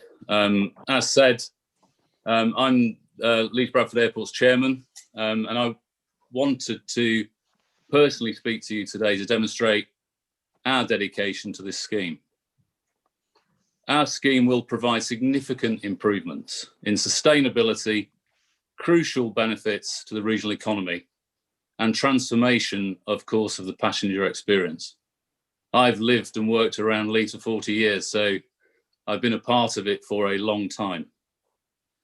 We, like Leeds City Council, are ambitious for the long-term success of our city, a very modern city, and the opportunities this will bring for everyone. This is a chance, we believe, to step change Leeds Bradford Airport and the region. The most efficient and sustainable airport terminal in the UK, setting new standards of environmental management. Careful consideration for neighbouring residents in stringent noise controls and a rigorous noise insulation scheme.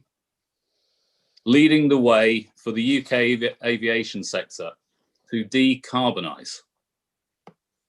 This is a clear signal that Leeds Bradford Airport wants to be innovative and to do things differently, showing positive leadership for change in Leeds and, of course, Yorkshire, to attract airlines with the most environmentally friendly aircraft and to pave the way for a sustainable future in aviation that we couldn't otherwise deliver. This proposal will support plans to build back better and greener, with wide benefits for our economy, delivering international connectivity for local businesses to grow, maintaining and creating high-value jobs across the city and the region, creating new permanent skilled jobs in multiple disciplines, including engineering, airside operations, and ground handling, many of which will be unionised. A dramatic increase to our economic contribution to the region. Our economic and environmental cases have been verified by leading independent experts appointed by Leeds City Council and are robust. To us, the benefits are clear. World-class access and facilities for people with restricted mobility, state-of-the-art technologies, increased direct access to planes with fewer plane-to-bus transfers, better facilities and clearer wayfinding, faster check-in, security and border force queues, improved food and beverage offers, vastly improved baggage reclaim facilities, more sustainable travel choices to access the airport. We do not want to continue operating an outdated facility that does not deliver what our passengers want in the most sustainable way. Our passengers agree this is vital. Our industry agrees this innovation for future sustainability is vital.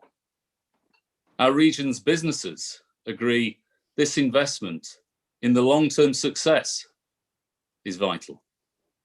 The benefits are clear to passengers, to aviation, and to Leeds as an ambitious major European city committed to a step change in the way it does business. A modern city with a modern airport. Leeds Bradford Airport as the region's international gateway to connectivity needs to deliver that ethos to be an outstanding airport. Thank you for listening. I'll take some questions. For technical and for policy questions, then I have Tim Waring, John, who's available to come into the call, and I'll leave him with those key technical and policy questions. Thank you, Andy. Over to you, Chair. Thank you, Andy. I have seen some hands up. Councillor Blackburn, please. Thanks, Chair. I think you've just missed a strong defence for your new terminal there. But as you look, if you sat through this meeting, you'll see a lot of the objections are about the number of flights and the changes in hours. How can you justify the changes in hours? We are, of course, you will already know we have an existing planning consent, and we took a long, hard look at and reviewed the existing planning consent for that terminal, for the current terminal, and made a judgment call that for the future growth of the airport and Leeds and the wider region, that a new terminal was a more appropriate way to change the business and the passenger experience. And that's the route that we've taken.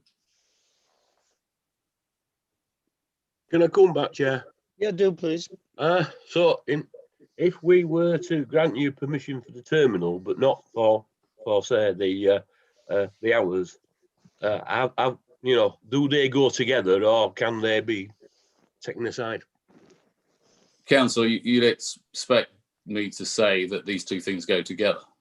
This is a business for growth, the growth for the region and for the city in the right way, a modern terminal for the future. Thank you, Andy. Councillor Wadsworth, please. Thank you, Chair. Mr. Clark, you've gone on at length about the terminal building and what it brings to the local area and to the airport.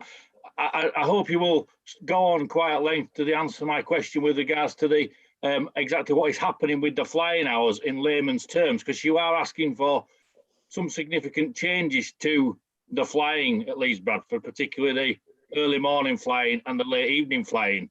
And we've heard a lot, both in letters we've received and contributions today, about what is going to happen from starting night flying, which I know you do already, to 75% increase in flying. And the previous contributor to you said he only thought there'd be about 12 more aircraft movements in the hour period from 6 till 7. So perhaps you could spend a bit of time explaining in layman's terms exactly what you intend to do with the flying hours, and also why you want the flying hours changing now and not when you've actually built the terminal building.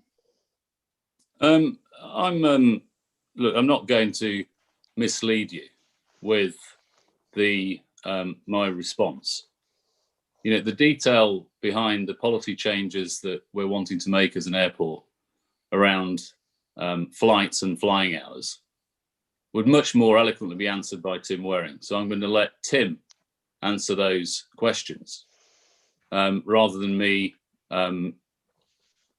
mislead you on what I believe is the way forward. So I'm going to let Tim answer that question on flying hours. If that becomes the most important question for councillors during this question session, then I think it's more appropriate I hand over to Tim. Okay. We can bring him into the call, but we may come back to him. It takes a while to come in, doesn't it? So can I take Councillor Dan Corn at this stage, please? Chair, we've got Tim Waring in the call already. Okay, let's hear from Tim then, please. Councillor McKenna, everybody, can you hear me? We can perfectly. Have you followed that debate, Tim? I have. Thank you very much, Councillor McKenna. So I'm a little bit of a ringmaster today in that I've got a technical team and an environmental team sat behind me, which James Trow is the noise man and is fully conversant with the conditions, and he can put those into layperson's terms. But I just wanted to correct one particular matter, and it's an observation I picked up through a couple of questions and answers that have been raised today, and it relates to the noise regime that we are seeking to have on this particular planning application or planning consent. And Councillor McKenna, and for everybody else, I just wanted to clarify that we are not intending to change the noise and the flight regime without the development itself. So in other words, the resetting of the controls only take place upon the commencement of development. So that this isn't a case where they are de-linked in any way, but as was suggested by Andy Clark, they are very much linked together. So you will not have the noise regime changes without the terminal. I can assure you of that. Thank you. So if I could, and I don't know, John Grieve, if you could just bring James Trow in to very, very briefly outline in layperson's terms the conditions and the controls that we're proposing. He's coming in now.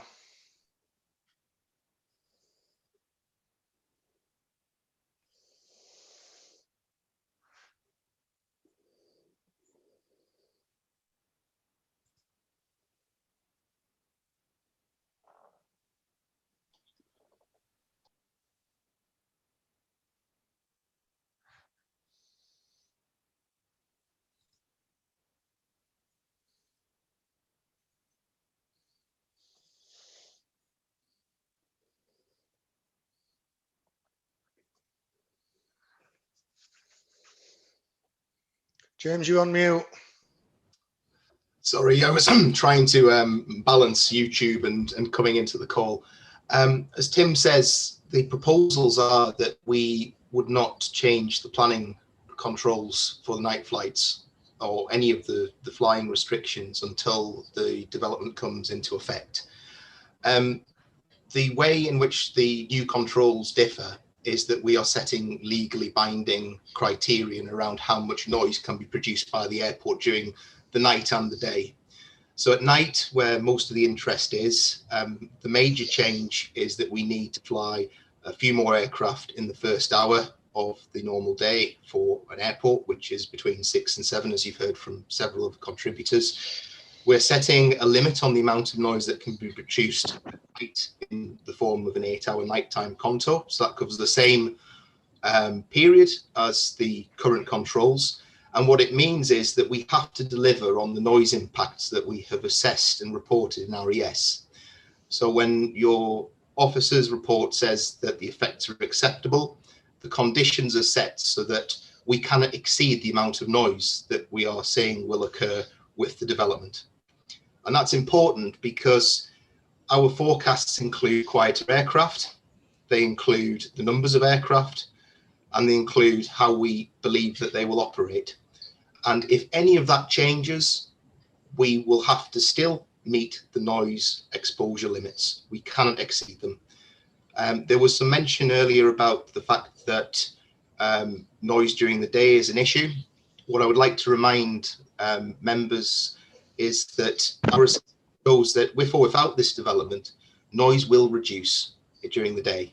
And one of the controls that we are going to offer and has been offered with negotiation with Leeds City Council is to produce a daytime control on noise as well. So with this development, that reduction in noise will be legally binding as well. We will commit to that in the same way as we can commit to a reduction. We can commit to limits on nighttime noise. Thank you, James. Paul, are you happy? Do you want to ask another question? Well, there wasn't particularly thought that I was put in layman terms. It was really, I was trying to get at the amount of aircraft movements that are going to take place in the later evening that you're asking for an extension for, which is from 2300 to 2330, and also the early morning period, which you want an extension from 7 back to 6. You say that's to bring you in line with other regional airports. I would like a bit of context to that and to what it's actually going to mean for local people who feel, rightly or wrongly, and it's for you to put them right or wrong, that they're going to have a lesser sleep period in their life. So most airports in the UK have controls that operate between 11:30 and 6 in the morning. Leeds has been different for a number of years in that it has controls that operate from 11 through to 7. And in the UK, because of where we are in the world, the ability for us to fly aircraft in that first hour, that 6 to 7 period, is important for a number of reasons, geographic location being one of the main ones. Now, if we are restricted in our ability to fly across the 8-hour period, and other airports aren't, that means that we have restrictions that bite us in that 6 to 7 period.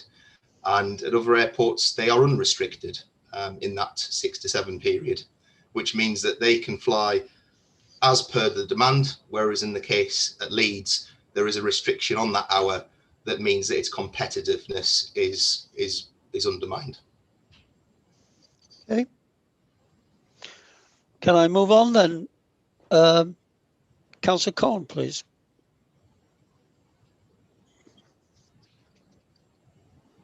Thank you, Chair. You've spoken just a moment ago about being legally committed to things. And you spoke just a moment ago about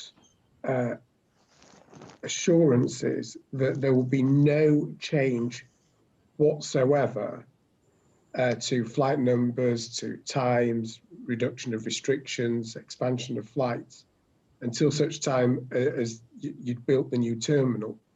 And so my question is, would you agree that that should be conditioned? Sorry, it is already part of the conditions. No, so that it can't, until such time as they are fully operational, that those things wouldn't change. That's already part of the proposals. Okay, that's interesting, because I asked that because earlier on it was suggested that that wasn't the case. So that's okay. That's interesting. I think Mr. Waring's already provided that assurance. Okay. Thank you, Chair. Chair, is it just appropriate just to make sure that Mr. Cohen is fully aware of the situation? What I said is that the controls take effect at the time upon which we implement the planning consent. So there will be no change of controls unless we implement that planning permission. That implementation of the planning permission will be the physical start of the terminal. There is a control also imposed on the and on the actual consent or proposed by our officers that restricts any increase in the number of passengers going through the airport to 5 million until the terminal is up and running, which is a cap that's placed on the airport, which currently doesn't exist. There is no cap on the airport as it currently stands at the moment in terms of the number of passengers that can go through that airport. I think you heard your officer confirm that earlier. Thank you, Tim. Dan? Yeah, sorry. Thank you, Chair. Thank you for letting me come back.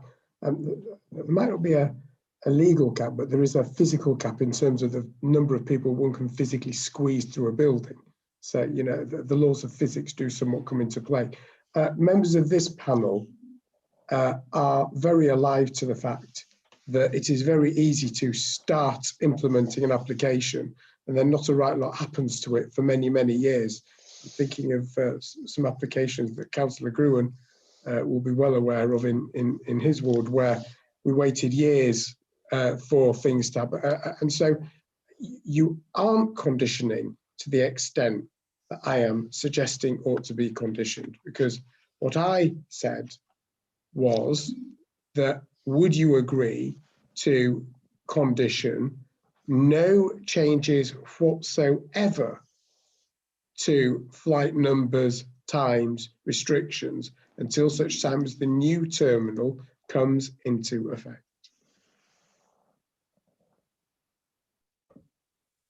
Chair, is it okay for me to come back on that point? I was waiting for you to do so, Tim, yes. So I think to satisfy Mr. Cohen, and I fully understand the concern about the way you can preserve a planning consent in perpetuity, but there are ways and means, I think, that we could accommodate within a legal agreement that the works that we start are essentially substantial and that there's a demonstration that there's a contract in place. So rather than the current route that you could perhaps preserve a planning permission and implement it by putting a trench in, for example, and I suspect that is what you're referring to, Mr. Cohen, and I know Mr. Gruen's probably seen that as well. We can legislate for that within the planning consent itself through the legal agreement, if that would help satisfy the council. So it's essentially a start that we can demonstrate will continue. This is a significant investment, so we can prove through contracts, etc., that we are proceeding with the development itself. Are you okay with that, Councillor Cohen? I've had an answer to the question. I'll save anything else till comments. Okay, thanks, you. Chair. Thank you. And Tim, can I remind you that the councillors, you know, when you refer to Councillor Cohen and Councillor Gruen, please. Councillor Colin Campbell. Sorry, Chair. Dan's just asked the question I was going to ask. Oh, good. I don't mean oh good, but saves time. Thank you, Colin. Can I do Councillor Peter Carlill, please, now? Thanks, Chair. Just a brief one this time. In terms of the increase in the flights that we're looking at, are we looking at an increase in destinations served by the airport as well? So when I'm thinking about the noise concerns that we have at the moment, we obviously heard from a number of residents that are affected by being within the flight path. Are we going to suddenly find that the expansion in flights is not purely numbers going along the same flight paths, but there may be larger swathes of the city, in fact, being affected by flights that are travelling over their properties? Thank you, Peter. Tim, are you dealing with this? I am, Councillor McKenna. Apologies that I didn't refer to everybody as councillor. That's okay. Informality of it's the informality of Zoom, I'm afraid. It is a bit. The office, the better. In answer to that question, different routes don't meet, or different destinations don't mean new routes in the sky. They essentially adopt the same flight paths. Hopefully that answers the question. Can I just clarify on one? There won't be additional properties, I guess, then in the city that find that there's planes flying over them. It will be an increase over the properties that are already affected. Is that coucorrect? That's correct, Councillor Carlow. Yeah. Okay, thank you. Councillor Neil Walshaw, please. Thanks, Chair. Hi, folks. Just obviously we're having a discussion about sort of first, second, and third order issues, and they're all important. I just want to touch on perhaps you'll see from the discussions this afternoon really what is the first order issue, and that's the proposed increase in flights is going to involve a near doubling of aviation carbon. And I think we'll be having, no doubt, a legal and policy debate further down the line this evening. So I think the issue for a lot of members will be there is in 2050 a projected sustainable, clean, green future for aviation. And I think what concerns members and gives us great pause is the interregnum between then and now, and the expansion that you want to happen in fairly short order over the next couple of years. And it's the carbon produced in that period that causes us enormous issues, hugely impacts on our ability to make Leeds a net zero city.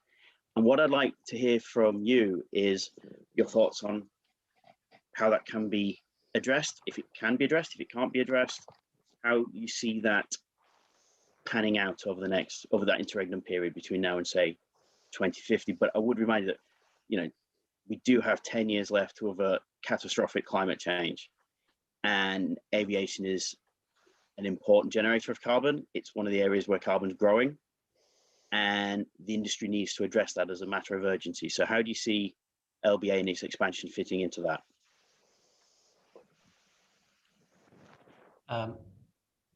Chair, so I'll answer to a kind of an early stage, and then I will probably pass over to Graham Earl from Ecolis, who is our GHG and carbon advisor on this. But just dealing with carbon policy, which has very clearly been set out by your officers in your officers' report, and I understand precisely where the members are, the objectors have come from, which they've suggested that policy has been inappropriately or has been failed to have been taken account. I disagree. I think that policy has been taken account in the planning submission, and your officers have supported that proposition. I also understand that your legal advisors have also supported that proposition, and that it's been through a legal health check, and it very clearly states that is the case. So I think members can take a great amount of comfort from the fact that the policy aspects of this and the demonstration that this is entirely consistent with government policy on carbon, and it has been satisfied. I think what also needs to be remembered is that this is four square with precisely your local plan, your development plan, your local plan, which was reviewed and adopted only 2 years ago, has policy SP12, which very clearly supports investment at the airport. It's part of the ambition, the city's ambition here, to be the best city in the UK. They are interlinked and intertwined, are those two aspects. And I've also seen that at the development plans panel only last month, as part of the local plan update, the recognition that the policy SP12 remains fit for purpose for considering this planning application and potential other planning applications that may come forward. So I think in policy terms, I would say that your officers have dealt with the matter. Your legal officers have confirmed that they've dealt with that matter. And there's probably not much more else I can say, Councillor Walshaw. Perhaps questions maybe for your officers. I can pass you over to Graham from Ecolis. Hello, can you hear me? We can. Carry on, Graham. Okay, so just coming to the question I think Councillor raised there was about the transition to zero carbon aviation. And I just like to point out that obviously the industry is greatly focused on this issue since, of course, they themselves and their customers, passengers, are all seeking a low carbon solution. But it is also important to realize that aviation is one of the harder sectors to decarbonize. And for that reason, the strategy that has been agreed internationally, and the UK has signed up to this, is that there should be an interim period of time where that sector can rely on offsetting, so savings occurring in other sectors, and through that process ensure that emissions from the aviation sector do not increase in the short to medium term. And that is there to, and that is something that the UK government and the Committee on Climate Change all buy into, because it's accepting the reality of the fact that aviation is a harder sector to decarbonize than, say, the electricity, the power sector. So what I'm saying is that in the short to medium term, the aviation sector's emissions won't be increasing as they will be relying on offsets elsewhere. But in the longer term, when the aviation sector and all sectors need to be at net zero, the sector will have had a chance to bring in the newer technology and the low carbon fuels to allow it to become net zero itself. So there is a coherent strategy here that reflects the realities of the short, medium and long term that is consistent with what we all want, which is a low carbon future and a sector that is consistent with UK carbon commitments, which in itself have been designed to address what's been agreed through the Paris Agreement. Thank you, Graham. Councillor Walshaw, can we move on? Just to come back, just to say in terms of policy, I think SB12 in its form that's about to go out for consultation has quite a number of the caveats within it, but also the final form of SB12 is yet to be decided. So I don't think anyone could state that with any definiteness. And I just think, Chair, I'd be very, very sceptical of an industry relying on offsets for its short to medium carbon production, given one that produces as much carbon as the aviation sector. I think we should be extremely wary about accepting that as an argument. Thanks, Chair. Okay, thank you. Councillor Robert Finnegan, please. Thanks, Chair.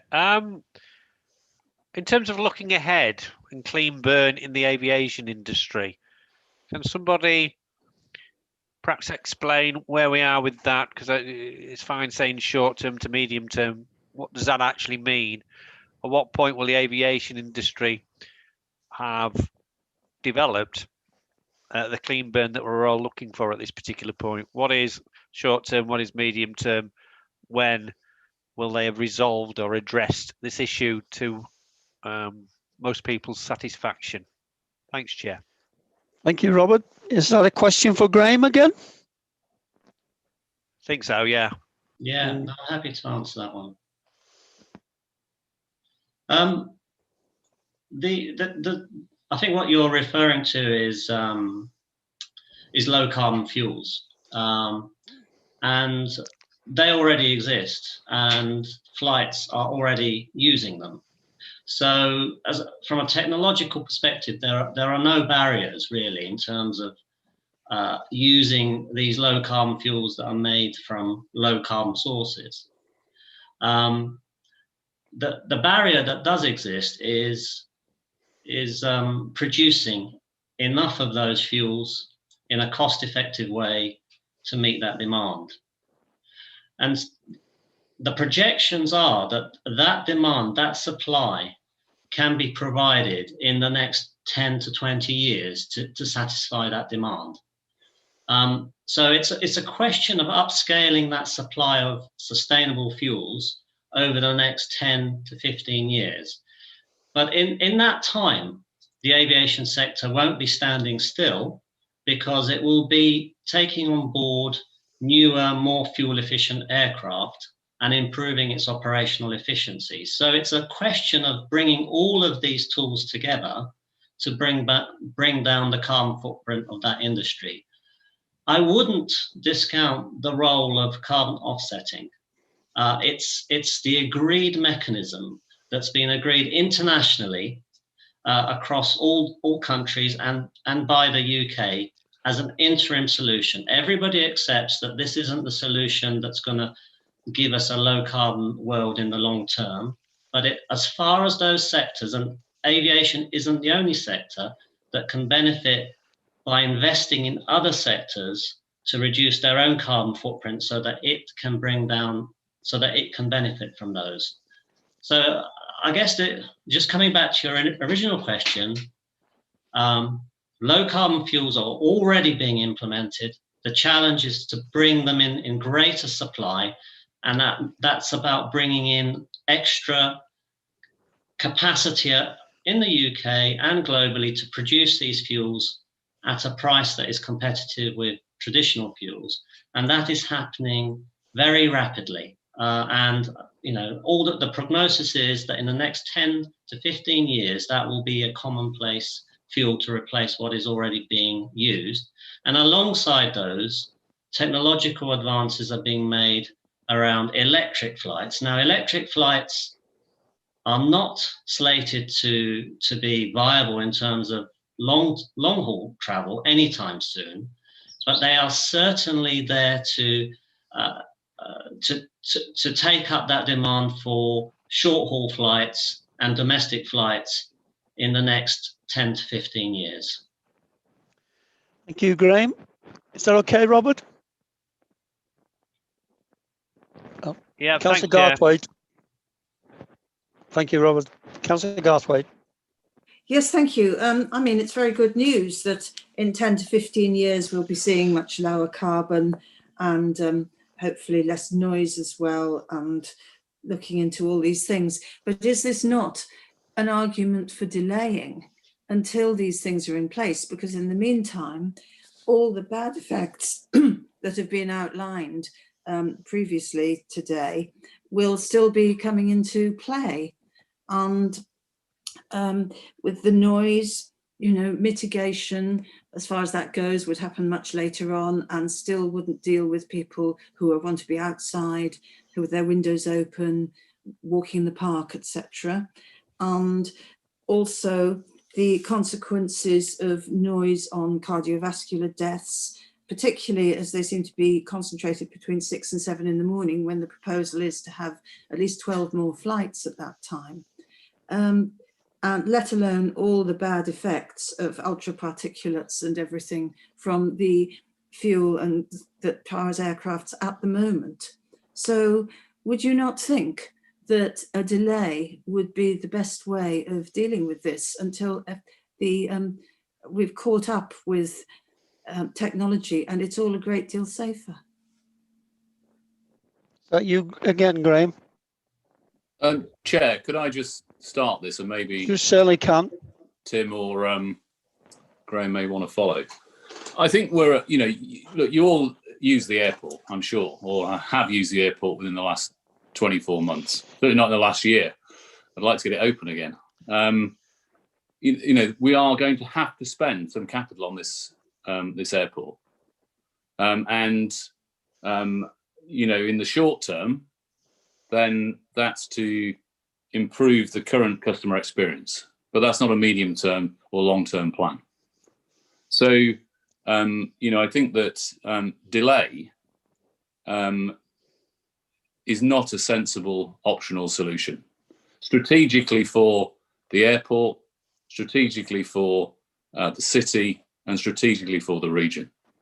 So I'm sure Tim maybe wants to add more value to that. But from a strategic perspective and from an investor's perspective, then Councillor Garthwaite, I don't believe that's a route that we would want to take. Thank you, Alan.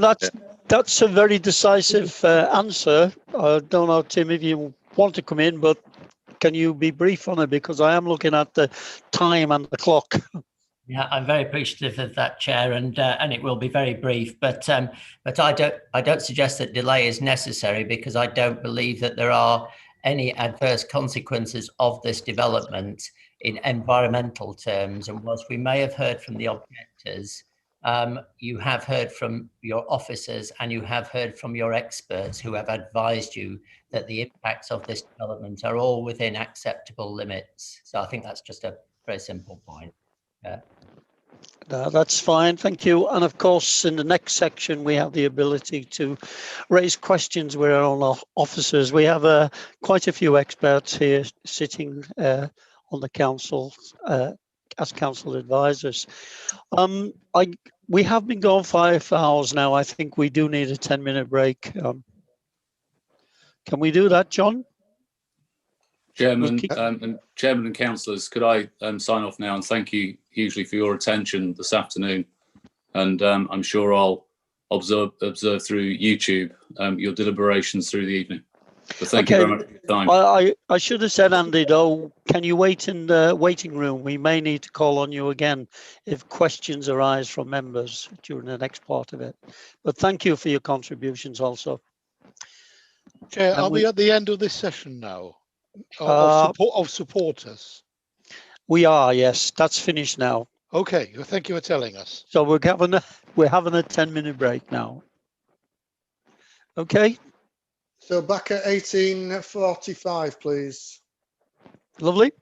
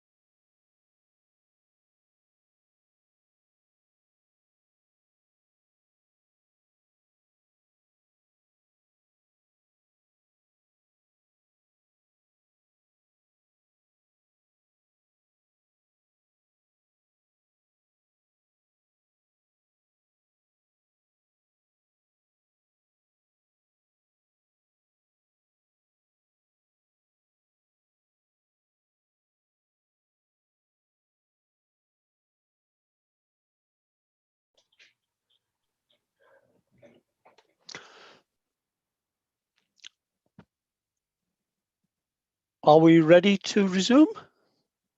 I see a few missing actually, yes.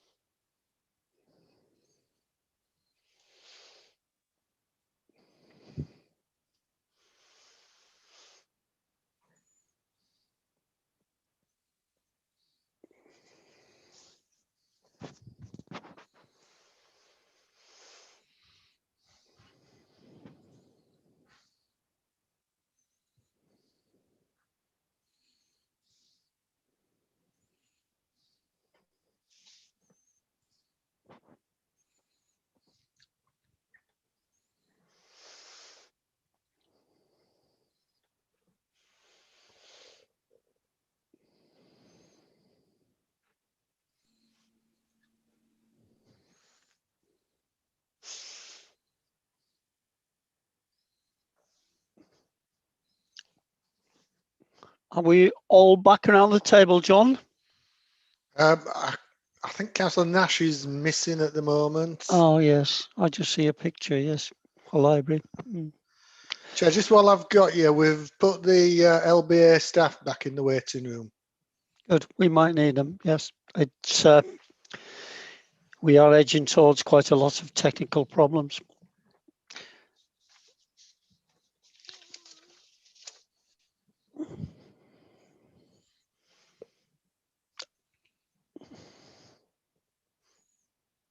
Seems still waiting for Councillor Nash. Oh, she's here.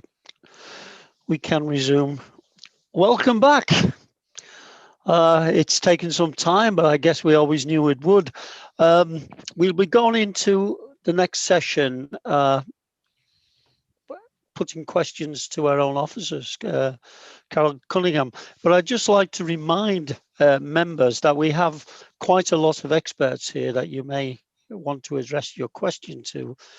Of course, we've got two legal representatives, Matthew Hill and Nikki Deal. We've got policy officer Martin Elliott. We've got on noise Richard Crowther and Lisa Watts. Climate change, we have Polly Cook here. Transport, we have Andrew Thickett and Richard Crowther on air quality. Steve Varley on design. Economic benefits, Eve Roodhouse.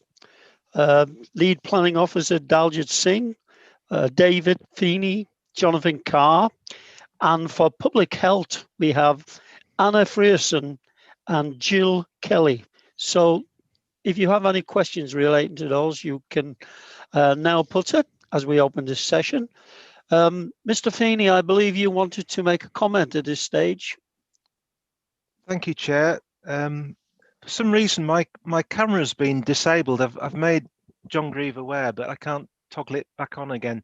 It was just a general comment, Chair, about some of the issues that were raised earlier in the day from the objectors to the scheme about the misrepresentation in the report and how officers have gone about pulling the report together. I just really wanted to assure the panel and colleagues on the call that as a local planning authority, we have looked at all of the information thoroughly over several months. Members may recall that the application first went to the plans panel back in January of last year as a pre-application report. We then took a position statement in September, the 25th of September, and there have been member briefings in between on technical and other matters. So throughout all of that process, I think officers have sought to look at all of the technical information and for that information to be thoroughly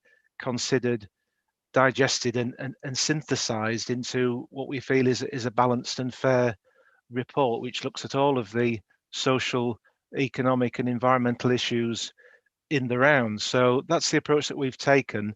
I think we've recognised also, Chair, in looking at this particular application and considering the detailed technical matters, that we have had to seek additional technical support from outside of the council as well. So we've used colleagues from WSP to look at some of the detailed matters set out in the environmental statement, and in response to some of the economic issues that have been the focus of considerable debate this afternoon, we've looked at some peer reviews and some independent reviews of the technical information provided by the airport, and we've also reviewed the information from the New Economics Foundation as well. So through all of that, we've arrived at the conclusions set out. So there are colleagues on the call who can respond to some of those matters in more detail should that be necessary, but I just really wanted to give the panel the comfort that we haven't sort of taken this process lightly, and we haven't rushed into making a recommendation. We've been fully cognizant of the significance of this application, fully cognizant of the concerns being raised by those who are opposed to the scheme, whilst also recognising the positive benefits of the proposal, which has been set out by others, Chair.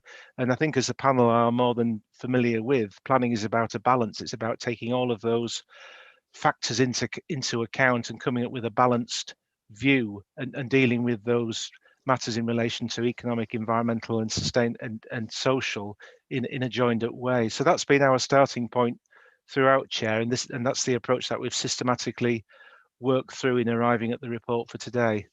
Thank you, Chair. Thank you, David. Useful comments. I have a number of hands coming up, so I'm going to go on my screen left to right. I don't know in which order it went up, but you'll all have your opportunity. So I'll start with Councillor David Blackburn, please.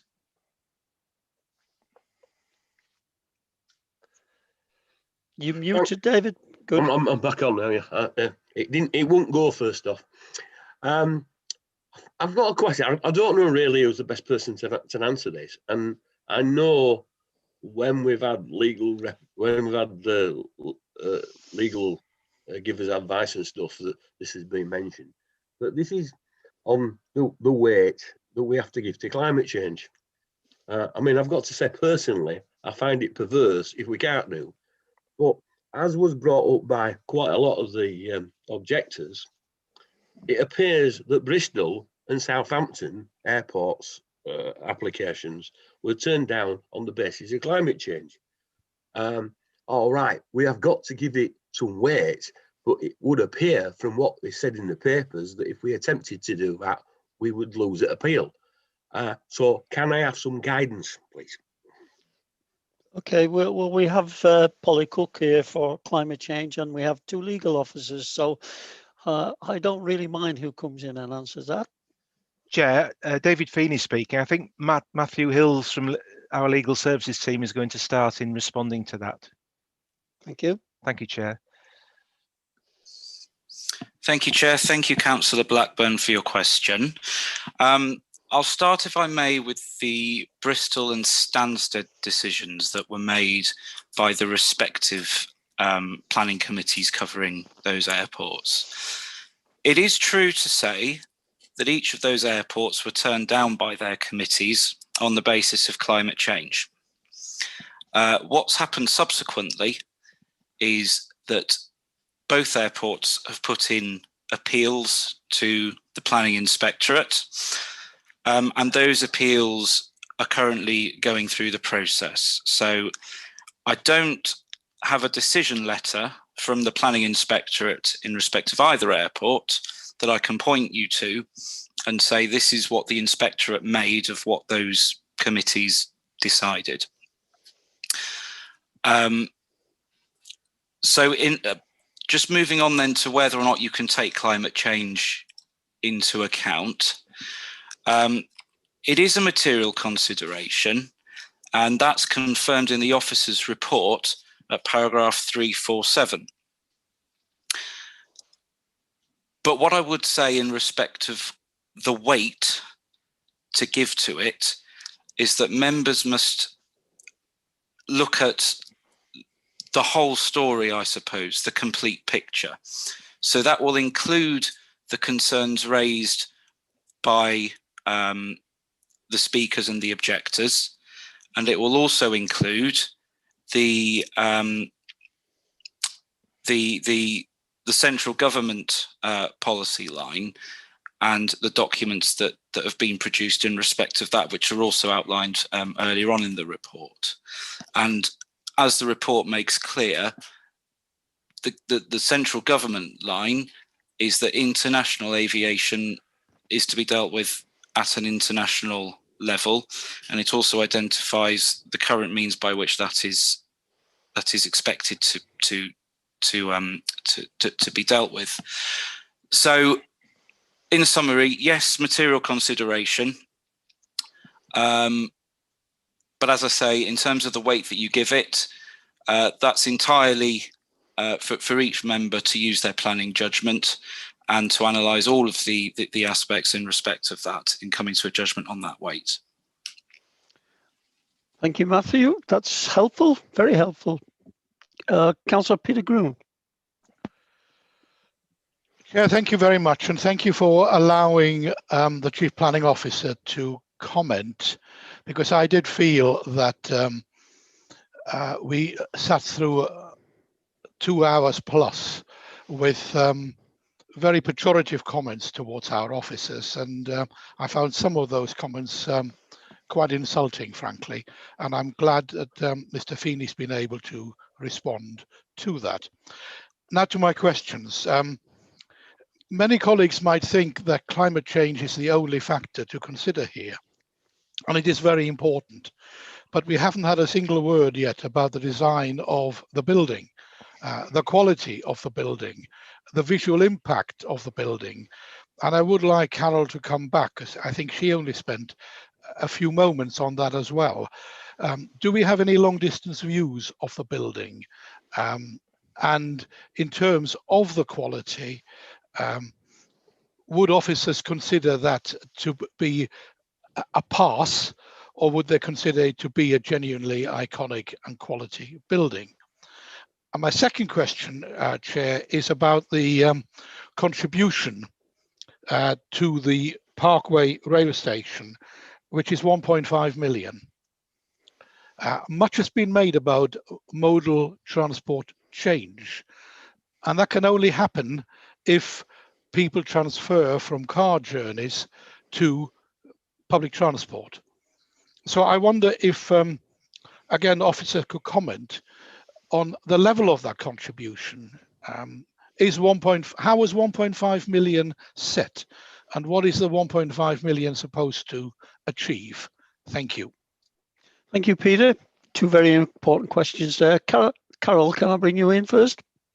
You can, Chair, thank you. Yes, I was trying to see if I could get the slides back on again. I don't know if that's possible from our admin team or not, because there were a couple of views from the end of the presentation that were from a distance. Yeah, I mean, this is the one that you've seen before of what the airport will look like. You can see that it is a good contemporary design, and its actual design is there to serve the purpose of handling large volumes of people and dealing with big aircraft.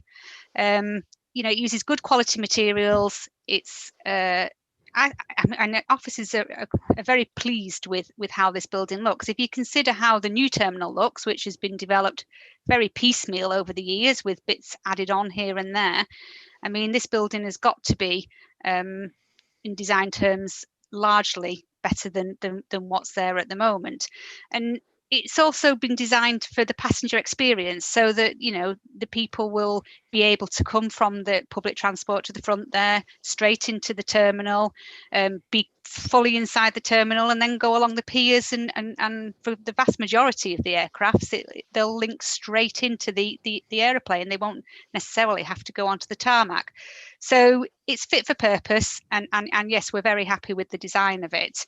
And if we have Steve Varley here from our design team, if you want to ask any more detailed questions in terms of the actual design. In terms of the contribution to the railway station. The airport, from this point of view, are not contributing to the railway station per se. What they're looking to do is that they are donating the land, which will provide the link from the railway station through their land to the terminal itself. And the 1.5 million that we've negotiated with them will pay for those highway works to be done on the land that they are giving us. And they also propose to do a shuttle bus to the railway station, which has no time limit on it. That shuttle bus will be provided forever. And the shuttle bus, we haven't got a timetable for it yet, because we haven't got a timetable for the actual railway station, because we don't even know it's going to be built yet. So the idea is that the shuttle bus will correspond with the timetable of the railway station when that comes online, to make sure that there's good connections between the two. I hope that's answered your question. If you've got any more if you want any more information, we have got Andy Thickett here, who knows it in a little bit more detail than myself. Okay, it might be an idea then to have a comment from Stephen and Andy at this stage. Before Stephen comes in, can I just add, I was slightly confused, Carol, about which of the existing buildings are remaining and for how long, because having a bright new shiny building is great, but if the substandard buildings remain for too long, then that takes the gloss away, doesn't it? Carol? Yeah, in answer to that question, I mean, they have to keep the traffic control building where it is, because it has the best view of the runway, and it's in, for safety concerns, it's in the best position and it has to stay there. In terms of the existing building, the airport at this stage don't know any proposals that they have for that building, but they do hope to, in the future, redevelop that building into another use, where they will upgrade it to have good carbon standards and good design. But that will be dealt with at another stage when we get a planning application for that change of use of that building. So there's no timescales at the moment in relation to that. The airport haven't confirmed any, but it's not going to disappear immediately. But they do have long-term plans to redevelop it. Thanks, Carol. And Stephen on design, perhaps, and Andy on the railway station, road transport side.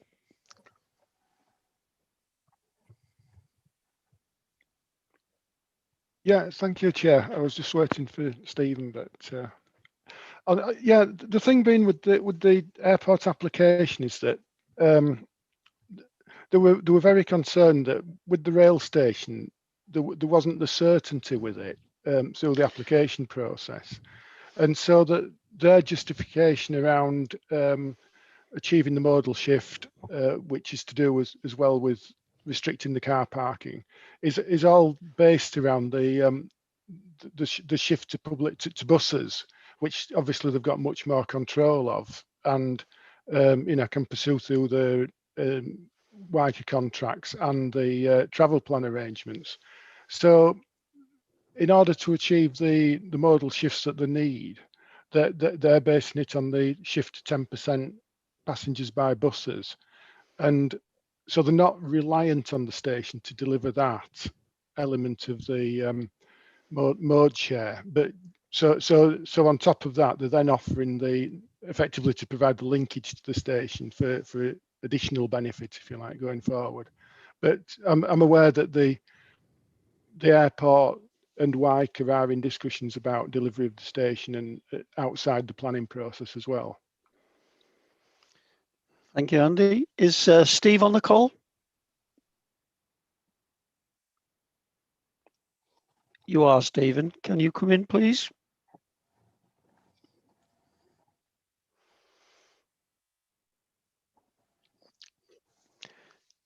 Stephen, are you muted? We can't hear you.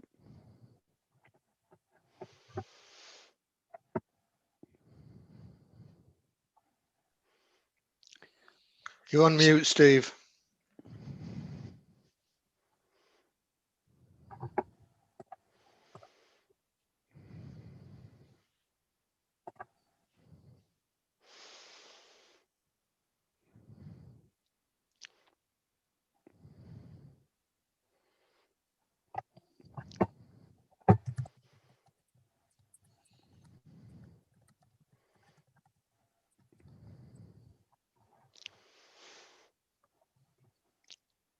Stephen, are you here? We're just checking, Chair, if he's able to get on, and he may have come off the list. Could you just check, please, John? No, it's still on. His sound is not connected. Chair, if I may, just it's Martin Elliott, Head of Strategic Planning and the Design Remit Hello. within. Oh, there he is. Okay. Hello. Yeah, I do apologise, Chair. I was unmuted, but something went wrong there. Yes, I'm sorry, Chair. I think we would just recommend the building to members. It was developed with the applicants. It wasn't just presented to us. And the thing with large-scale airports, it's almost bordering on engineering design. They are what they are in the sense of they're designed to handle large aircraft and the fast dispersion of people off that in large numbers, and all the associated quick immigration checks and other things. So you end up with a very contemporary, clean design, which this is, the glass at the front so that the people see the welcoming activity and people leaving. And you end up with an engineered design and not trying to make it look like some organic arts and crafts building. And we would recommend this to members. And we've had many meetings with the applicants over it. Is that okay, Chair? Thank you. That's fine. Moving on then, Councillor Neil Walshaw, please. Yeah, thanks, Chair. I've got a couple of questions that have been based on some of the comments made to us by people speaking this afternoon and in their objections. So in the report references the MPPF a lot, which is good because it's our primary source of national policy, but it doesn't reference paragraph 148, which states that planning decisions, applications have to sort of, what's the exact wording? It's to contribute to radical reductions in greenhouse gas emissions, minimize vulnerability and improve resilience. And I want to understand why that wasn't a point of reference when lots of other the MPPF is. That's the first question. The second point is raised by a couple of people actually in terms of the Town and Country Planning Act, the environmental information regs, and that's been brought to as a discussion point about the sort of the legality or otherwise of any decision we make if we don't look at all, if you don't reasonably look at all direct and indirect impacts of an application. And I think we probably all agree that climate change, greenhouse gas emissions are the most significant impact of this application. So I want to understand as to why that they've not, what if that does or does not apply, and how that should be, how that should factor into members' thinking. I think that's a good start, Chair. I'd like answers to these 2 points, and then I want to probably come back if that's okay. Thanks, Jim. Sure you can, yeah. Okay. Do we have an answer? I think Matt Hills is going to answer some of that questions, yes.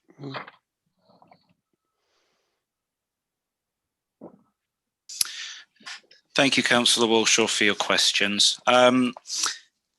Yeah, I'll touch on the environmental info regs and the environmental statement that's been submitted.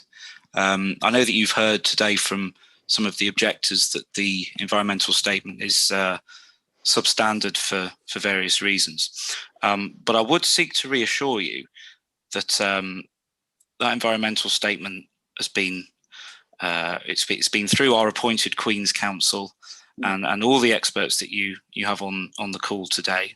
So we would say as a council that actually that is a robust environmental statement, and that from a legal point of view, you would not be erring if you were using it to base your decision today. In respect of paragraph 148 of the MPPF, planning systems should support the transition to a low carbon future, in a changing climate, etc., etc.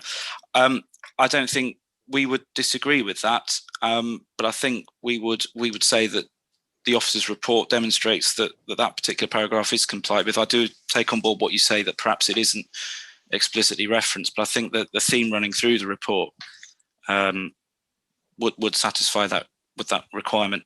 Does that help? Have I answered your questions, Councillor? Okay, well, Chair, if I can come back, I mean, but that doesn't preclude members from putting weight on paragraph 148. But I'd still like further information as to why. Well, let me start that sentence again. Sorry, Chair. In terms of paragraph 148, I think this application is all about, at its heart, at its core, the first order issue is the increase in carbon emissions that this application will bring about, and I don't think that's in doubt. So how can this application really, when you get down to its real world impacts, how can it be in accord with paragraph 148 of the NPPF? And also, yeah, let's go with that. And I still have grave concerns over the environmental information assessment, impact assessment rather, and about indirect and direct implications. It really does trouble me. Okay. Yeah. Okay, we could leave it there. Matt, can you come back on that, please? Chair, if I may, it's Martin Elliott. Just to pick up on Councillor Warshaw's point about para 148, the report, as Matt said, has been laid out specifically to sort of clearly look at the economic objectives, the social impacts, and the environmental impacts of the development, and that's in line with para 8 of the NPPF, which talks about the predominant role of the planning system being about achieving sustainable development. And I think the para 148 will fit within that balance in terms of sustainable development. What the report does mention in para 74, when it references the NPPF, Councillor, is the opportunity to secure net gains, and that net gains ambition is a balance, isn't it? And I think that's sort of brings us back to what members are being asked to look at here by looking at the weights to be attached to different elements of the report as it is set out, clearly to look at each of those aspects of sustainable development, including with a clear section, section 4, headed climate change. So I think it would be officers' view that para 148 and the requirements in the NPPF on climate change are intended to be addressed through that section. Thank you, Martin. Chair, can I just make a point as well, nostalgic thing? There is reference in the report at paragraph 74 to paragraph 148 to 154 of the NPPF, along with other relevant paragraphs, as Martin has just outlined. Perhaps more could have been said, but I don't think officers have been remiss in that respect. It is referenced in the report. Thank you, Chair. Thank you, Daljit. Okay, can we move on then? Councillor Campbell, please. Thank you, Chair. A couple of questions. I'm just looking at my watch now, and it would be, what, six hours ago, yes, when Carol first introduced this. She mentioned comments from 2 new statutory consultees, one of which I'd heard of, but the other one I hadn't. Could she remind me, could she remind me who they were? And then can I pick up with the situation around the station? So sorry. What Andy's saying and what Carol said, in effect, though it actually figures in the airport's transport carbon roadmap and surface access roadmap, which appeared on public access this morning, actually the airport are not making a contribution towards the station at all, but simply in effect saying we'll fund making it easier to get from the station across our land. Now, my understanding was that the combined authority had asked the airport for a contribution towards building the station. And if, in effect, the airport is saying, we're not making a contribution to that, then how can we use, or how can they use the station itself as an example of mitigating private hire or car journeys by replacing it with public transport? Okay. Straightforward.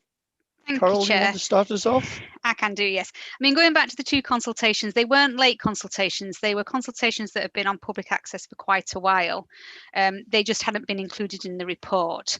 The 2 of them were the Leeds Bradford Airport safeguarding team, who look at the safeguarding team look at applications in terms of impact on the actual airport itself, I suppose. And they stated that they did not have any objection to the application. And then the second one was Public Health England, who stated the scheme should encourage minimisation of exposure to non-threshold air pollutants and noise, and included annual monitoring for these areas. In terms of the railway station, I mean, we've looked at this planning application without the requirements of the railway station. So the public transport, the passenger numbers, the modal shifts have all been calculated without the station coming online.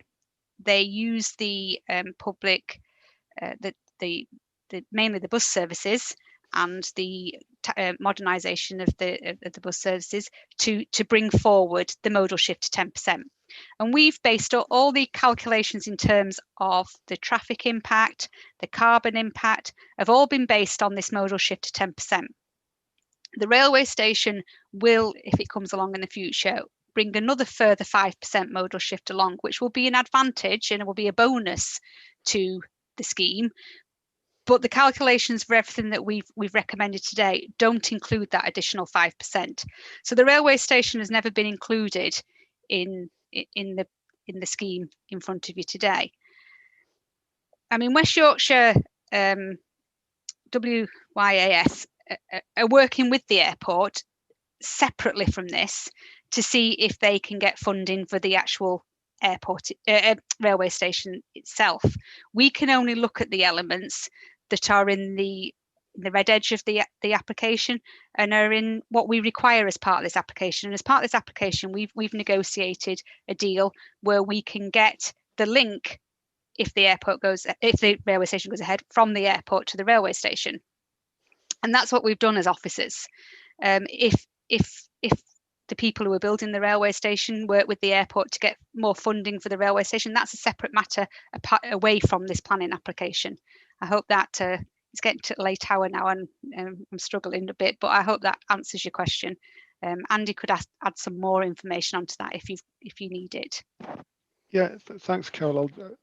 Chair, really what Carol said is the case that, as I said before, that with the airport and its application, because the railway station is still going through various phases of its business case, and certainly when the airport application was prepared, it was before any even start of any business cases, that the airport couldn't put any reliance on the station coming forward.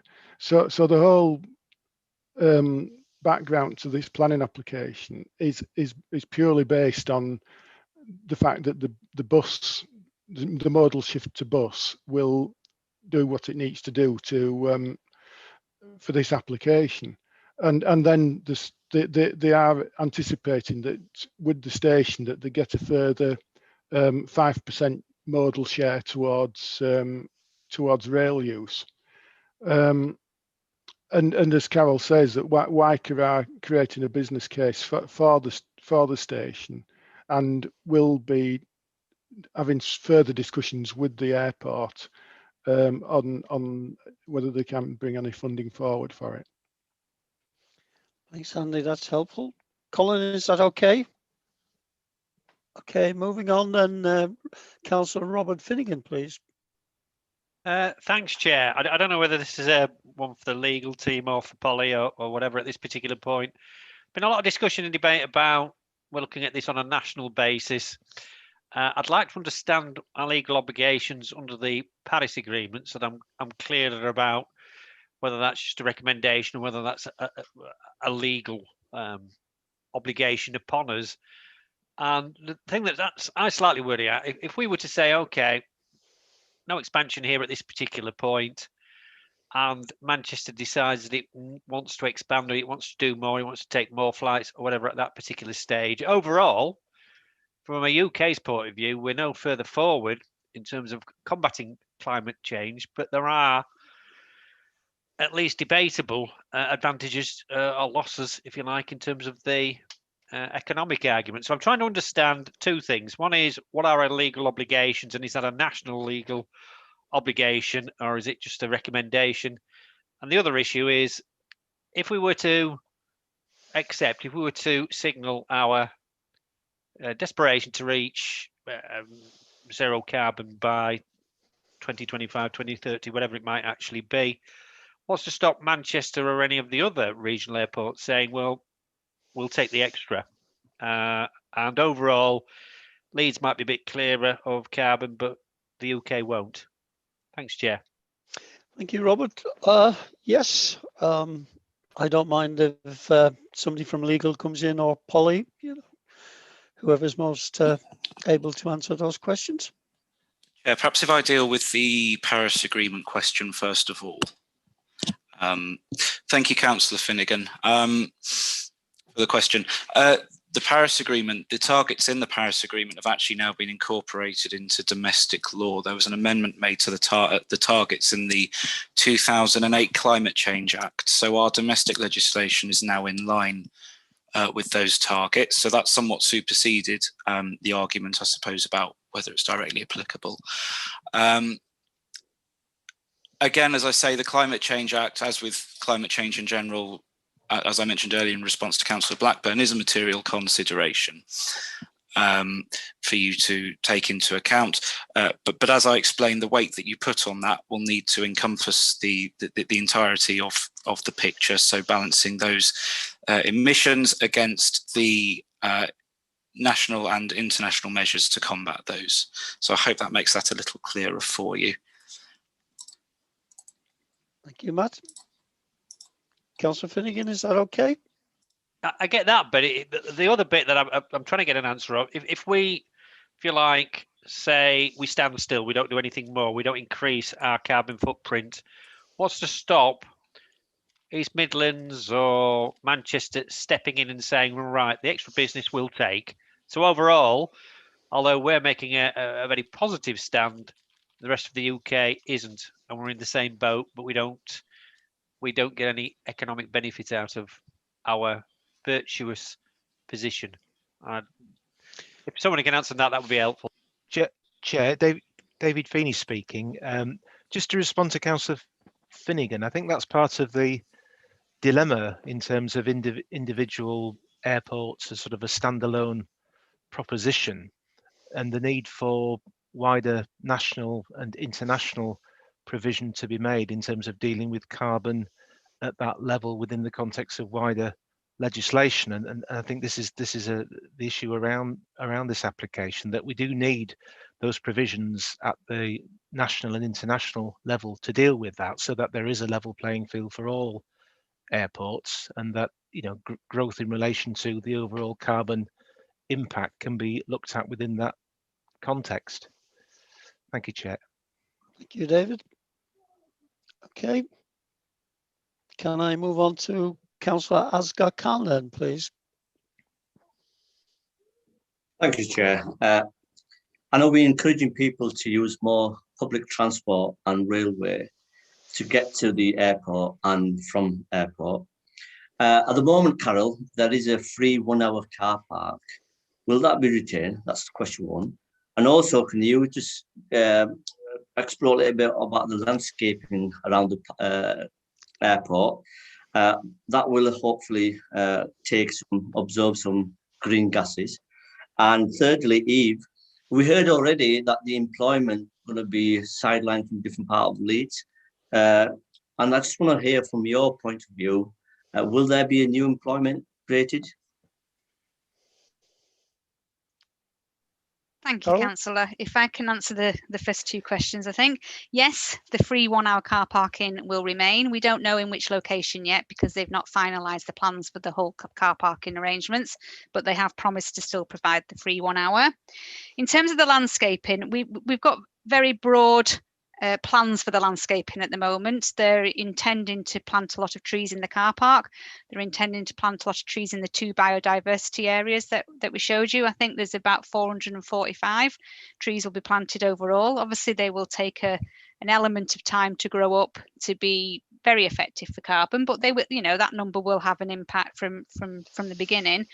And as we've put conditions on to get precise details of exactly where the landscaping will go and what it will involve, but there's a very small amount of trees that will be lost, a handful. So the planting of 445 is a significant improvement.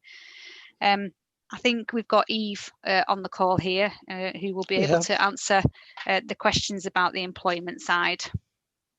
Thanks, Carolyn. Thanks, Councillor, for your question. So just to make sure we're all clear on the point about displacement. So this is a point that was made by the New Economics Foundation in coming back to critique the information that was provided by the airport.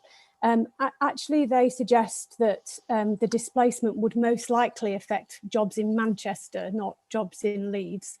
And this point about the relationship to Manchester was addressed by our independent consultants, Volterra, who explains that even if all the passengers that kind of flew from Leeds Bradford Airport in a worst case scenario and didn't go to Manchester, it would only be a 10% reduction in Manchester's numbers of passengers. So therefore considered fairly immaterial in the overall economic analysis that York Aviation had made. And members can see the detailed points on that on the Volterra report that was provided.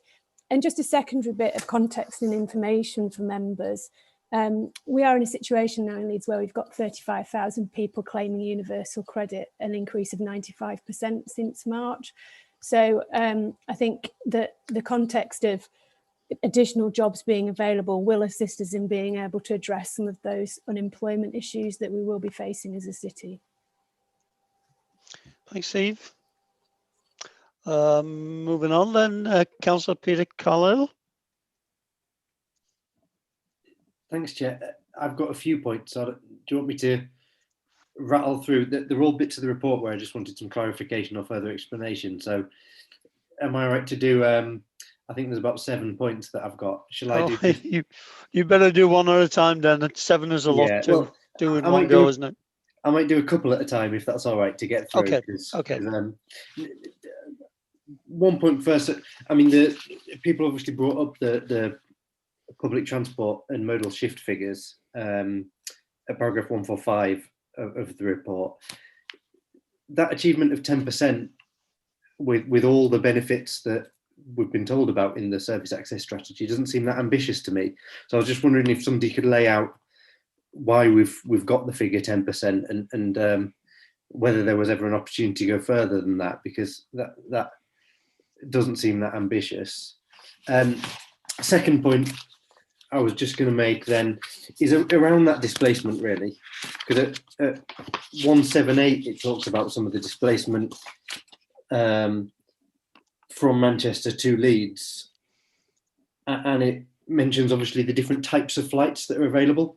So if you're wanting to fly to Florida, for instance, I don't know if there's a flight to Florida from Manchester, but it's unlikely you're going to reroute to Leeds Bradford and change your holiday plans and go to one of their much shorter flights at the moment.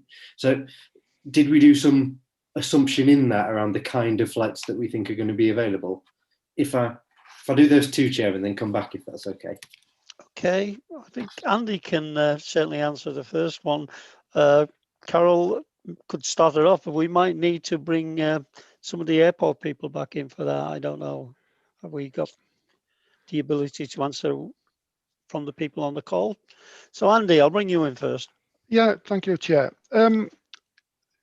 Yeah, I mean the 10% shift is very much linked to the airport statement of not increasing the amount of car parking that they have on site, and they did a sort, if you like, a series of scenarios. So 10% shift equates to once they get to 7 million passengers per annum.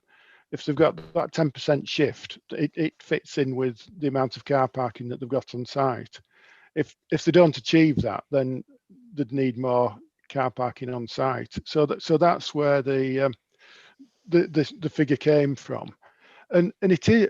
I was looking the other day at various other surface access plans for other airports, and a 5% shift is actually quite ambitious. That when you the various surface access strategies are of various ages, but reporting against targets, they are sort of showing that you know, they're achieving 3 to 6% modal shift. You know, unless you've got you know, Newcastle with promises of, well, it's got its metro and it's got heavy rail as well as a promise. That's the only scenario that really bumps up the mode share above airports that are reliant on bus solutions. So yeah, it doesn't sound a lot, but it is actually quite challenging in the context of it.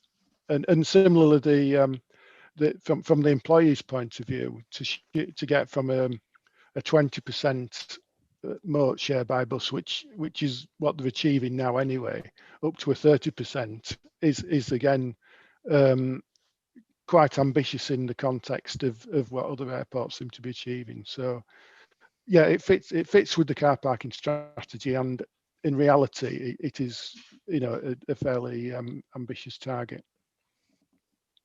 Thank you, Andy.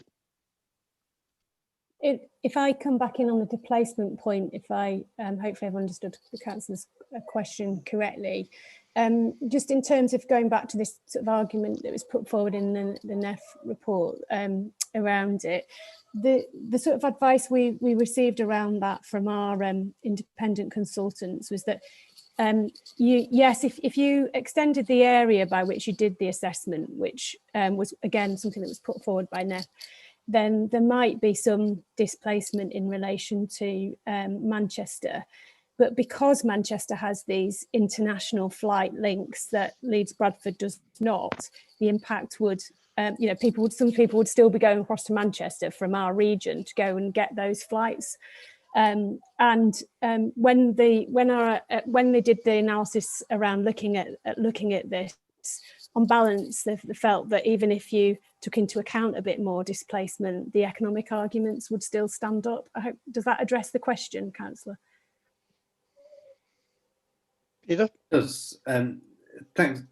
Thanks for that reassurance, Andrew, because that was good. I think obviously we want to be quite ambitious in terms of the modal shift in Leeds, so we would want to be on the ambitious end. So thank you for that. And that it does answer some of the point, Eve. I guess it's just trying to understand, and I know this has been difficult for officers as well to try and understand that variant of displacement, because at the moment we have two very different airports, and there are times at which I think somebody would go to Leeds, there are times somebody would go to Manchester, there's times people would go to Heathrow, and it depends on where you're going. And it's been a long time since I've flown from any of the airports, but if you go into a European destination, then you on a package holiday, then you might go to Leeds. But if you're going to America or similarly, you might go to Manchester. If you're going to somewhere, you know, extremely extravagant or for business, then you're more likely to go via Heathrow or similar. I think the one thing I would probably say, Councillor, is that you know, Leeds Bradford Airport does fly to Schiphol, which is like a major international kind of exchange point, jumping off point. So I think, again, some of the commentary was around suggesting because the Heathrow flight had been cancelled, would that have a material impact on the business flights and the number of people that would want to use Leeds Bradford for business flights?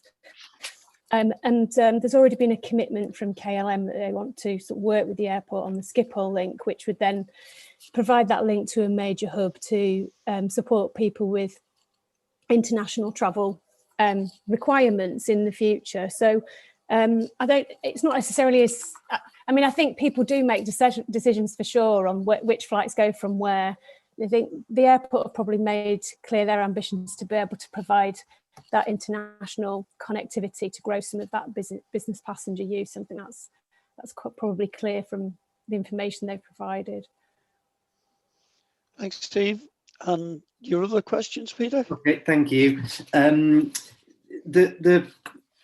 table at 212, which is about the emissions, it was just a bit difficult to understand that table because we'd previously, in the previous reports, the briefing notes that we had, the technical briefing, we were kind of presented with a different set of data about how the emissions were increasing. So we've got that one that showed 442,000 tons of carbon increase. And I'd kind of got my head around that through looking at that report enough times and spending enough time talking over it. There's sort of a different way of looking at it here that I'm not sure I quite understand what we're looking at. So I just wondered whether somebody could explain that a bit more, whether it's that we're looking at annually and that's why the figures are different, whether we're looking in fact different figures. So that's one question. And then the second one, which is on a linked point, I guess, is around the mitigation. Because there were some concerns brought up about Corsia, and then we mentioned the other one, the EU ETS. I mean, it's my understanding that Corsia, we heard in the previous one, I think, hasn't become active yet, and in fact doesn't become mandatory for quite some years in order to mitigate those.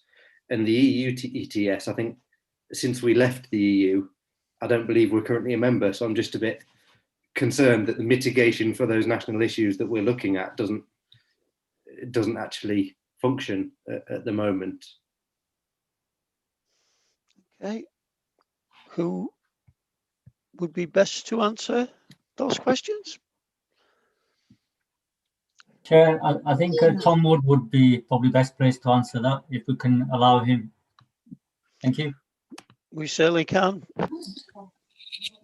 Yeah, hi, good evening. Hi, yeah, I think I can answer some of the questions. So just in relation to the table in section 212, what's set out there, I mean, I suppose the significant thing, I'm not entirely sure what the council was comparing this against, but this is only showing emissions for flights here. So the environmental statements and some other documents have showed a fuller picture of emissions, including for the terminal building.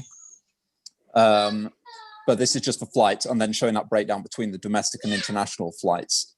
Could the council confirm, is that the main difference he was thinking of?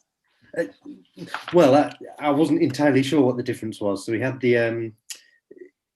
an original table in the technical briefing that had kind of everything broken down. Yes, a lot of detail around each different bit. And for instance, the total that we got to the end of that was 2.8 million tons of carbon cumulative over the years, and then 442,000 tons additional was what we were seeing with the development. That I just couldn't bear any relation between that and the other one in a way. So I was just a bit confused what this one at 212 was showing us, really. Yeah, so as I say, I think the difference we're talking about, I know in the environmental statement, and I think probably the document you're referring to, there was a sort of a more complete breakdown, but in a different form of breakdown. So it was split out more in terms of what we refer to as greenhouse gas emissions scopes, which refer to the sort of the extent of control that the airport operator has. So there was a definition of Scope 1 emissions and Scope 2 emissions, which refer respectively to sort of direct emissions from fuel on site, and the Scope 2 ones being from electricity use, predominantly for the terminal buildings. But then in that same fuller table, though it still then went on to present the wider emissions from the flights themselves. Whereas, yeah, I say this table in 212 is purely presenting what are by far and away the greater source of emissions just for the flights. If I can just say something, Councillor. You certainly can. Tom will be able to advise you more on the question about CORSIA, and I think our internal colleague Richard Crowther will probably give you a better summary on that table, because I think that was his section of the report and he inserted that table in there. So if Tom could deal with the CORSIA bit, and then we can bring Richard in to do the summary on the table. Thanks, Carol. That's very helpful. Okay, so sorry, I'll have to apologise. Can you repeat the section of the question on CORSIA? My questions on CORSIA were it's my understanding that CORSIA isn't active and doesn't become mandatory for some years, so that mitigation isn't happening, and obviously that's something that we're trying to wrangle with the difference between here, and the EU ETS is the other thing that's mentioned, and since we left the EU, I don't believe we're members of that. So I'm just struggling to see whether that mitigation is actually something that is active and will be taking account of the emissions that we've got forecast here. I mean, yeah, you're right. The CORSIA scheme has not started at all yet. It starts with the pilot phase, and there's no guarantee of its continuation at all beyond that. I haven't got the timescales, I'm afraid, from at the tip of my tongue here. But yeah, there's no guarantee on those. So that the applicant hasn't sought to fully rely on those in terms of suggesting that there are no emissions. That's why they've continued to show the emissions from flights during the relevant periods. And about the EU ETS, is it a case that we're no longer a part of that as well? Do you know? Yeah, we're no longer part of the EU ETS, but the UK government is essentially replacing it with a national equivalent, which will have the same scope, the same rules, effectively. So that, I mean, that will still that will still capture the same scope of airline emissions. Thank you. Richard, perhaps? Chair, it's David Feeney speaking. I think on the status of the CORSIA point, I think Matt Hills is able just to clarify the timescale issue, if that would be helpful, Chair. Okay, that would be certainly helpful, yes. Please, Matt. Yeah, thank you, Chair. The Department for Transport published a document on the 18th of January of this year, so it's not been around for too long, about how they intend to implement CORSIA. CORSIA is a voluntary, well, the first phase of CORSIA is voluntary, but the UK has volunteered to implement it. They are intending, according to the Department for Transport, to implement the offsetting requirements via a statutory instrument, which is to come into force by spring 2022. And that statutory instrument is currently out for consultation. Thank you, Matt. That's very helpful. And perhaps Richard to deal with was it table 212? Good evening, Chair. I'll try and this table is effectively a summary of the calculations that have been included within the fuller ES. I'm aware that there is disagreement over whether, as an environmental assessment, we should be looking at outbound flights, inbound flights, and additional effects. But what this is doing is simply comparing the emissions related to the outbound flights in the same way that UK national policy is accounting for those flights. So within the UK, each airport is responsible for the emissions from the flights on the outbound part of that flight. And so this is just summarising the totals for the 2 different years based on the assessment, and then comparing to how that is assessed under the policy. Does that make sense? That does. And are those the annual then? So that's what we'd see in 2050. Yes. So if we're looking at total flights, that is saying that on purely based on outward bound emissions of all flights, we are looking at 0.3 megatons per year in 2018 and 0.31 megatons in 2050. I believe it will increase and then reduce again in between.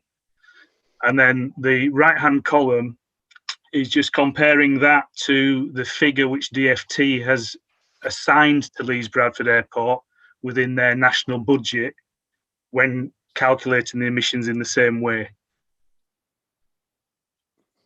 Okay. Thank you, Richard.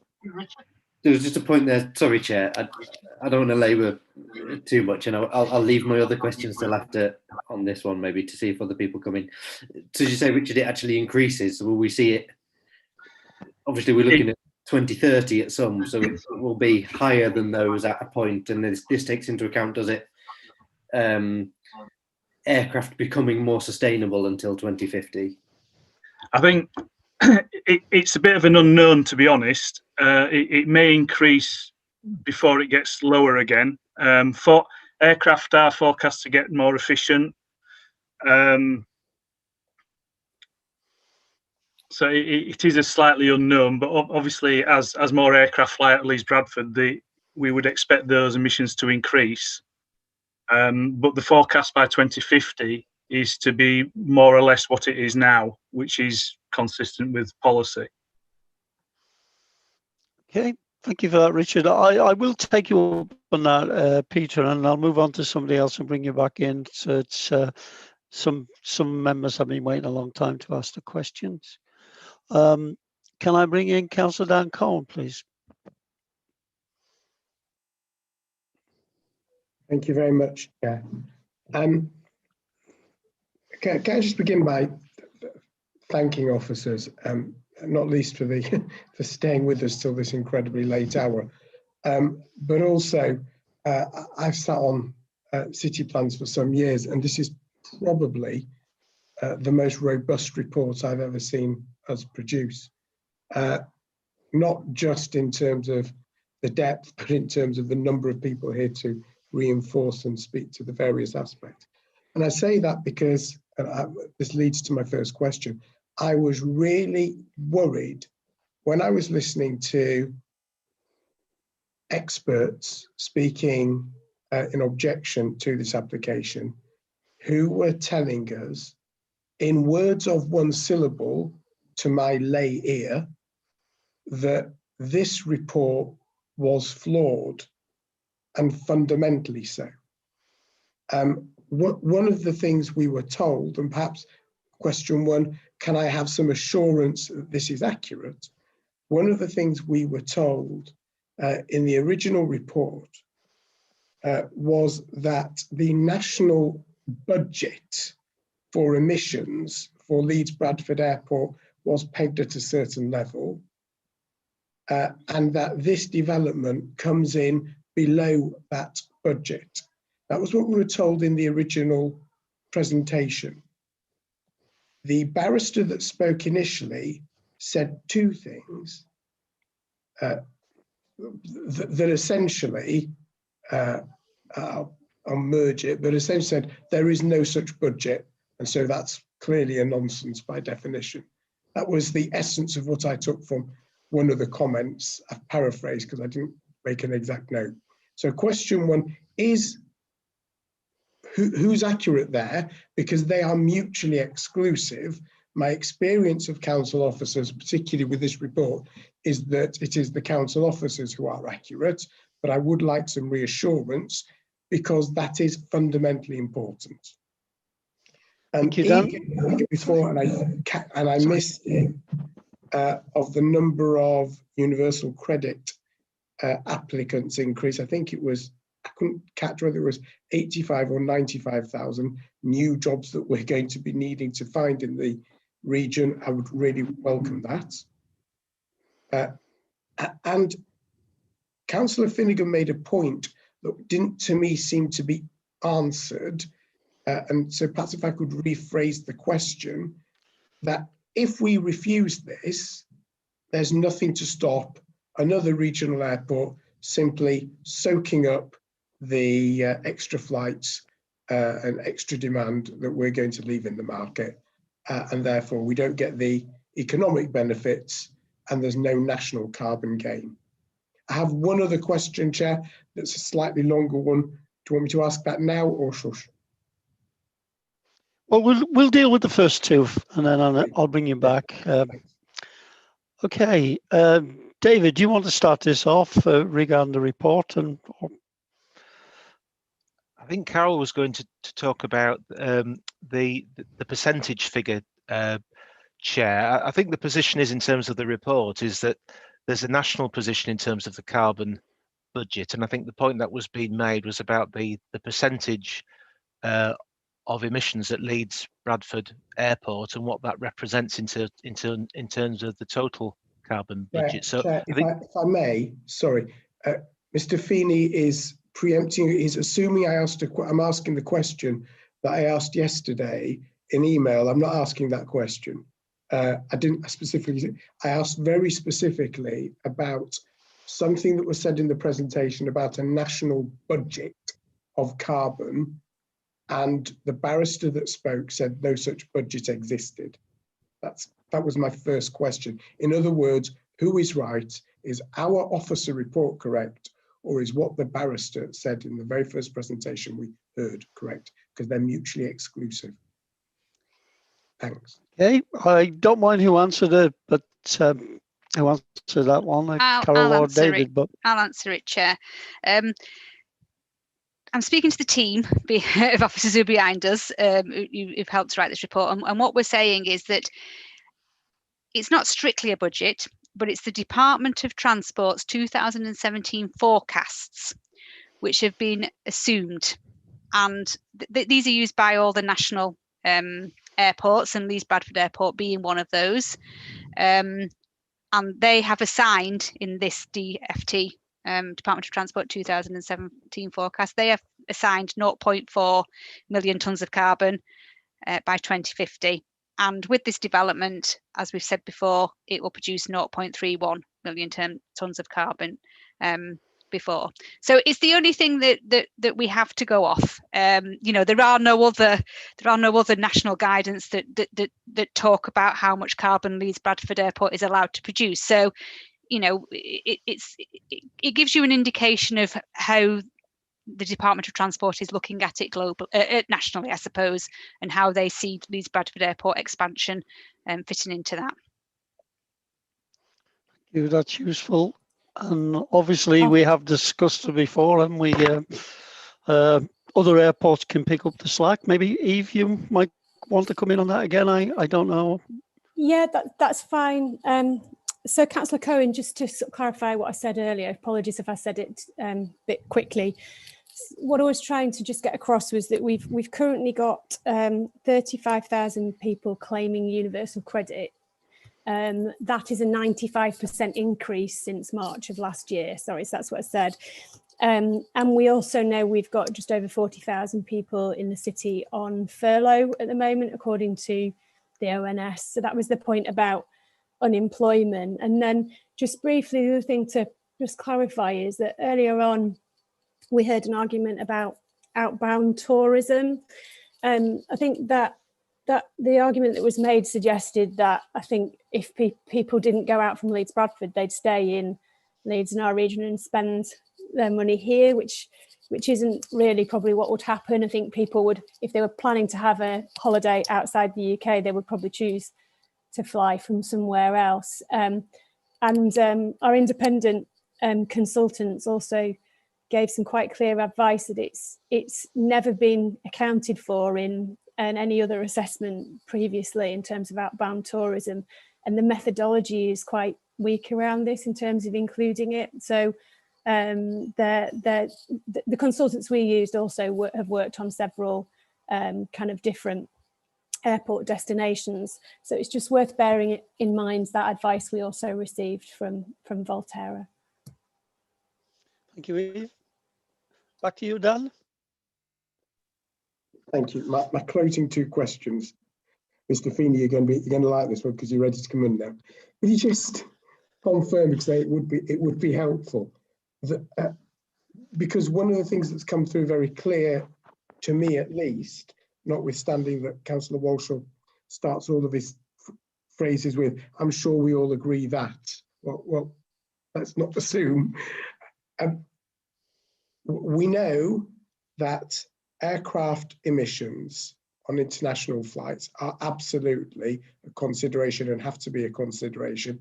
But as we were told by the legal representative, we mustn't give it disproportionate weight. But that fundamentally, those emissions are to be looked at on a national and an international level. Therefore, could you just confirm for me what the uplift will be of carbon emissions if this goes ahead? Because I'm led to believe the uplift would go from 0.7% of national emissions to 1% of national emissions, so a 0.3% increase. Is that right? Okay. I think that's our understanding, Councillor Cohen. If it's looked at that scale, it's presented as a modest contribution. I know it's significant in terms of carbon emissions, but at a national level, it's a fraction of a percent.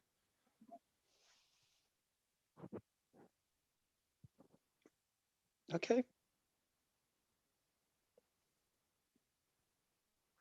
Dan, have you frozen? Sorry. No, I was trying to get to the button, so thank you very much, Chair. Okay. I'll leave it there. Thank you. Thank you. Moving on then, Caroline Groom. Councillor Groom, please. Thank you, Chair. We needn't dwell on these too much because they have been touched on by Councillor Carlile, but it was just a slightly different angle. The first one is the significance of the modal shift to 10% by bus and 5% by rail. And I think through the paper and through the meeting as well, it's become clear how crucial it must be to achieve that modal shift in order to make the carbon savings that are necessary.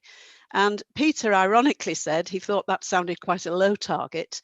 Actually, I think it's an extremely challenging target. And my question initially to Andy is, given that we've already acknowledged in the meeting that this is a holiday airport and therefore many of the travellers will be families who may have children and almost certainly will have luggage, do you really think that that modal percentage is achievable? Andy? Well, as you say, it does make it challenging. Well, we can't hear you, Andy. The sound is low. You're not muted. Sorry, I've just got my microphone stuck up in the air. That's all it was. Yeah, I mean, the discussions that I've had with representatives of the airport over it is that they see that there's clearly different classes of travellers, and as you could imagine, a family with children and big suitcases are probably unlikely to choose the bus unless they were very much on the route. But people doing short breaks, groups that are meeting up at an airport, especially if on the short breaks we've just got hand luggage and stuff, that they could typically be the sort of people that would use the bus. But certainly, the surveys that we do now show that there's a 5% use of public transport, of the bus. So people are willing to use it, and that of course was based on the old Yorkshire Tiger buses, which weren't probably quite as sophisticated and as welcoming as the Transdev buses that are running now. And as well as just the the actual physical improvement to the buses. There's going to be a lot more marketing of the services. So it's generally about the airport really committing to push the bus services, increase the frequencies, look at a separate second route out of Leeds through Headingley and Horsforth, which is seen to be an area where there's probably quite a lot of demand. And you could imagine that a route through there could well be picking up people that are younger and going out on weekend breaks and such like. So there is a rationale behind expecting an increase in public transport use. So just to be absolutely clear, Andy, if we're currently on 5%, does that mean we have to make another 5% or another 10% to reach the target? Well, it's I suppose ultimately it's 5% of the people using the airport, but of course it's, oh, I see. You were describing 5% across the city. Yes, but I suppose what you've got to think of currently the airport's got 4 million passengers per annum, and 5% are using the bus. So the ultimate thing in 2030 is you're looking for 10% of 7 million passengers per annum using the bus. So it's more than just 5% of the current use increase, and it's also the increase in the number of passengers using the airport. So yeah, it's quite a big number.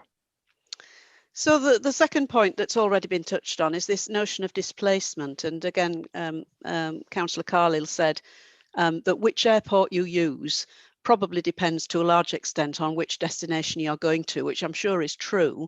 But also, if the flights that you want when you want them are not available at Leeds, then surely those people requiring those flights would go to other airports locally and nationally. I don't know who wants to comment on that.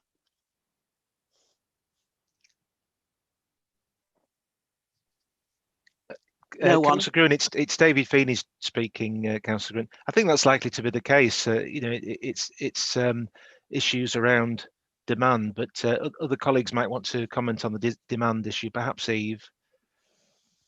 Yeah, I suppose maybe what might help here is that recently there were forecasts every summer about recovery, but there's been more recent forecasts as well that show that demand is still there for air travel, kind of, I suppose, irrespective of our personal views about whether we wish to travel or not. And that was underlined by data that showed when in the UK it was confirmed that you could go to the United Arab Emirates and not have to quarantine when you came back, the number of flights that were booked from the UK compared to the rest of the world to go to the United Arab Emirates absolutely shot through the roof. So the industry body kind of is still forecasting a recovery to kind of flight to flight patterns as they were in the summer, because they have more confidence in, they've developed more confidence in the vaccines as part of this, even though there's been ongoing lockdowns, if that makes sense. I hope that helps. Thank you. Okay. Moving on then, Councillor Al-Gathway, please. Did you have another question, Carol? Caroline, no? No, I didn't. Down. Yeah. Thank you. Al, please. Yes, thank you. I would like to ask some questions about noise, because I am really quite confused. Now, on paragraph 260, you say that of the report, it says that average noise levels are predicted to be higher during the night in all locations with the development than without it in 2030. And then in 266, it says that it's been talking about a noise envelope, and then it says that there are expectations of the APF, such as promoting best practice operating procedures, including low power and low drag approaches, which measures are welcome, although it's noticed that most cannot be enforced due to safety reasons, and in many cases are not within the power of the airport control. So moving on, 270 talks about the government recognising the costs on local communities in the night. higher from aircraft noise, particularly the health costs associated with sleep disturbance. And it does then say that 286, the trend over recent years has been a steady improvement in the daytime noise climate. Now that's not been borne out by quite a lot of residents who've contacted me, and not just from my ward, but as from Beeston and quite elsewhere as well. And the paragraph 291 says there will be an increase in people likely to be affected by noise, impacting on the use of outdoor space and the perception of tranquility, with direct impacts on well-being, and that night noise could have long-term consequences in terms of sleep disruption, leading to high blood pressure, obesity, diabetes, and some cancers.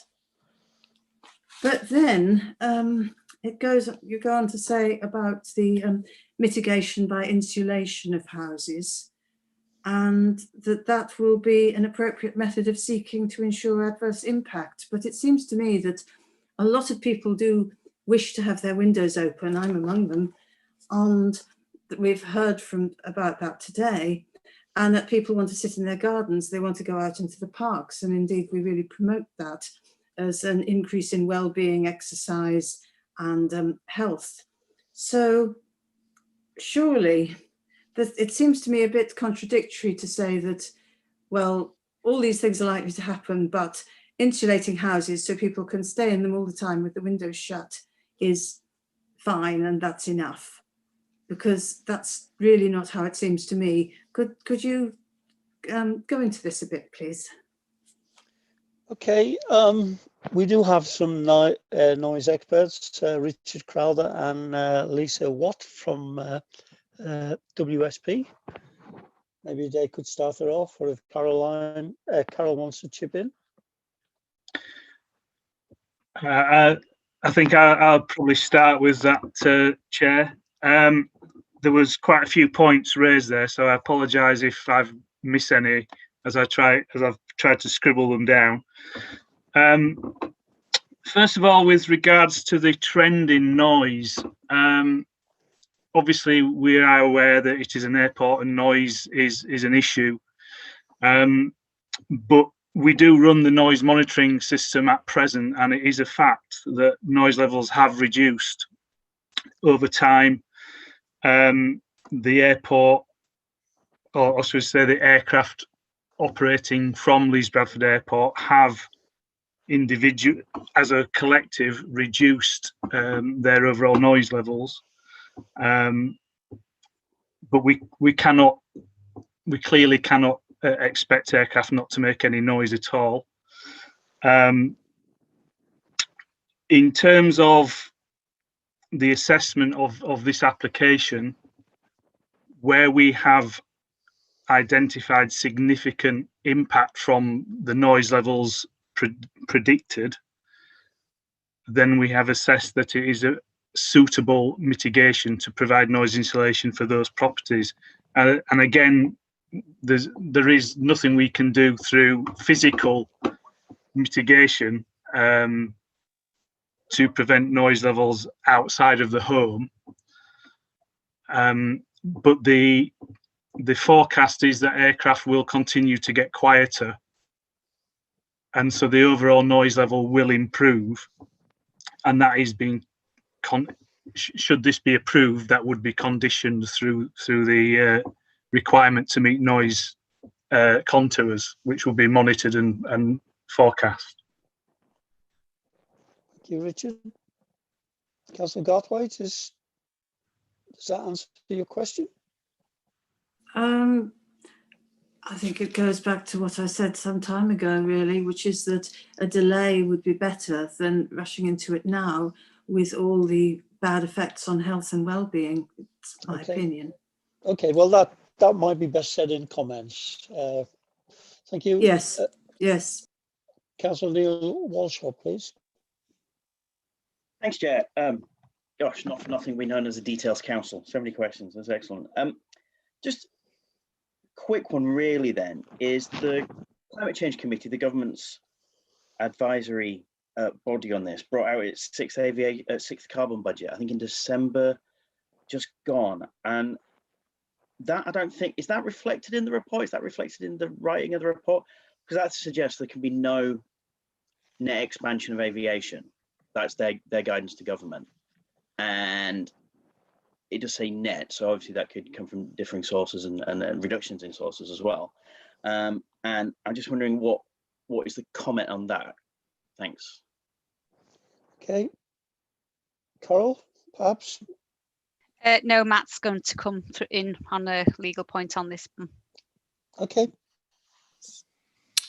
Thank you, Councillor Walshaw. I just wanted to clarify, the Climate Change Commission is an advisory body which was established by the Climate Change Act, and their job is to advise government on government policy. So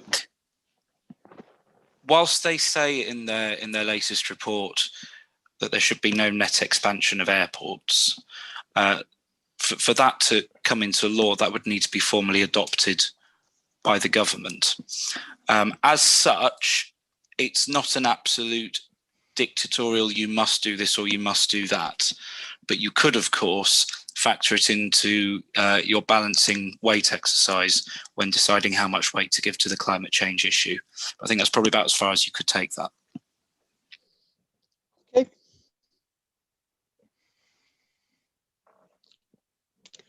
Peter, did you exhaust your questions list, or have you some more? I can't remember whether you got to 5 or 7, to be quite honest. Thank you. I did. Oh, I see Liz has got her hand up, so I don't know if you want to take Liz's first, and then I will. I'll come back to you. Councillor Nash. Well, thank you. That's kind. There's 2 questions I'd like to ask. One about the rail station and the other about taxis. Now, when we had our meeting for the pre-application, the airport were very keen to have a rail station, and they mentioned that there were airlines who would not come to the Leeds Bradford because we didn't have a rail station. So they were really keen on it. So what's changed their mind? I mean, only funding 1.5 million for the access to the rail station, I don't think is good enough. And the last time I inquired about reopening rail stations elsewhere in Leeds, I was quoted £5 million. So is it that's switched them off from funding a rail station? The problem with the buses is that, and I have used Tiger 11, I haven't been anywhere since the pandemic started on a bus. It was a very good service, but there was just one problem. It acted as a service bus, picking up and dropping off on a route where there is a very adequate passenger bus service. And I think the last thing you want, if you've been traveling and you get on a bus and it stops, starts, and so on, really it should be going into Leeds, drop off only, and coming up to the airport, a pickup for people going to the airport only. Anyway, that's a problem with that. So I want to know why there's been this shift in the enthusiasm for a rail station. The other is the taxis. Now, I accept that we would all like people to travel by public transport, but it's fine if you live on the route. But if you live at the other side of Leeds, East Leeds or North East Leeds, it's not convenient, especially when you've been traveling all day. Now, I did ask at the pre-application, is there a spot for taxis? And I meant a taxi rank. When the local authority ran the airport along with Bradford, there was a taxi rank. When the airport was sold, all those taxis were cleared out, and we've now got too many taxis queuing in the rail station area. So I'm very keen that we have a taxi rank. Now, could this be conditioned, please? And those are the two questions. Okay, who wants to answer that? Andy, clearly for the railway station again, I guess, but Carol or David on the other issues. Yeah. Yes. Thank you, Chair. I think it's the difference between what the airport needs to achieve in terms of its mode shift to get this application dealt with, and the advantages that the added advantage that the rail station would bring in terms of, well, as one of the speakers in support talked about, the being more attractive to business use and such, like if there was a rail station, which in turn probably makes it more attractive to airlines that might be more of a business orientated airline. So yeah, I think as we've said, there's definite added value to the station, but it's not strictly necessary in terms of what's required in mode shift for this application. In terms of the taxis, the airport are still sticking with the current arrangements where they have a contracted taxi company that they allow onto the forecourt. What they are doing with that arrangement is they're looking to through the contract that they have with that taxi company to ensure that they get at least 50% of the fleet as electric vehicles as time progresses. But there isn't a proposal for a Hackney carriage taxi rank. Okay. Well, if I may come back, I know there's no proposal. I'm asking for a proposal, and can that be conditioned? And I'm talking about Hackney carriage taxis, where the drivers have to go through quite stringent tests to become those taxi drivers.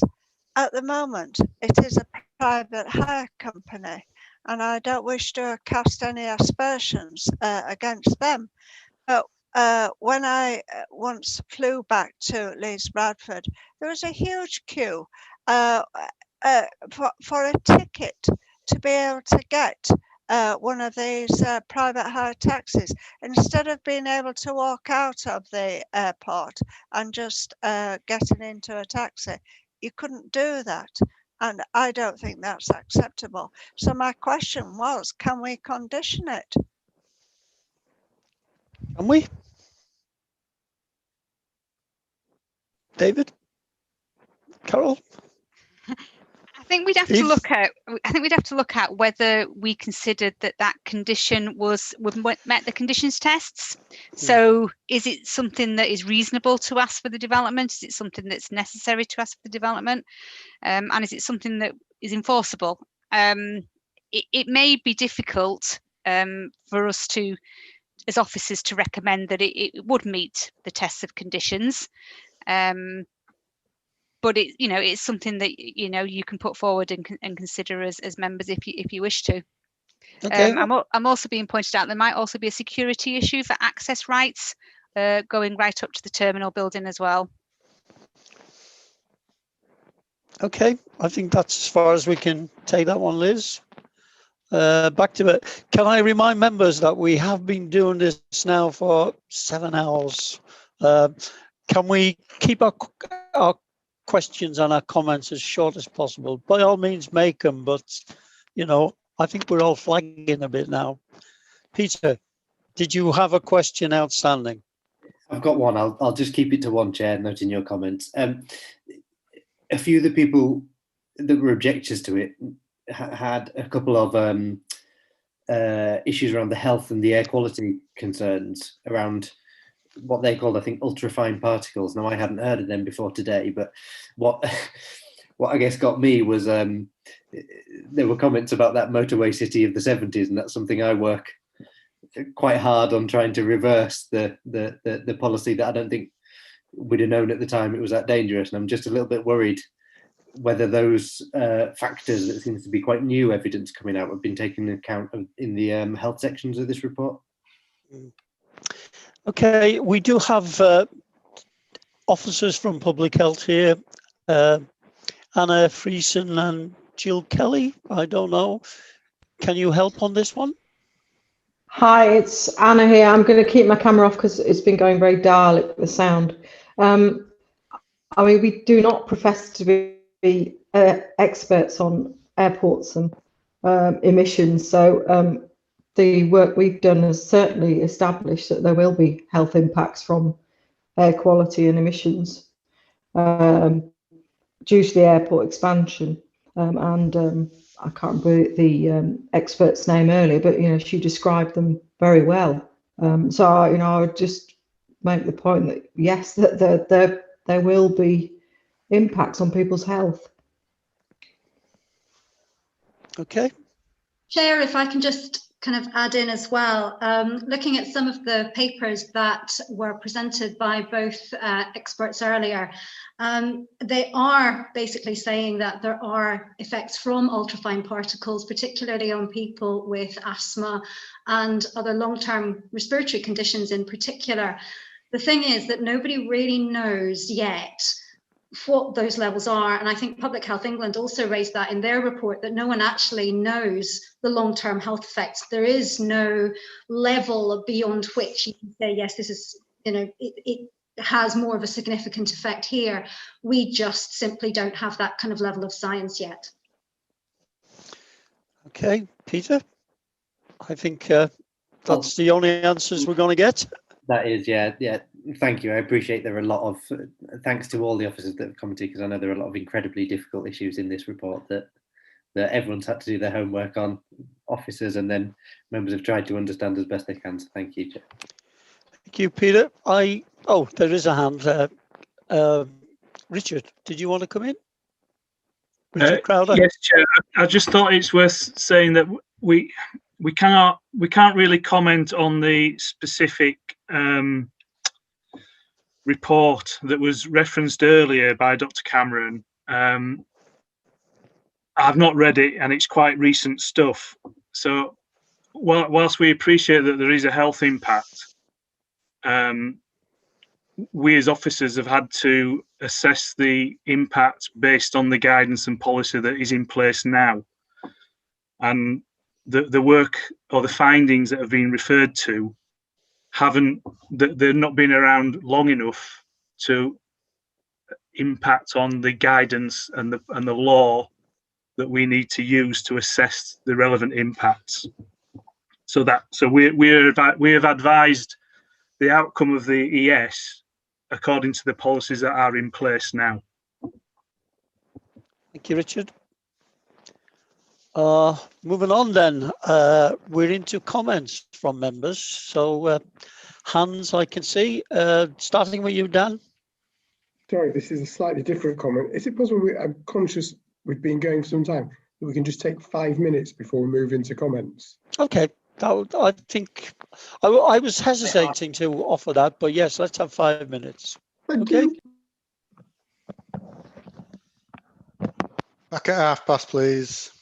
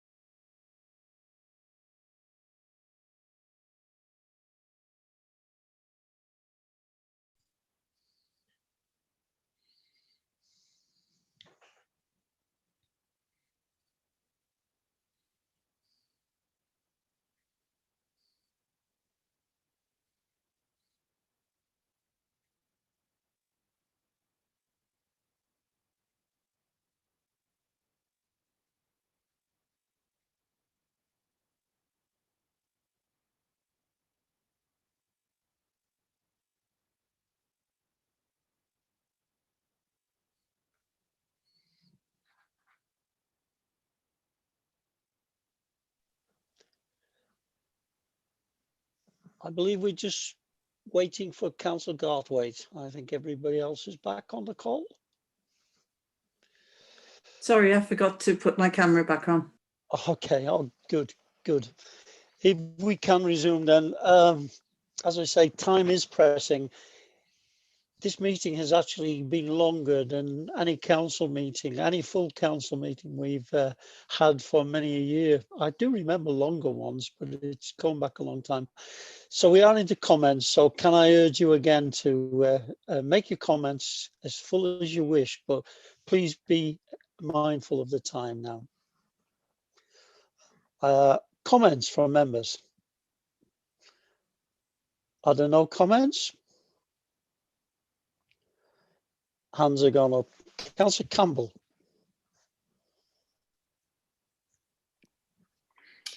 Well, I'd hate to have to sit through all this lot and not make a comment, Chair. Can you forgive me, because I've been making a few notes as we've gone along, and if you'll forgive me, I'll read those notes. Can I just, before I forget, respond to Liz's comment in relation to the bus service or a service bus? Actually, I don't agree with her in relation to the express bus service that misses out everywhere else. The service bus, I think, is very useful for the airport because it allows people who work there to get there. I do agree with her in relation to the parking, because I know there is a free car parking space or car parking area.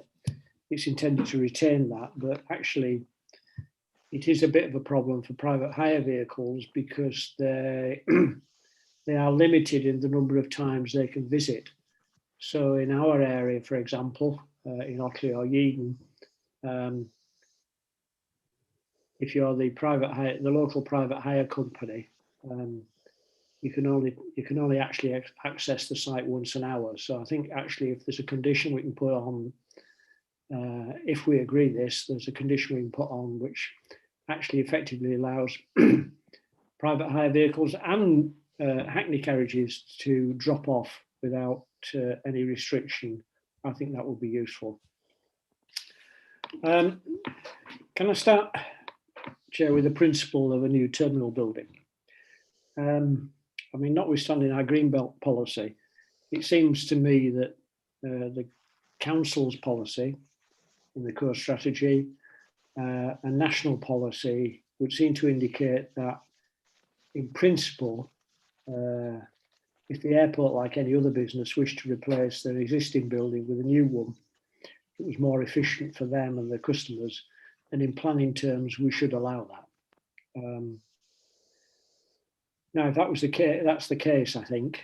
And under normal circumstances, Plans Panel would look at the proposal and the details of what they were proposing to do and see whether that was acceptable. We briefly touched on the design. Normally we talk a lot about design, but we've only briefly spoken about it. I have to say I don't have an issue with this. Let's face it, it is what it is. It's a large shed, for want of a better word, that you move people through very quickly. The materials seem appropriate, the design seems appropriate. I would just raise the issue of the passenger piers, which appear, the design of which appears slightly uninspired, and could be improved, certainly with views from the car park to the north of the site. The airport makes big play of the terminal building being carbon neutral, which I've no doubt it will be. But while the existing terminal remains and is in use, it's slightly academic because that is contributing to the carbon footprint of the airport. And so I think actually that if we're allowing a new terminal, we should actually condition that the old terminal is demolished and removed. If they want to reuse the site, they could actually build a new facility which met modern standards. The building will be highly visible from quite a substantial area in North Leeds, and it's not possible to mask it. But I do think that the airport are not taking the opportunity to invest in, I suppose, planting biodiversity in the larger area, which might mitigate against that. They are proposing a couple of areas that they're in their ownership that they might plant up.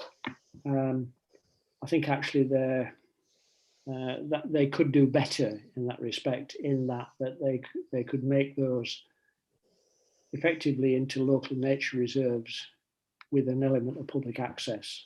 So I'll be assuming they could do that. I also think there's a larger area where they could make contributions to environmental work, say Otley Shevin, which could mitigate against the terminal. Access. I looked at the public access this morning, and 2 new documents had appeared on there overnight. One was the Transport Carbon Road Map and the Surface Access Road Map. I've discussed new bus access, and I think there would be improvements, but I'm concerned that the airport contribution to growing bus patronage is somewhat limited. Contribution seems to be no more than they were scheduled to make when they reached 4 million passengers, and not take into account the extra 3 million that they're talking about as part of the expansion. I think their financial contribution was public transport network, as opposed to an airport run one, should be increased. If you go up to the airport and buy a cup of coffee, it costs you £2.60. I can't see any reason why we shouldn't be saying, why don't we levy, say, £1 or even 50p on each passenger. 50p would produce £3.5 million per annum towards public transport, which seems reasonable to me. I'm not happy about their targets for the use of public transport. I actually think you could get 50% of all staff, that's their staff and subcontractor staff, onto public transport by 2030. I know Andy said 10% is a big figure, but actually we've been talking about a 10% shift onto public transport for the last 20 odd years at the airport. And the airport have never, and I think it's partially to do with the fact that they make a significant amount of their income from car parking. The airport have never been able to produce that for us. And I think 10% is too small, and we should be aiming for a bigger figure. And quite frankly, we've done it in other areas, and I don't see why we shouldn't introduce penalties, financial penalties, if you don't get there. Because actually, it is possible. There is talk about, and that's why I asked the question, sustainably fueled public transport by 2030. Actually, in the 2 years it takes you to build the terminal, you could introduce sustainably fueled public transport from day one. And it says that 50% of the private hire vehicles that they operate through their subcontractor would be sustainably fueled by 2030. Actually, there's no reason, as we found with the clean air zone, that shouldn't be 100%.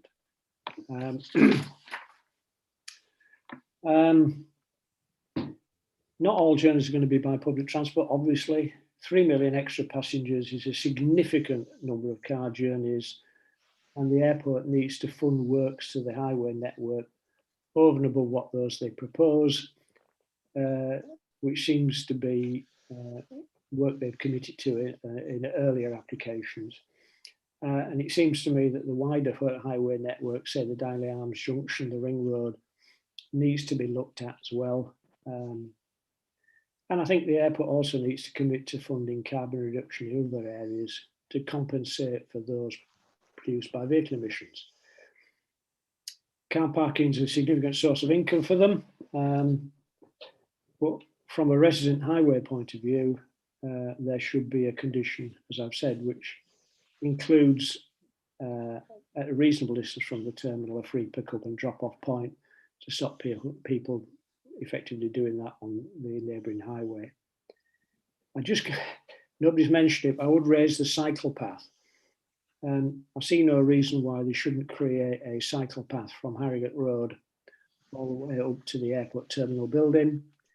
There is some talk of a partial cycle path, which is in effect the airport saying we'll allow you to cycle through the car park, which is not a cycle path in my opinion. I think we've touched on the Parkway station. I don't think actually you can take it into account with regard to this application, but I do think that the airport should commit to a much greater financial contribution towards building the airport rather than simply laying out access within their site. I suppose the big issue for local residents is the change to day-night flying hours.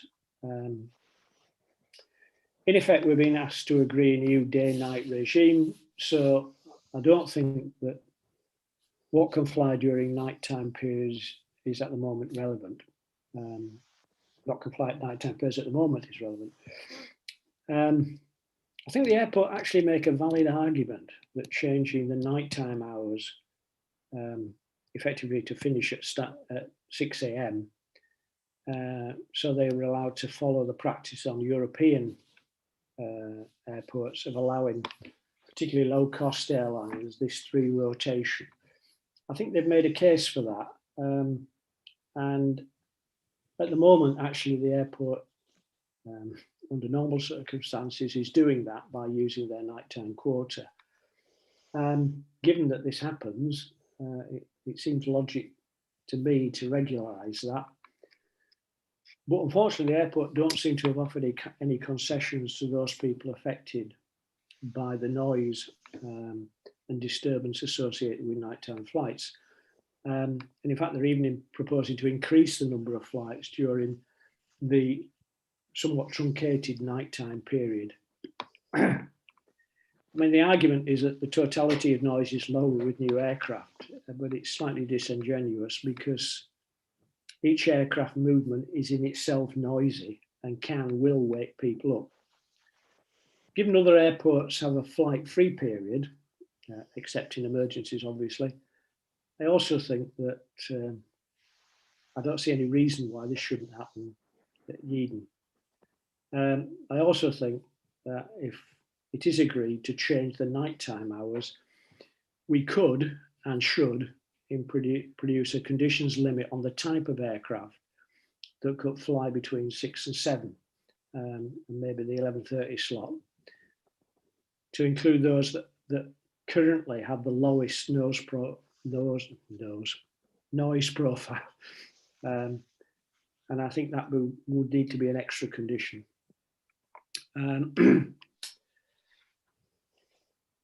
I think the other thing is, we touched on this earlier on, any permission, if we give it, I would assume is conditional on the completion and occupation of the terminal, not the start of work, because as members have already said, haven't they, that we're somewhat cynical because certain developers dig a hole in the ground and say we've started. Actually, I think we're talking about actually completing the building and it ready for occupation. Aircraft pollution, which is an issue which I think is taxing everybody. It seems to me we've received a wide range of what's described as legal advice about this. But my interpretation of the advice we've been given by the council's legal advisor is that when making a decision as a panel, we've got to take into account things like our declaration of a climate emergency and the Paris Accord, etc., which I'm sure we will. But because of national policy, this would not be or could not be the only basis on which we made a decision.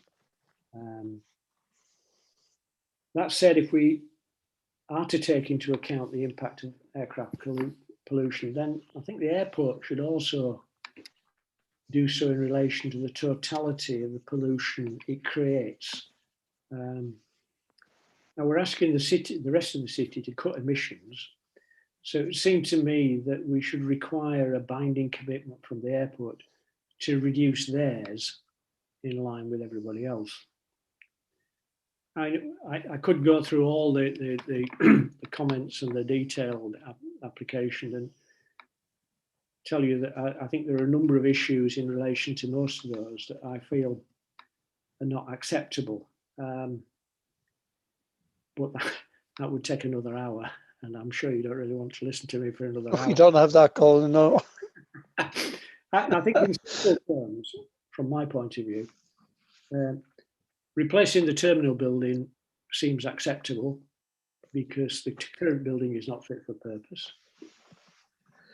But that can only take place if the appropriate mitigation is in place and there is a protection for residents against the issues in relation to night flying. So at the moment, if we're talking about comments, because of those issues, at the moment I can't vote to support the application. Now, we may, I don't know what other members might say, there may be scope for further discussion in relation to a number of the details that have been raised this afternoon.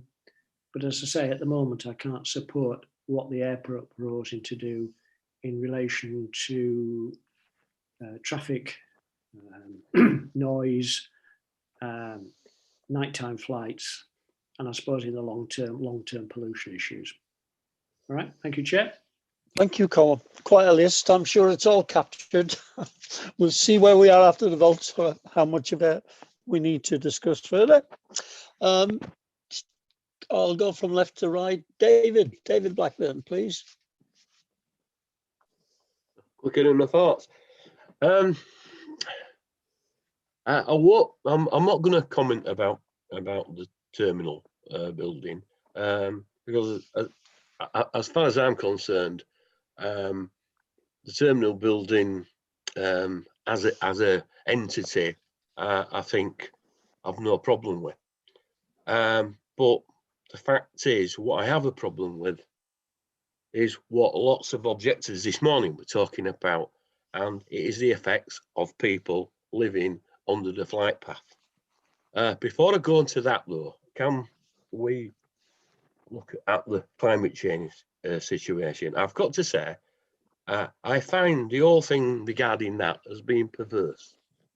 We have somebody here who's wanting to improve their facilities and actually increase their amount of traffic, which will increase the carbon they put into the atmosphere by a significant amount. But we are told we can't do that. You know, let's put it this way. From what was said to us this afternoon, aviation might be zero carbon, but it'll take about 10 to 20 years. As the science says, that if we don't do something about carbon dioxide in the atmosphere and greenhouse gases, well, if we don't do it by 2030, I think we might have had it. And, you know, it's shutting the stable door after the horse has bolted, basically, what they're talking about. So to my way of thinking, there should be no expansion at any airport till then. But I do appreciate the fact that when we're talking about that, we are talking about national figures. And I've got to say, are we the appropriate people to be deciding this? Shouldn't this be done centrally? Because the fact is if we don't give them planning permission here and some other airport comes along and does it, they could increase their numbers. So I think there's not enough guidance from the centre. I think the whole thing is perverse, and we should be able to take into account. And certainly, I would support something like Bristol or Southampton, or what Easterly did about Southampton Airport. But going back to what was said this morning or this afternoon, the fact is that there is a noise problem. That noise problem, in the short term, will only get worse. And increasing the hours and increasing numbers are not on. So I cannot support this application in its present form. Thank you, Chair. Thank you, David. Moving on, Councillor Graham Latty, please. Thank you, Mr. Chairman. Excuse me. I think the late hours got to my voice somehow all along. I've not been talking. Right, the building. I like the building, and I think that is, it'll be visible from a long way away, as Colin said, but at least from a long way away, it's something quite pleasant to look at. So I see that as a positive. Coming to everything else that goes with it. The traffic approaching the place. Now then, where this new entrance is, Scotland Lane, is the automatic road to use to get to it. And I noticed that there's going to be money spent on Scotland Lane. Whether that's to make it more easily accessible for the airport or to restrict traffic on it, I don't know, but I've missed a point there. But I think that it's unusual that for many years on the Harrogate Road, we've had to put up with the traffic for the airport. In some ways, it might be nice to share it, but let's see what happens there. The question of taxis that Elizabeth raised, I do believe, I agree with her there. It seems to me so restrictive that they only allow one company to operate. It doesn't do any good for local trade in terms of the local taxi businesses, and the Hackney carriages again are shortchanged there. I do think that is something which we ought to look at in terms of conditions. The question of whether they can start the new flight regime, which is, I confess, something which I don't feel as strongly about as some people do. Mainly because I've lived for 42 years within about a mile of the airport, and it's never disturbed me once. But then I am slightly downhill over the edge from it. But it's been more of a bind for the traffic rather than anything else. So, in terms of starting those flights before the terminal is finished, I do think that condition should be that the terminal is usable before they start doing the extra. If we can condition it in that way. I do have sympathy with the objectors. They're obviously very sincere, and they do have problems.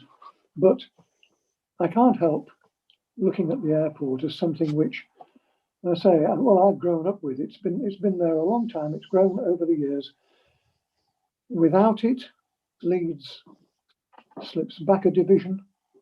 We want an airport that will be something which will increase if you want to call it this way, the profitability of Leeds. Leeds is a major city. I've said this before. We want an airport which is compatible with a major city, that people are happy to come to, and that airlines are quite happy to bring people to, and that we are proud of. It's another part of Leeds. So you can tell from the sound of things that I think I will be supporting this application. Thank you. Thank you, Graham. Moving on, Councillor Robert Finnegan, please. Thank you, Chair. This has been a real baptism of fire. It's great to be introduced to City Plans panel on the basis of probably the most challenging application that I've certainly sat on, and that reflects the level of debate that we've had all day and the dilemmas that we all face at this particular point. And you're often split on these occasions about what your heart says and what your head says. And your heart says, you know, let's not bother with it at this particular point. We've got to look at the global warming issues. We've got to look at the wider implications of this in terms of what it's doing to the environment. And then the head says we need to reflect perhaps a little more widely about this, and the fact that we've got a building that will improve things, that'll be a distinct improvement on the building that already exists at this particular point. We've heard from different officers about the noise levels, the fact that they're dropping, they're likely to drop further in the future. We heard about the potential displacement. If we were to make a virtue of refusing this particular application, there is nothing whatsoever to stop some other airport taking advantage of that virtue and leaving the country as a whole in the same position that we find ourselves in. 35,000 people on universal credit, an increase of 95%. I think one of the officers said at that particular point. That worries and disturbs me significantly. 40,000 people on furlough, with no genuine guarantee that all 40,000 of those will be back in work when we get through the coronavirus problems that we've got. So I'm concerned about displacement. I'm concerned about the fact that if this is an economic opportunity that we don't take, somebody else in the country will take that opportunity, and we are left in a situation where we've got the same impact on global warming, but we've got poorer citizens, on all the impact that that has on them in terms of health impacts, education impacts, all those other issues that are associated with it at this particular point. It is with great reluctance that I would support this particular application, but only on the proviso that we go back and revisit the conditions, because I do think the conditions need to be toughened up at this particular point. Some good points made about the taxi service, some good points made about the station, and there was good points about digging a hole and saying that you've commenced development at that particular point. So I would be prepared to support the application if we had the opportunity to revisit the conditioning and firm them up significantly to try and accommodate a lot of the issues that have been raised by other colleagues, including Councillor Campbell, to see if we can't get a better conditioning approach. Thank you, Chair. Thank you, Robert. Councillor Peter Gruen, please. Thank you very much. I have a few comments to make, but I promise you I won't be as long as Colin. So that might be a relief. I want to start by thanking all the people who've written to me. I've written to you as well. And I have to say that they were courteous and respectful. Some were more passionate than others. And I replied to all of them until about a week ago. And then I have to confess, I've been overwhelmed in the last week. So I apologize to those who I haven't responded to, but I thank them now again. And I have read everything I've been sent. And I want to say that I've been on panel a long time, and I've never had such a long debate with so many different points of view. And I respect them all, and I value them all. And I hope no matter which side of the coin we come down to, that is common to all of us. The third thing I want to say really is we're up against two conflicting objectives and priorities. On the one hand, we have the economy, the jobs, and all that's been talked about. On the other hand, we have the environmental factors. And I think I've said it before, Chair, of these meetings, I sometimes despair that the City Council leaves it to the planning committee at the end to try and sort out these very complex issues when they should know full well that we can only look at it from the point of view of the relevant and material planning issues. There are other issues which perhaps the wider council could take into account, but has chosen not to. My next point really is, for some time, I have said that if we, in my opinion, want to be a top European city, we need a number of factors. The first one is we need a Premier League football team. And thank God we've got it. The second thing, we need a Premier League transport system, and we are a million miles away from that. We haven't got a mass transport system. We don't have that accessibility around the city. We are improving the station, and now the next asset is, can we or not improve our airport into an international airport? And I have to tell you, and I will, I try and avoid going to Leeds Bradford Airport. The customer experience is so poor. Caroline and I recently went when she was at the worst of her spinal difficulties. And I tell you, when you come back, it feels like you're getting off at Horsforth and you're walking into the city centre. And it's no pleasure. You know, it's no pleasure. And if you have any kind of disability, up and down the stairs, round and round again, etc., it's no pleasure. It's not a comfortable experience. And that airport is not what Leeds needs. It needs a better airport. When we look at the design, I'm glad I raised it and other people have now commented. I am satisfied with the design, with the materials, with the visual impact, and I think it will be a good building. And none of us seem to disagree with the fact that we need a new terminal building. We have that in common. Professor Peter Bonsall, I think, raised a very valid point. Other colleagues have mentioned it. I will not vote in favour of this application if I think the terminal will not be built and we're going to be saddled with simply an immediate relaxation of nighttime flying. Officers have to reassure us that that is not going to happen, that that is properly cast iron guaranteed and conditioned. I'm disappointed about the landscaping. Surely we can have a mixture of plants and trees, some mature now, not wait 20 years until we get the full carbon effect from that planting.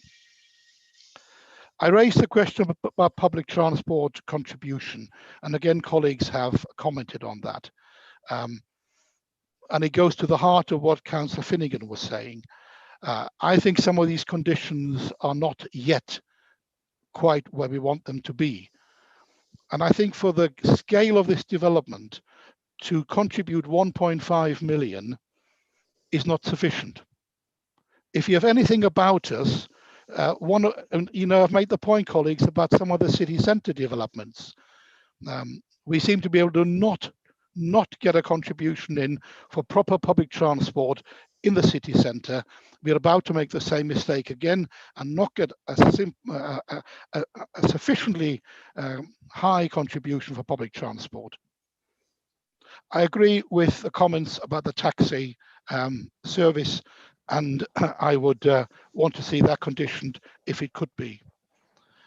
And my final comment, Chair, is about displacement. I promise you one thing, at the end of this pandemic, there will be thousands and thousands of people who cannot wait to get onto a plane and fly into the sunshine and have a holiday with their children, with their parents or their grandparents or whatever else. They won't want to go to Filey or Whitby on play on the beach. They will want to go back to having some experiences, young and old, away from this country. And why not? I think they're entitled to do that. And we mistake that if we think that these people will simply give up flying. They won't give up flying. They will go somewhere else and fly from where they can.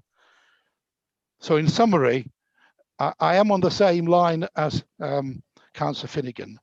In principle, I support the application, but I do want the conditions toughening up. Thank you very much. Thank you, Peter. Councillor Walshaw. Thank you, Chair. That's been a long session. Right, I shall try to be as concise as humanly possible, Chair, if that's okay. Really great contributions from colleagues so far. And I won't repeat what members have said about the details of the application. But I would like to stress with the utmost vigour and urgency what the first order issue that this application presents us with, and that's climate change. And it's always the case, isn't it, Chair, that it's through the planning system where big societal questions often confront us, and we often get plans panels like ours here having to deal with those big societal issues. Now, I've said in the Climate Emergency Advisory Committee and in the Council chamber and in other public forum that the climate emergency, and it is most assuredly an emergency, represents a civilizational level threat to us as we are now. And I wish that was hyperbole, but it's not. As folk have said throughout this meeting, there is about 10 years left to avert catastrophic climate change. A 4-degree world, a 5-degree world, is a world of chaos and famine and floods and fire and never-ending trauma.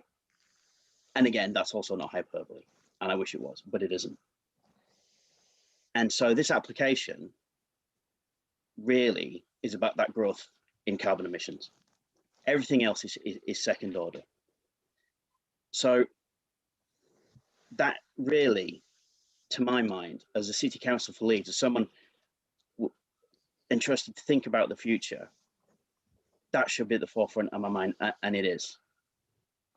We've heard a lot of debate today about what weight to put on where, and what issues to put weight upon, and to how much. And the very clear state I have from our pre-application, our position statement, the pre-app, the position statement, our legal briefing, and today, is that elected members of the City of Leeds, we'd be entirely justified in putting enormous weight on the issue of the climate emergency. We've voted that through as a City Council. That is our position and our policy. This is an application that directly confronts that. And I think we should be able to show the leadership to meet that moment. And I think we should. On a couple of points of detail, Chair, and speaking to perhaps Councillor Garthwaite's points about these things are too early. The government has to respond by June to the 6th climate budget with respect to aviation. And it may be indeed by that point, by the summer, that this application would be viewed in an entirely different policy landscape, Chair. And I think that weighs extremely heavily on me. This application will prevent Leeds becoming carbon neutral by 2030, and probably much beyond that. I think, Chair, that we really have a solemn duty to think about the future of the people of Leeds, and I'll be voting against the recommendations and no to airport expansion. Thanks, Chair. Thank you, Councillor Walshaw. Councillor Carlisle, please.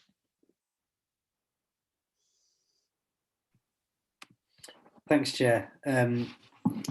I'll again try and keep my comments brief, but there is obviously so much detail on this application that it's quite hard not to touch on the relevant points. And I think it feels like by this time we have had a really good debate weighing up all the points of this application, both the positives and negatives, and there really are both. The airport could benefit from a new building, from improved public transport connections like we get with this, and from a carbon neutral building and ground operations. I completely agree with Councillor Campbell's point made. The building won't be carbon neutral while the other building still stands, and we are in a greenbelt environment here.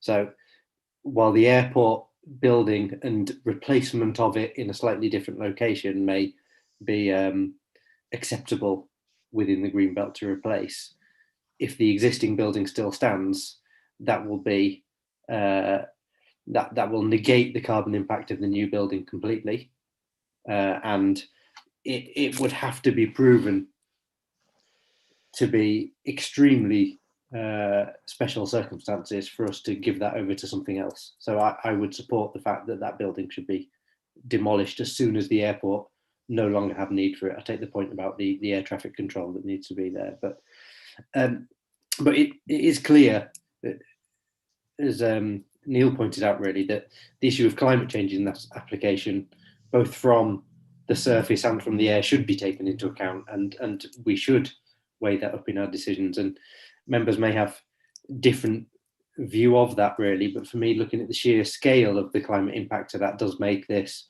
really the biggest issue. It was good to see reference to the work from the combined authority in this one that I've mentioned before, because their work to look at emissions reduction pathways for 2038 has clear steer on aviation. Now, I appreciate the report that says it's not been adopted as policy by the combined authority, but that's not really right why I reference it. That the reason I reference it was because that has gone through with external consultants a number of pathways to show where the region needs to be, take into account our portion, shall I say, of the emissions to meet the Paris Agreement. So that is based on that national agreement, set that down into an area and came up with the conclusion, really, that domestic aviation needs to be reduced and international aviation can only increase by 25%. So that the fact that that work says that shows me really that for this region, that means a region will not be able to meet those aims in the Paris Agreement. And therefore, if you extrapolate that nationally, that will have an impact on nationally us being able to meet those agreements that we've got. And that's my firm belief. And I'll remind you, that's 2038, and they're still encountering the emissions at that period. So the work there hasn't shown, as we haven't seen today, that there's going to be mass improvements in the air quality and the emissions of flights by then. It's been pointed out, I think, a couple of times in this and previously that the airport doesn't look on paper to be the biggest emitter in the city. And I think when we've discussed in this panel and when I've looked at other transport sectors, when I've dealt with the work at the combined authority in here, the problem really I have with the airport is there's no real clear roadmap of how that industry moves to a sustainable future. We've seen some ideas of how we could get there, but we have no certainty of saying now that it's ever going to be possible for this to change. And most of the reports we've seemed to see show that there may be some slight benefits, but we can't know whether they'll come to fruition or not. And when we look at the evidence of the mitigation, well, the Corsia programme hasn't started yet, and there's no guarantee whether it'll carry on for far. We're not a member of the EU ETS anymore, even though I don't think that has started. And the UK hasn't come up with its plan in order to fit that same idea. So in my view, until the industry can show us a roadmap of how this works, or until there is a national plan for the mitigation of these, I think it is really, along with Councillor Garthwaite, it's much too early for us to be making a decision of this magnitude. And there is the discussion of then transference to other airports, which we have to weigh up. So yeah, if members didn't support this today, would this just happen elsewhere? I mean, the problem I guess I have is it is also happening elsewhere. There are plans to expand at most of the other airports. And I think we've got to remember that we're dealing with private businesses here. We're talking about, in the report, taking away 1.7 million of Manchester Airport's customers. Now, they're clearly not going to be happy about that. They're going to seek anything they can do to seek those customers from elsewhere and to still continue with their flights. So us expanding here, I doubt Manchester are suddenly going to decide to reduce the number of flights that they offer. They're going to try and find customers from elsewhere, or they're going to compete on price or location or more convenient flights in order to try and get those same customers they had before. So it's a really difficult argument that, and I'm not finding that one to be a reason for supporting it going ahead here. And in any case, the driving across the Pennines that we've seen, which I think then will end up happening in both directions, is seen to be a drop in the ocean compared to the additional flights. So, I mean, it's not a decision I've taken lightly, because the economic impact, that the jobs are important, but I'd like to see us really focused on a green recovery and jobs that really have a benefit for the region and the country. I think it's not a case that these are the only jobs on offer, and obviously I do have sympathy that we really need more jobs for the people of Leeds. I'm not sure whether these will be the right ones, but in terms of all of that and looking at the position we're in at the moment, it's not a time when I could support this application. I think we don't know enough about the science, the health issues there as well. We don't know enough about that.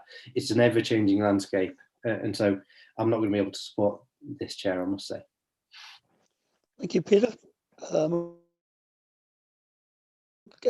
Councillor Paul Wadsworth, please. Thank you, Chair.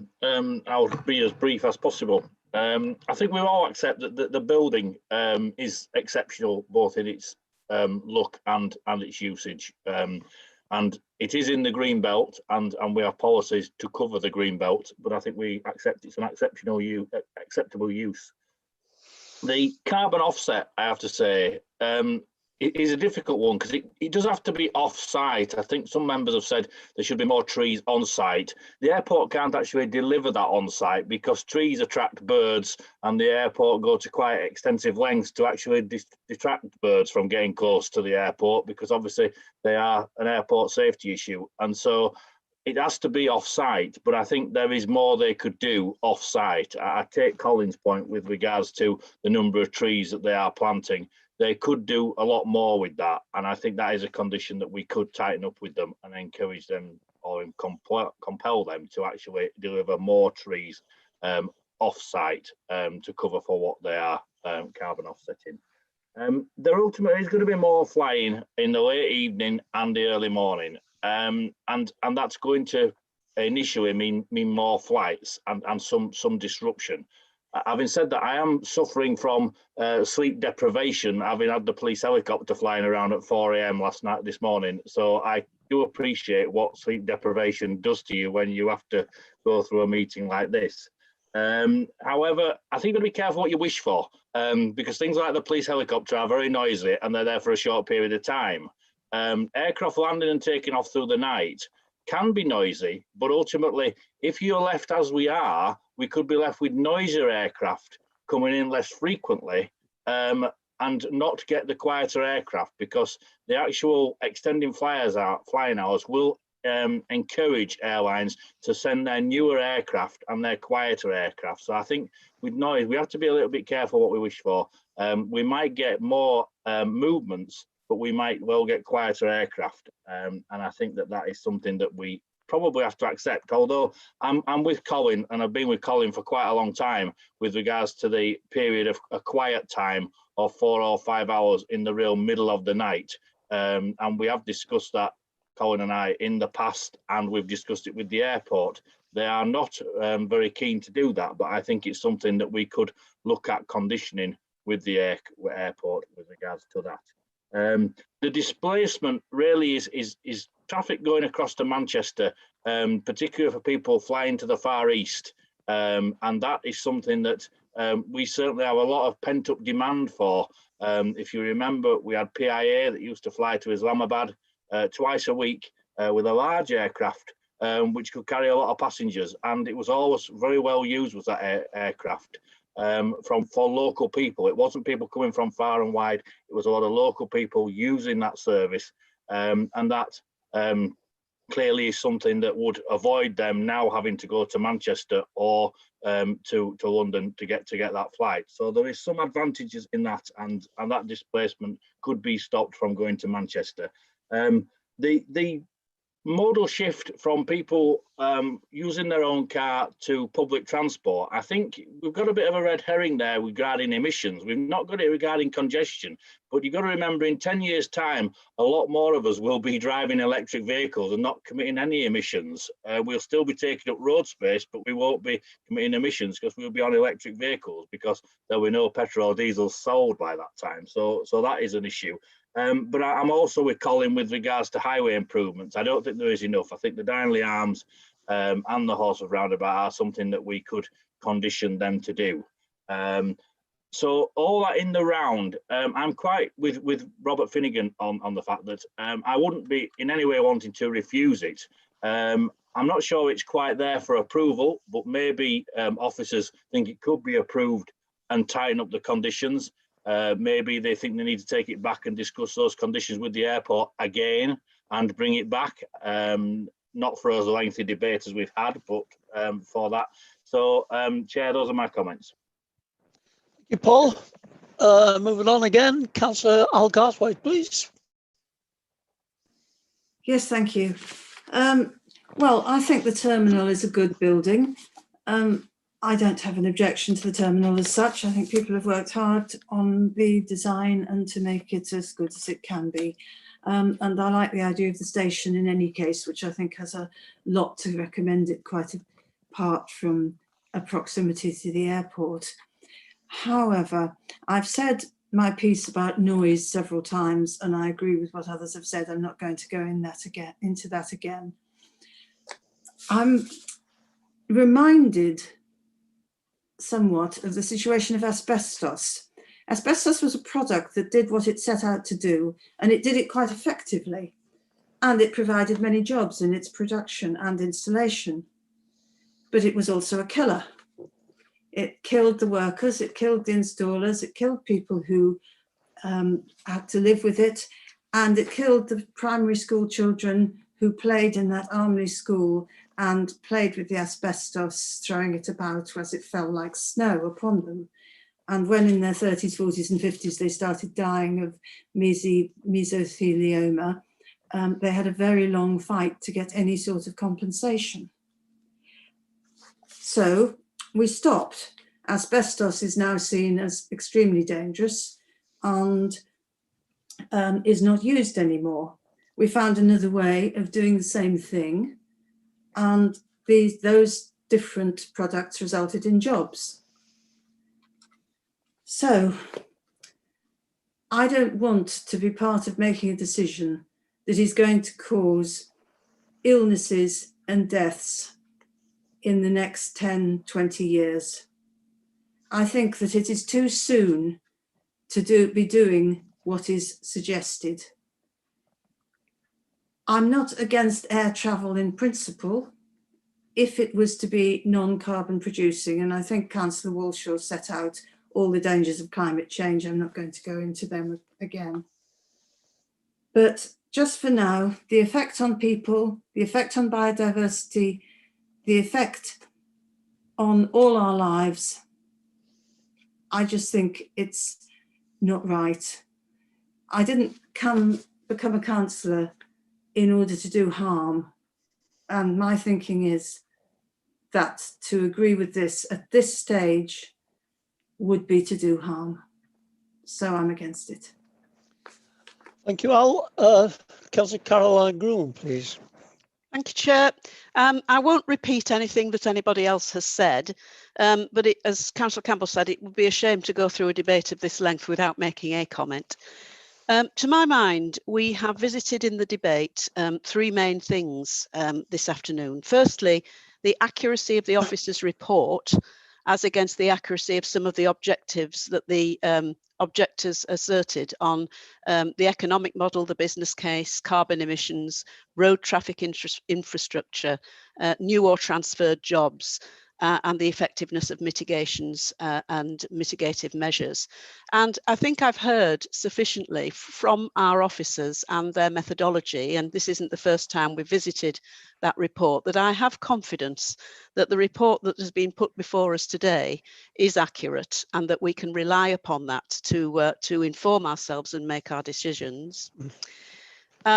Secondly, the the theory of displacement, I don't believe that we will stop people flying unless the world becomes a much smaller place. And so there's a very careful balance to be struck between the advancing technology to increase carbon conservation and people's safety and the preservation of the climate, and the inevitability of people's behaviour, because I think people will continue to fly from wherever. And then thirdly, and most importantly, the weight given to climate change and the weight given to the economics that have been put before us today. And I do not in any way underestimate the absolutely fundamental and urgent need to address climate change immediately. I agree with those who've said the planning committee is actually not the body that should be making that decision or arriving at that conclusion at all. But it does cause me to ask the question, to what extent not going ahead with the Leeds and Bradford extension now will contribute long term to the seismic national and international and global change that needs to be achieved. And I'm really torn, really, between how to balance the weighting between those two things. But one thing I'm absolutely clear about is that whatever side we come down on, and whenever we choose to do that, I don't believe the airport is giving enough back. So I do agree with those people who've said we need to dissect those conditions, and we really need to be clear what that package means in terms of what is delivered by when, and we don't want to be saddled with a lot of disadvantages in advance of any of the advantages arriving. It's been a really complex debate. I think I'm with those people who've said we're not getting enough return, and we need to look at those conditions much more analytically. Thank you, Chair. Thank you, Caroline. Neil, you've got your hand up again. You've already spoken. Can I speak again, Chair? There's been so much said. Are you going to add something different? I will be. I'm looking at the time, Neil, quite frankly. I haven't commented, but I'm going to keep mine very short. Yeah, this is an extremely short point, and then I see that Councillor Nash has got a hand up. Okay, then if you're going to speak again, I'll park that for a minute because Dan hasn't spoken yet, so I'll bring Dan in. Councillor Cohen, please. In fairness, Chair, Councillor Nash did put a hand up before me. I don't like jumping in front of senior councillors. I haven't seen her hand. Am I on the right page? Maybe. Yeah, not. she's putting a hand up in a physical hand rather than her. Oh, is she? Well, that's probably why. I'm sorry, but I'll have to get it fixed. The icon that one clicks on to put the raised hand is not on my laptop. What I'd like to say is I don't think there is a single member of the City Council who is not concerned about carbon pollution. And the problem is we can't act like King Canute trying to hold back the waves, because people are flying and more people are flying, and it's been exacerbated because there are no boats now to many of the ports in Scandinavia and some in Europe, continental Europe. I mentioned this before when we had the pre-application. I support members of my community in Hunslet, whom I represent, because they have to put up with all the traffic going through the ward to reach the M621 and the M62 to be able to get to Manchester. And the motorway itself causes a lot of pollution. Now, after I'd made that comment, somebody came back to me and said, oh, but if you open the airport, extend the hours at Eden, then you will have traffic coming the other way. That is not the case. You will have some, of course, but the majority of traffic which drives through my ward comes from North Leeds and from north of Leeds, from cities and towns north of us. Already in my ward, the life expectancy is 12 years below wards in the north of the city.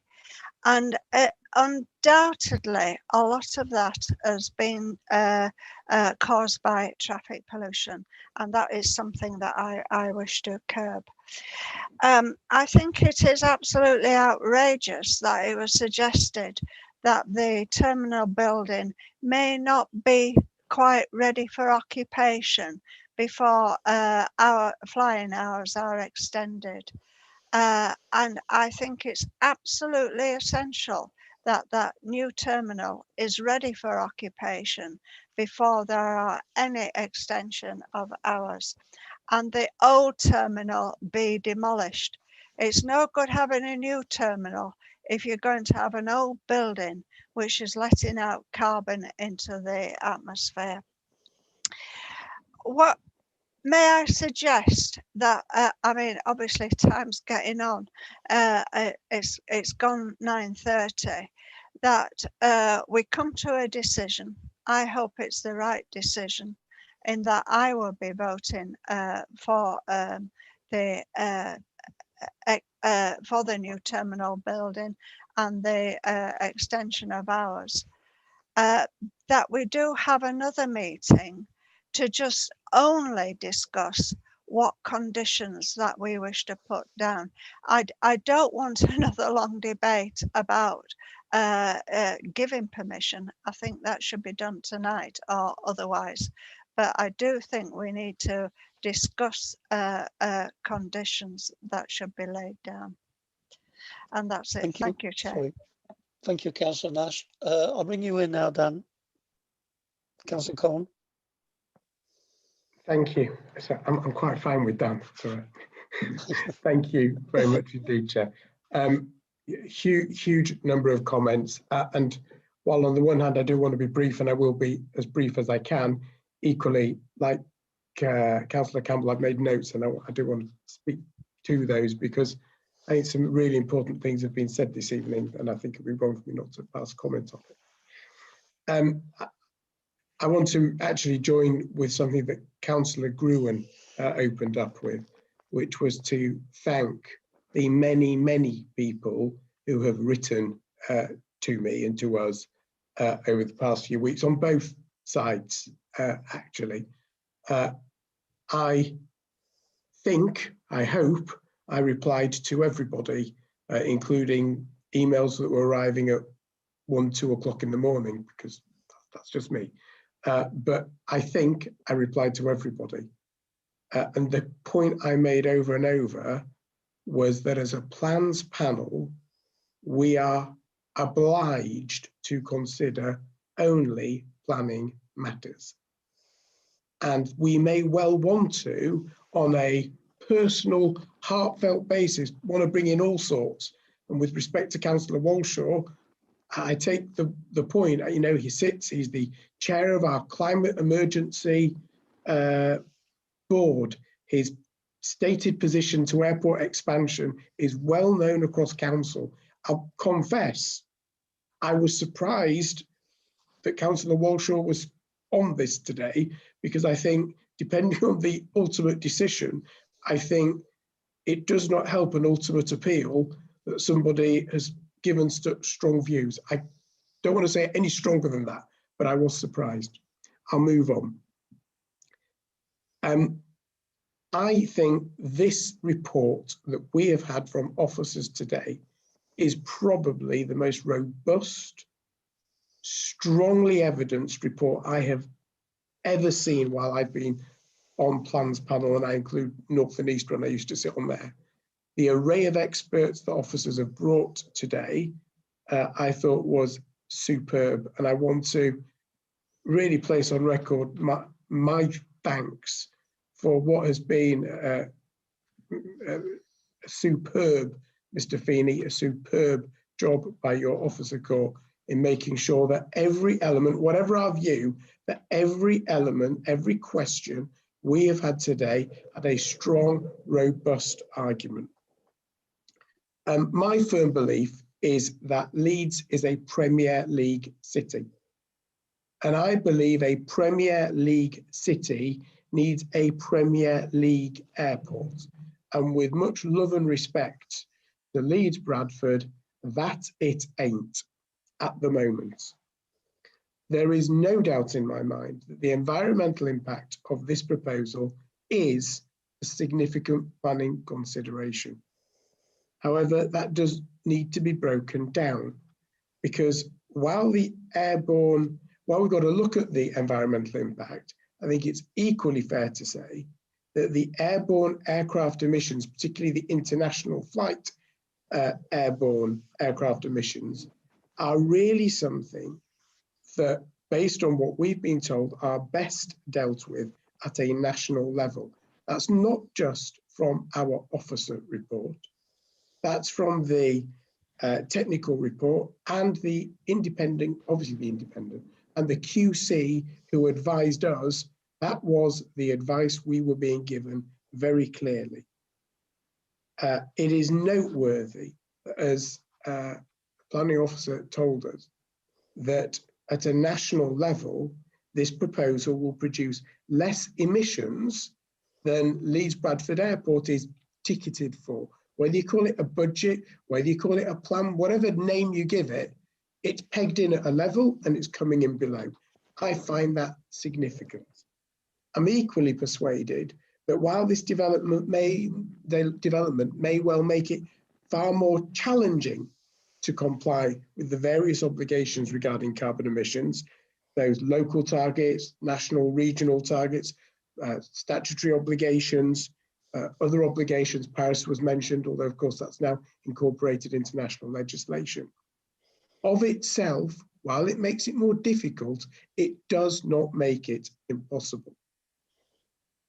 And I think that is something I am very much bearing in mind. Speaking to the building and the design, to the noise issues, the air quality, the traffic, I am absolutely reassured by everything that planning officers have told us and what colleagues have said.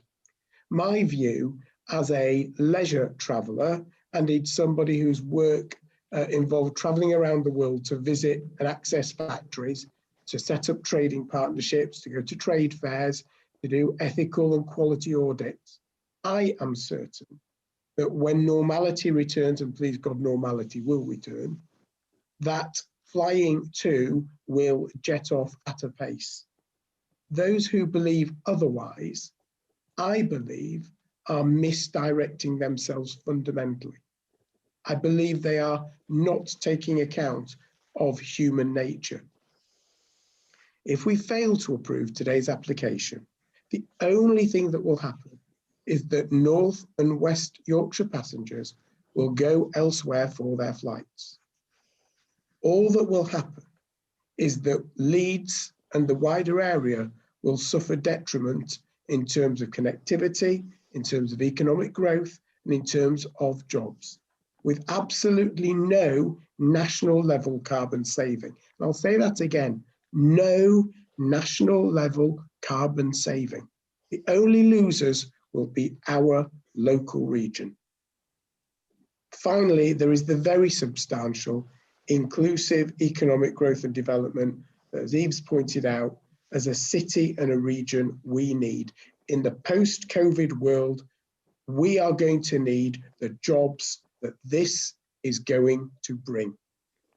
We've got 35,000 new people on universal credit, 40,000 people on furlough. There are many jobs that tragically, we used to supply the high street in my industry. I genuinely fear for the future of the high street in a traditional sense. Look at what has happened with Arcadia and Debenhams. There are many jobs that are going to not be replaced on the high street. There are many jobs that will not be replaced in normal run of things. And we have an obligation as a city to make sure we have employment for our residents. A banner I've seen on an Extinction Rebellion site is, you can't eat money. Well, that's true, of course. But equally, you can't buy anything without it. That's food, clothes, transport, or housing. If we don't have jobs, we can't feed our children. We can't clothe our children, and we can't house our children. And that's not in 5, 10, 15, 20, 30, that's next year. And that's in the immediate short-term future. And I say it again, for no carbon advantage nationally.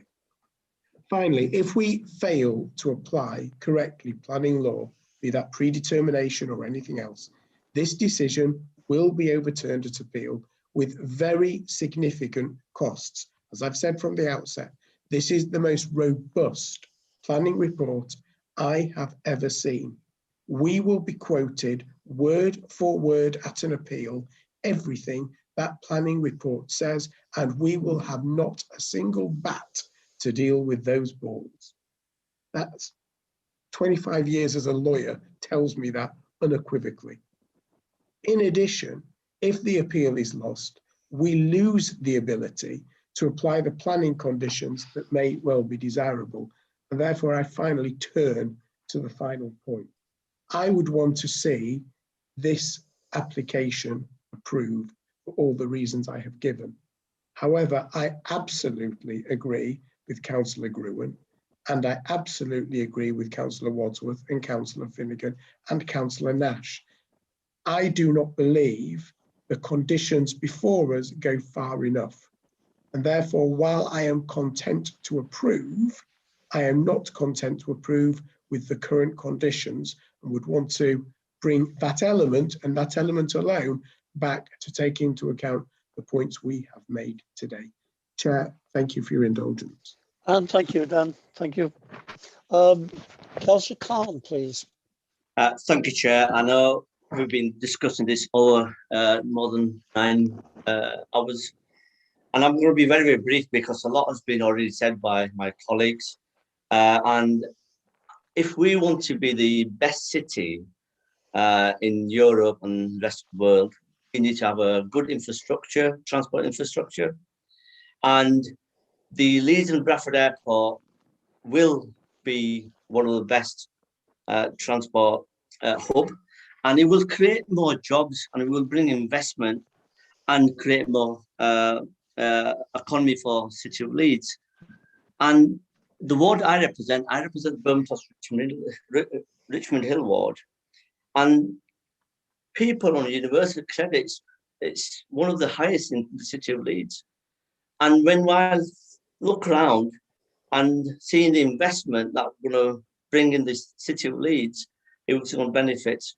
So therefore, I will be supporting this application. And I know there's an environmental impact going to be created here, but however, by putting some conditions on, Chair, that we can address those environmental impacts as well. Thank you. Thank you, Councillor Khan. Councillor Neil Walshaw, you promised to be short. I did, Chair. I did. Let's not break that promise because you've said a lot. No, I assure you I won't, Chair. I just first of all, I'd like to reassure Councillor Cohen that I don't think any member of this panel has predetermined anything. In fact, the Climate Emergency Committee, when this application came in as a live application, did not pick up aviation as a topic, and many responses were sent out to members of the public inquiring about that. And they said, look, we don't predetermine plan applications in Leeds. We take planning extremely seriously in Leeds, and I certainly do that as a city plans member, and that I think you can find some assurance in. Just when speak to colleagues just very briefly on the fact that the employment situation in this city should concern everybody, but I think none of these jobs related to the airport are coming particularly quickly, but will create far more long-lasting, sustainable, unautomatable jobs through retrofitting this city and preparing it for the climate emergency. I think that the gains with that approach far outweigh the high carbon jobs that the airport, the small number of high carbon jobs that the airport will bring. I think that's important to say that. When we talk about where aviation carbon occurs, if you clearly demonstrate throughout this process of the application that, if you like, surface movement carbon is absolutely dwarfed by aviation carbon, absolutely dwarfed. But that's so. If there is an absence of national policy, and perhaps an absence of regional policy, rather than throwing our hands up in the air and say, "Oh, we just can't do anything about this. This is too big. This is too difficult," surely that behooves us even more to show some leadership on this. to show that we can actually take these big, difficult decisions like we should do in Leeds and reject expansion, because we are part of the greater whole. That greater whole is made of many compartments, many decisions, and today we should make a stand and take one of those decisions, which will lead to bigger changes. And that's what I think we should do, Chair. Thank you, Councillor Walsall. Everybody has spoken. I'm going to speak, by the way. I have a few words to say. I will be brief. But out of 14 members, we've all spoken. And I'd like to reiterate what some members have said about the quality of the report. David and Carol and all the officers have produced. We've been through an awful lot on this application. We had a workshop with very good legal advice. We had it come before us 3 times. We've had many reports, and quite frankly, I think we must have read the main items in this report 4 or 5 times. You know, I could memorize some of them, to be quite honest. And I have to say, the comments from councillors were very wordy. Marvellous, absolutely, congratulations. I shall listen again on YouTube to hear it again. But I am conscious that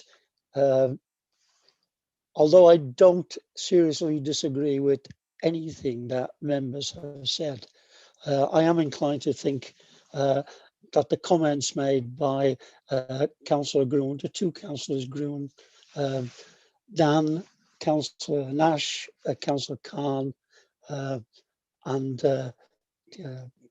trying to think of the other one, were very sufficient. And I think that I'm in that camp, which means, in my estimation, as the chair, listening very carefully and noting your stated positions, we're very much split. So at this time, I think it's probably appropriate that we should hear from Daljit Singh to sum up, please, and perhaps advise us. He will realise how close the vote is, and perhaps he can advise us. He can advise us of what conditions that we could set to make it more acceptable to the group of people who were inclined to support. Daljit, please. Thank you, Chair. Yes, it's been a thorough debate. I'm not going to go over all the matters that have been raised, apart from briefly touch upon the fact that panel have debated the impact on climate change. They've considered the design of the building. They've considered the adequacy or otherwise of the public transport contributions. They've discussed the economic impact of the proposals. They've looked at the national guidance on how we take into account or assess carbon emissions.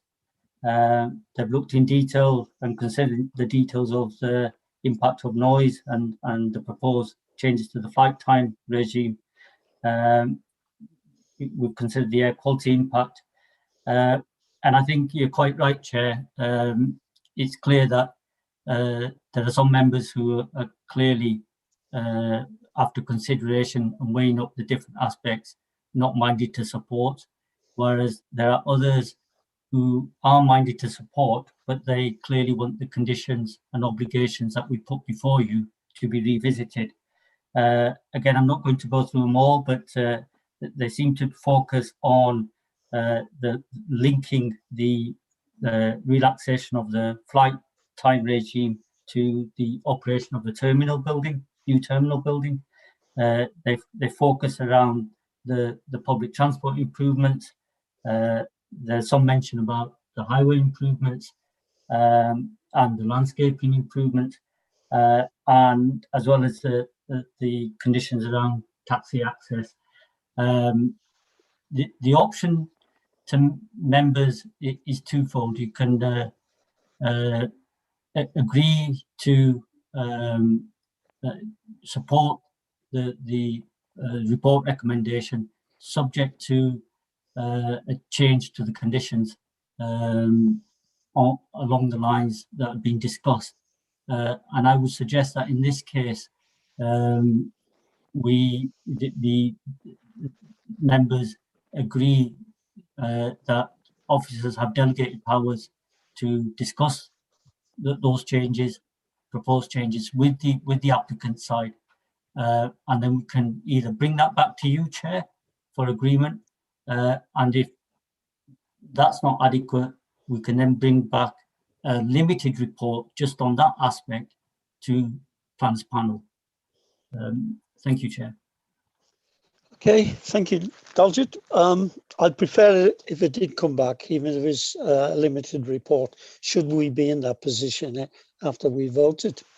So it only remains then for us to cast the votes. So, Chair, could I just formalise that into a resolution? You certainly can, Peter, if you Because want what we actually have in front of us at the moment is officer's recommendation. And I believe what Daljit has summed up accurately reflects what many members have said, so that we approve officers' recommendations subject to the tightening up of those conditions that have been mentioned, and that officers are delegated to carry out those negotiations with the applicant and then bring a limited report back based on those conditions. And if I can, I would like to move that. Peter, before you move it, I do have a question on that. I think I agree with the motion that you've put, but I just want to ask if we agree or if the motion puts forward that we agree a principle today, but subject to tightening up conditions, if the paper comes back with the limited paper comes back with the conditions on, and we can't agree that, where does that leave us, please? Okay, Daljit. David? Ultimately, I'll start off, Chair. Happy to start off, but other colleagues might want to add. Ultimately, we can impose conditions, and the applicant would have a right of appeal against the conditions. But hopefully, we'll be in a position where we'll be bringing back conditions which the applicants can agree to. I'm happy for others to. Oh, that's fine. I can add to that as well. Sorry, Daljit, I wasn't able to unmute myself in time, but that's absolutely correct. If you're unable to agree those conditions, that would mean that they could go straight to appeal, or it would, it'd be no decision there on that basis. But hopefully, this amended motion that's before you will prevent that, because it allows for those discussions to take place. So you have my proposal.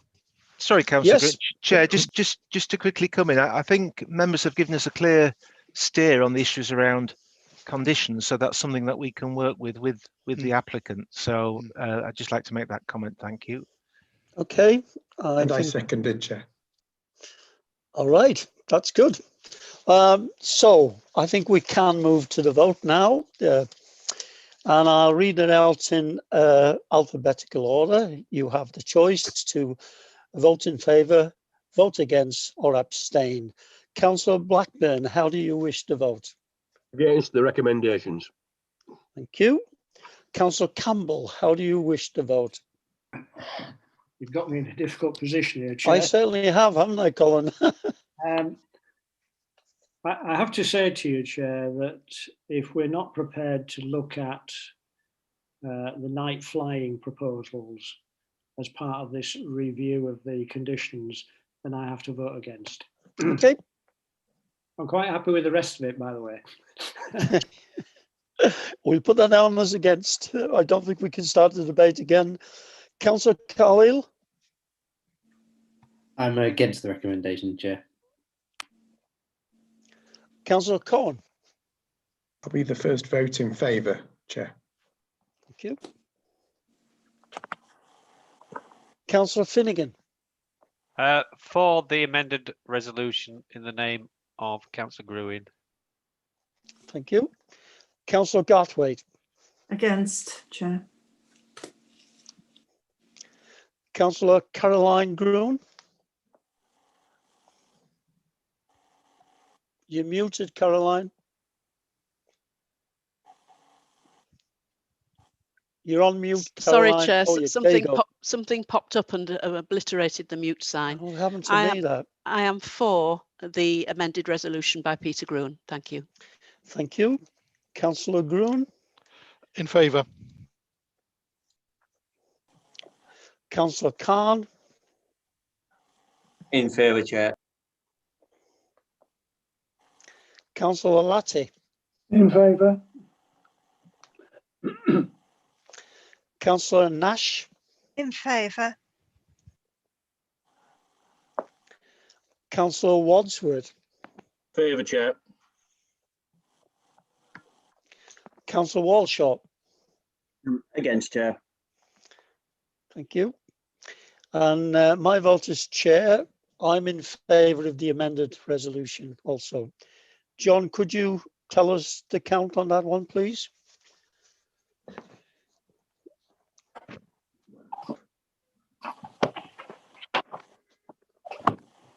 Chair, 9 in favour, 5 against. Okay, so therefore the amended resolution is carried. Daljit, can I ask you to come in and sum up? Yes, thank you, Chair.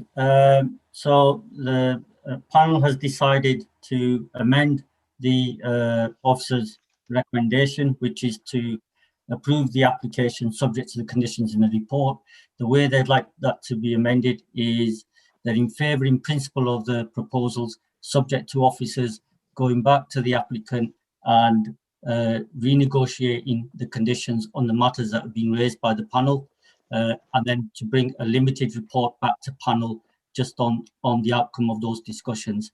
And that's been voted on by the majority of panel. Thank you, Chair. Thank you, Daljit. Just a few things to finish with then before I close the meeting. The next meeting will be on Thursday, the 25th of February. And I have to tell you that my grandson, age 7, has watched this all the way when he finished school. So I have to say hello to him. That deserves a round of applause, Chair. That is very impressive.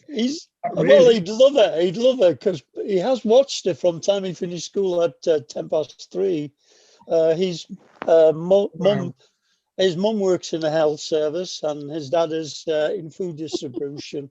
They're both key workers, and of course they've been at school all the way. So, hi, Dada. I hope you're ready for bed now, and I hope you've done your schoolwork, and I'll see you tomorrow. Thank you for that. Thank you for your patience. But then again, if somebody can come on disguised as a cat, I guess I can say hello to my grandson, can't I? Yeah, Chair. Chair, before you close the meeting, can I thank you for the way you've chaired the meeting and conducted this? I know you spent a huge amount of time preparing for the meeting, and I think the democratic process has been exemplary in letting everybody speak who wanted to speak. And although it's taken us, 8-9 hours, it has been, I think, a very positive experience, hopefully, for everybody concerned. So thank you and all those involved very much for that. Absolutely agree with you, Peter. Well done, Chair. Yeah. Thank you. Thank you, Chair. Could I just pass on our thanks as well, Chair, for the excellent job that you've done, and could I thank members for their positive comments to the service and to colleagues. It's been a great team effort on our side, but thank you again for your positive comments. Okay, we could go on a long time, but thank you, and thank you to members. I mean, Peter, it's nearly 9 hours, isn't it? 9.5 hours. Yeah. I think the whiskey's calling. I think it'll be an all-time record. So make mine a double. Yeah. Okay, guys. Then shall we close the meeting, and we will see the report in another form, and maybe it won't be supportable. We'll just have to wait and see on that one. But I think you've all been a credit to your positions as members of City Plans panel, and I thank you for that. So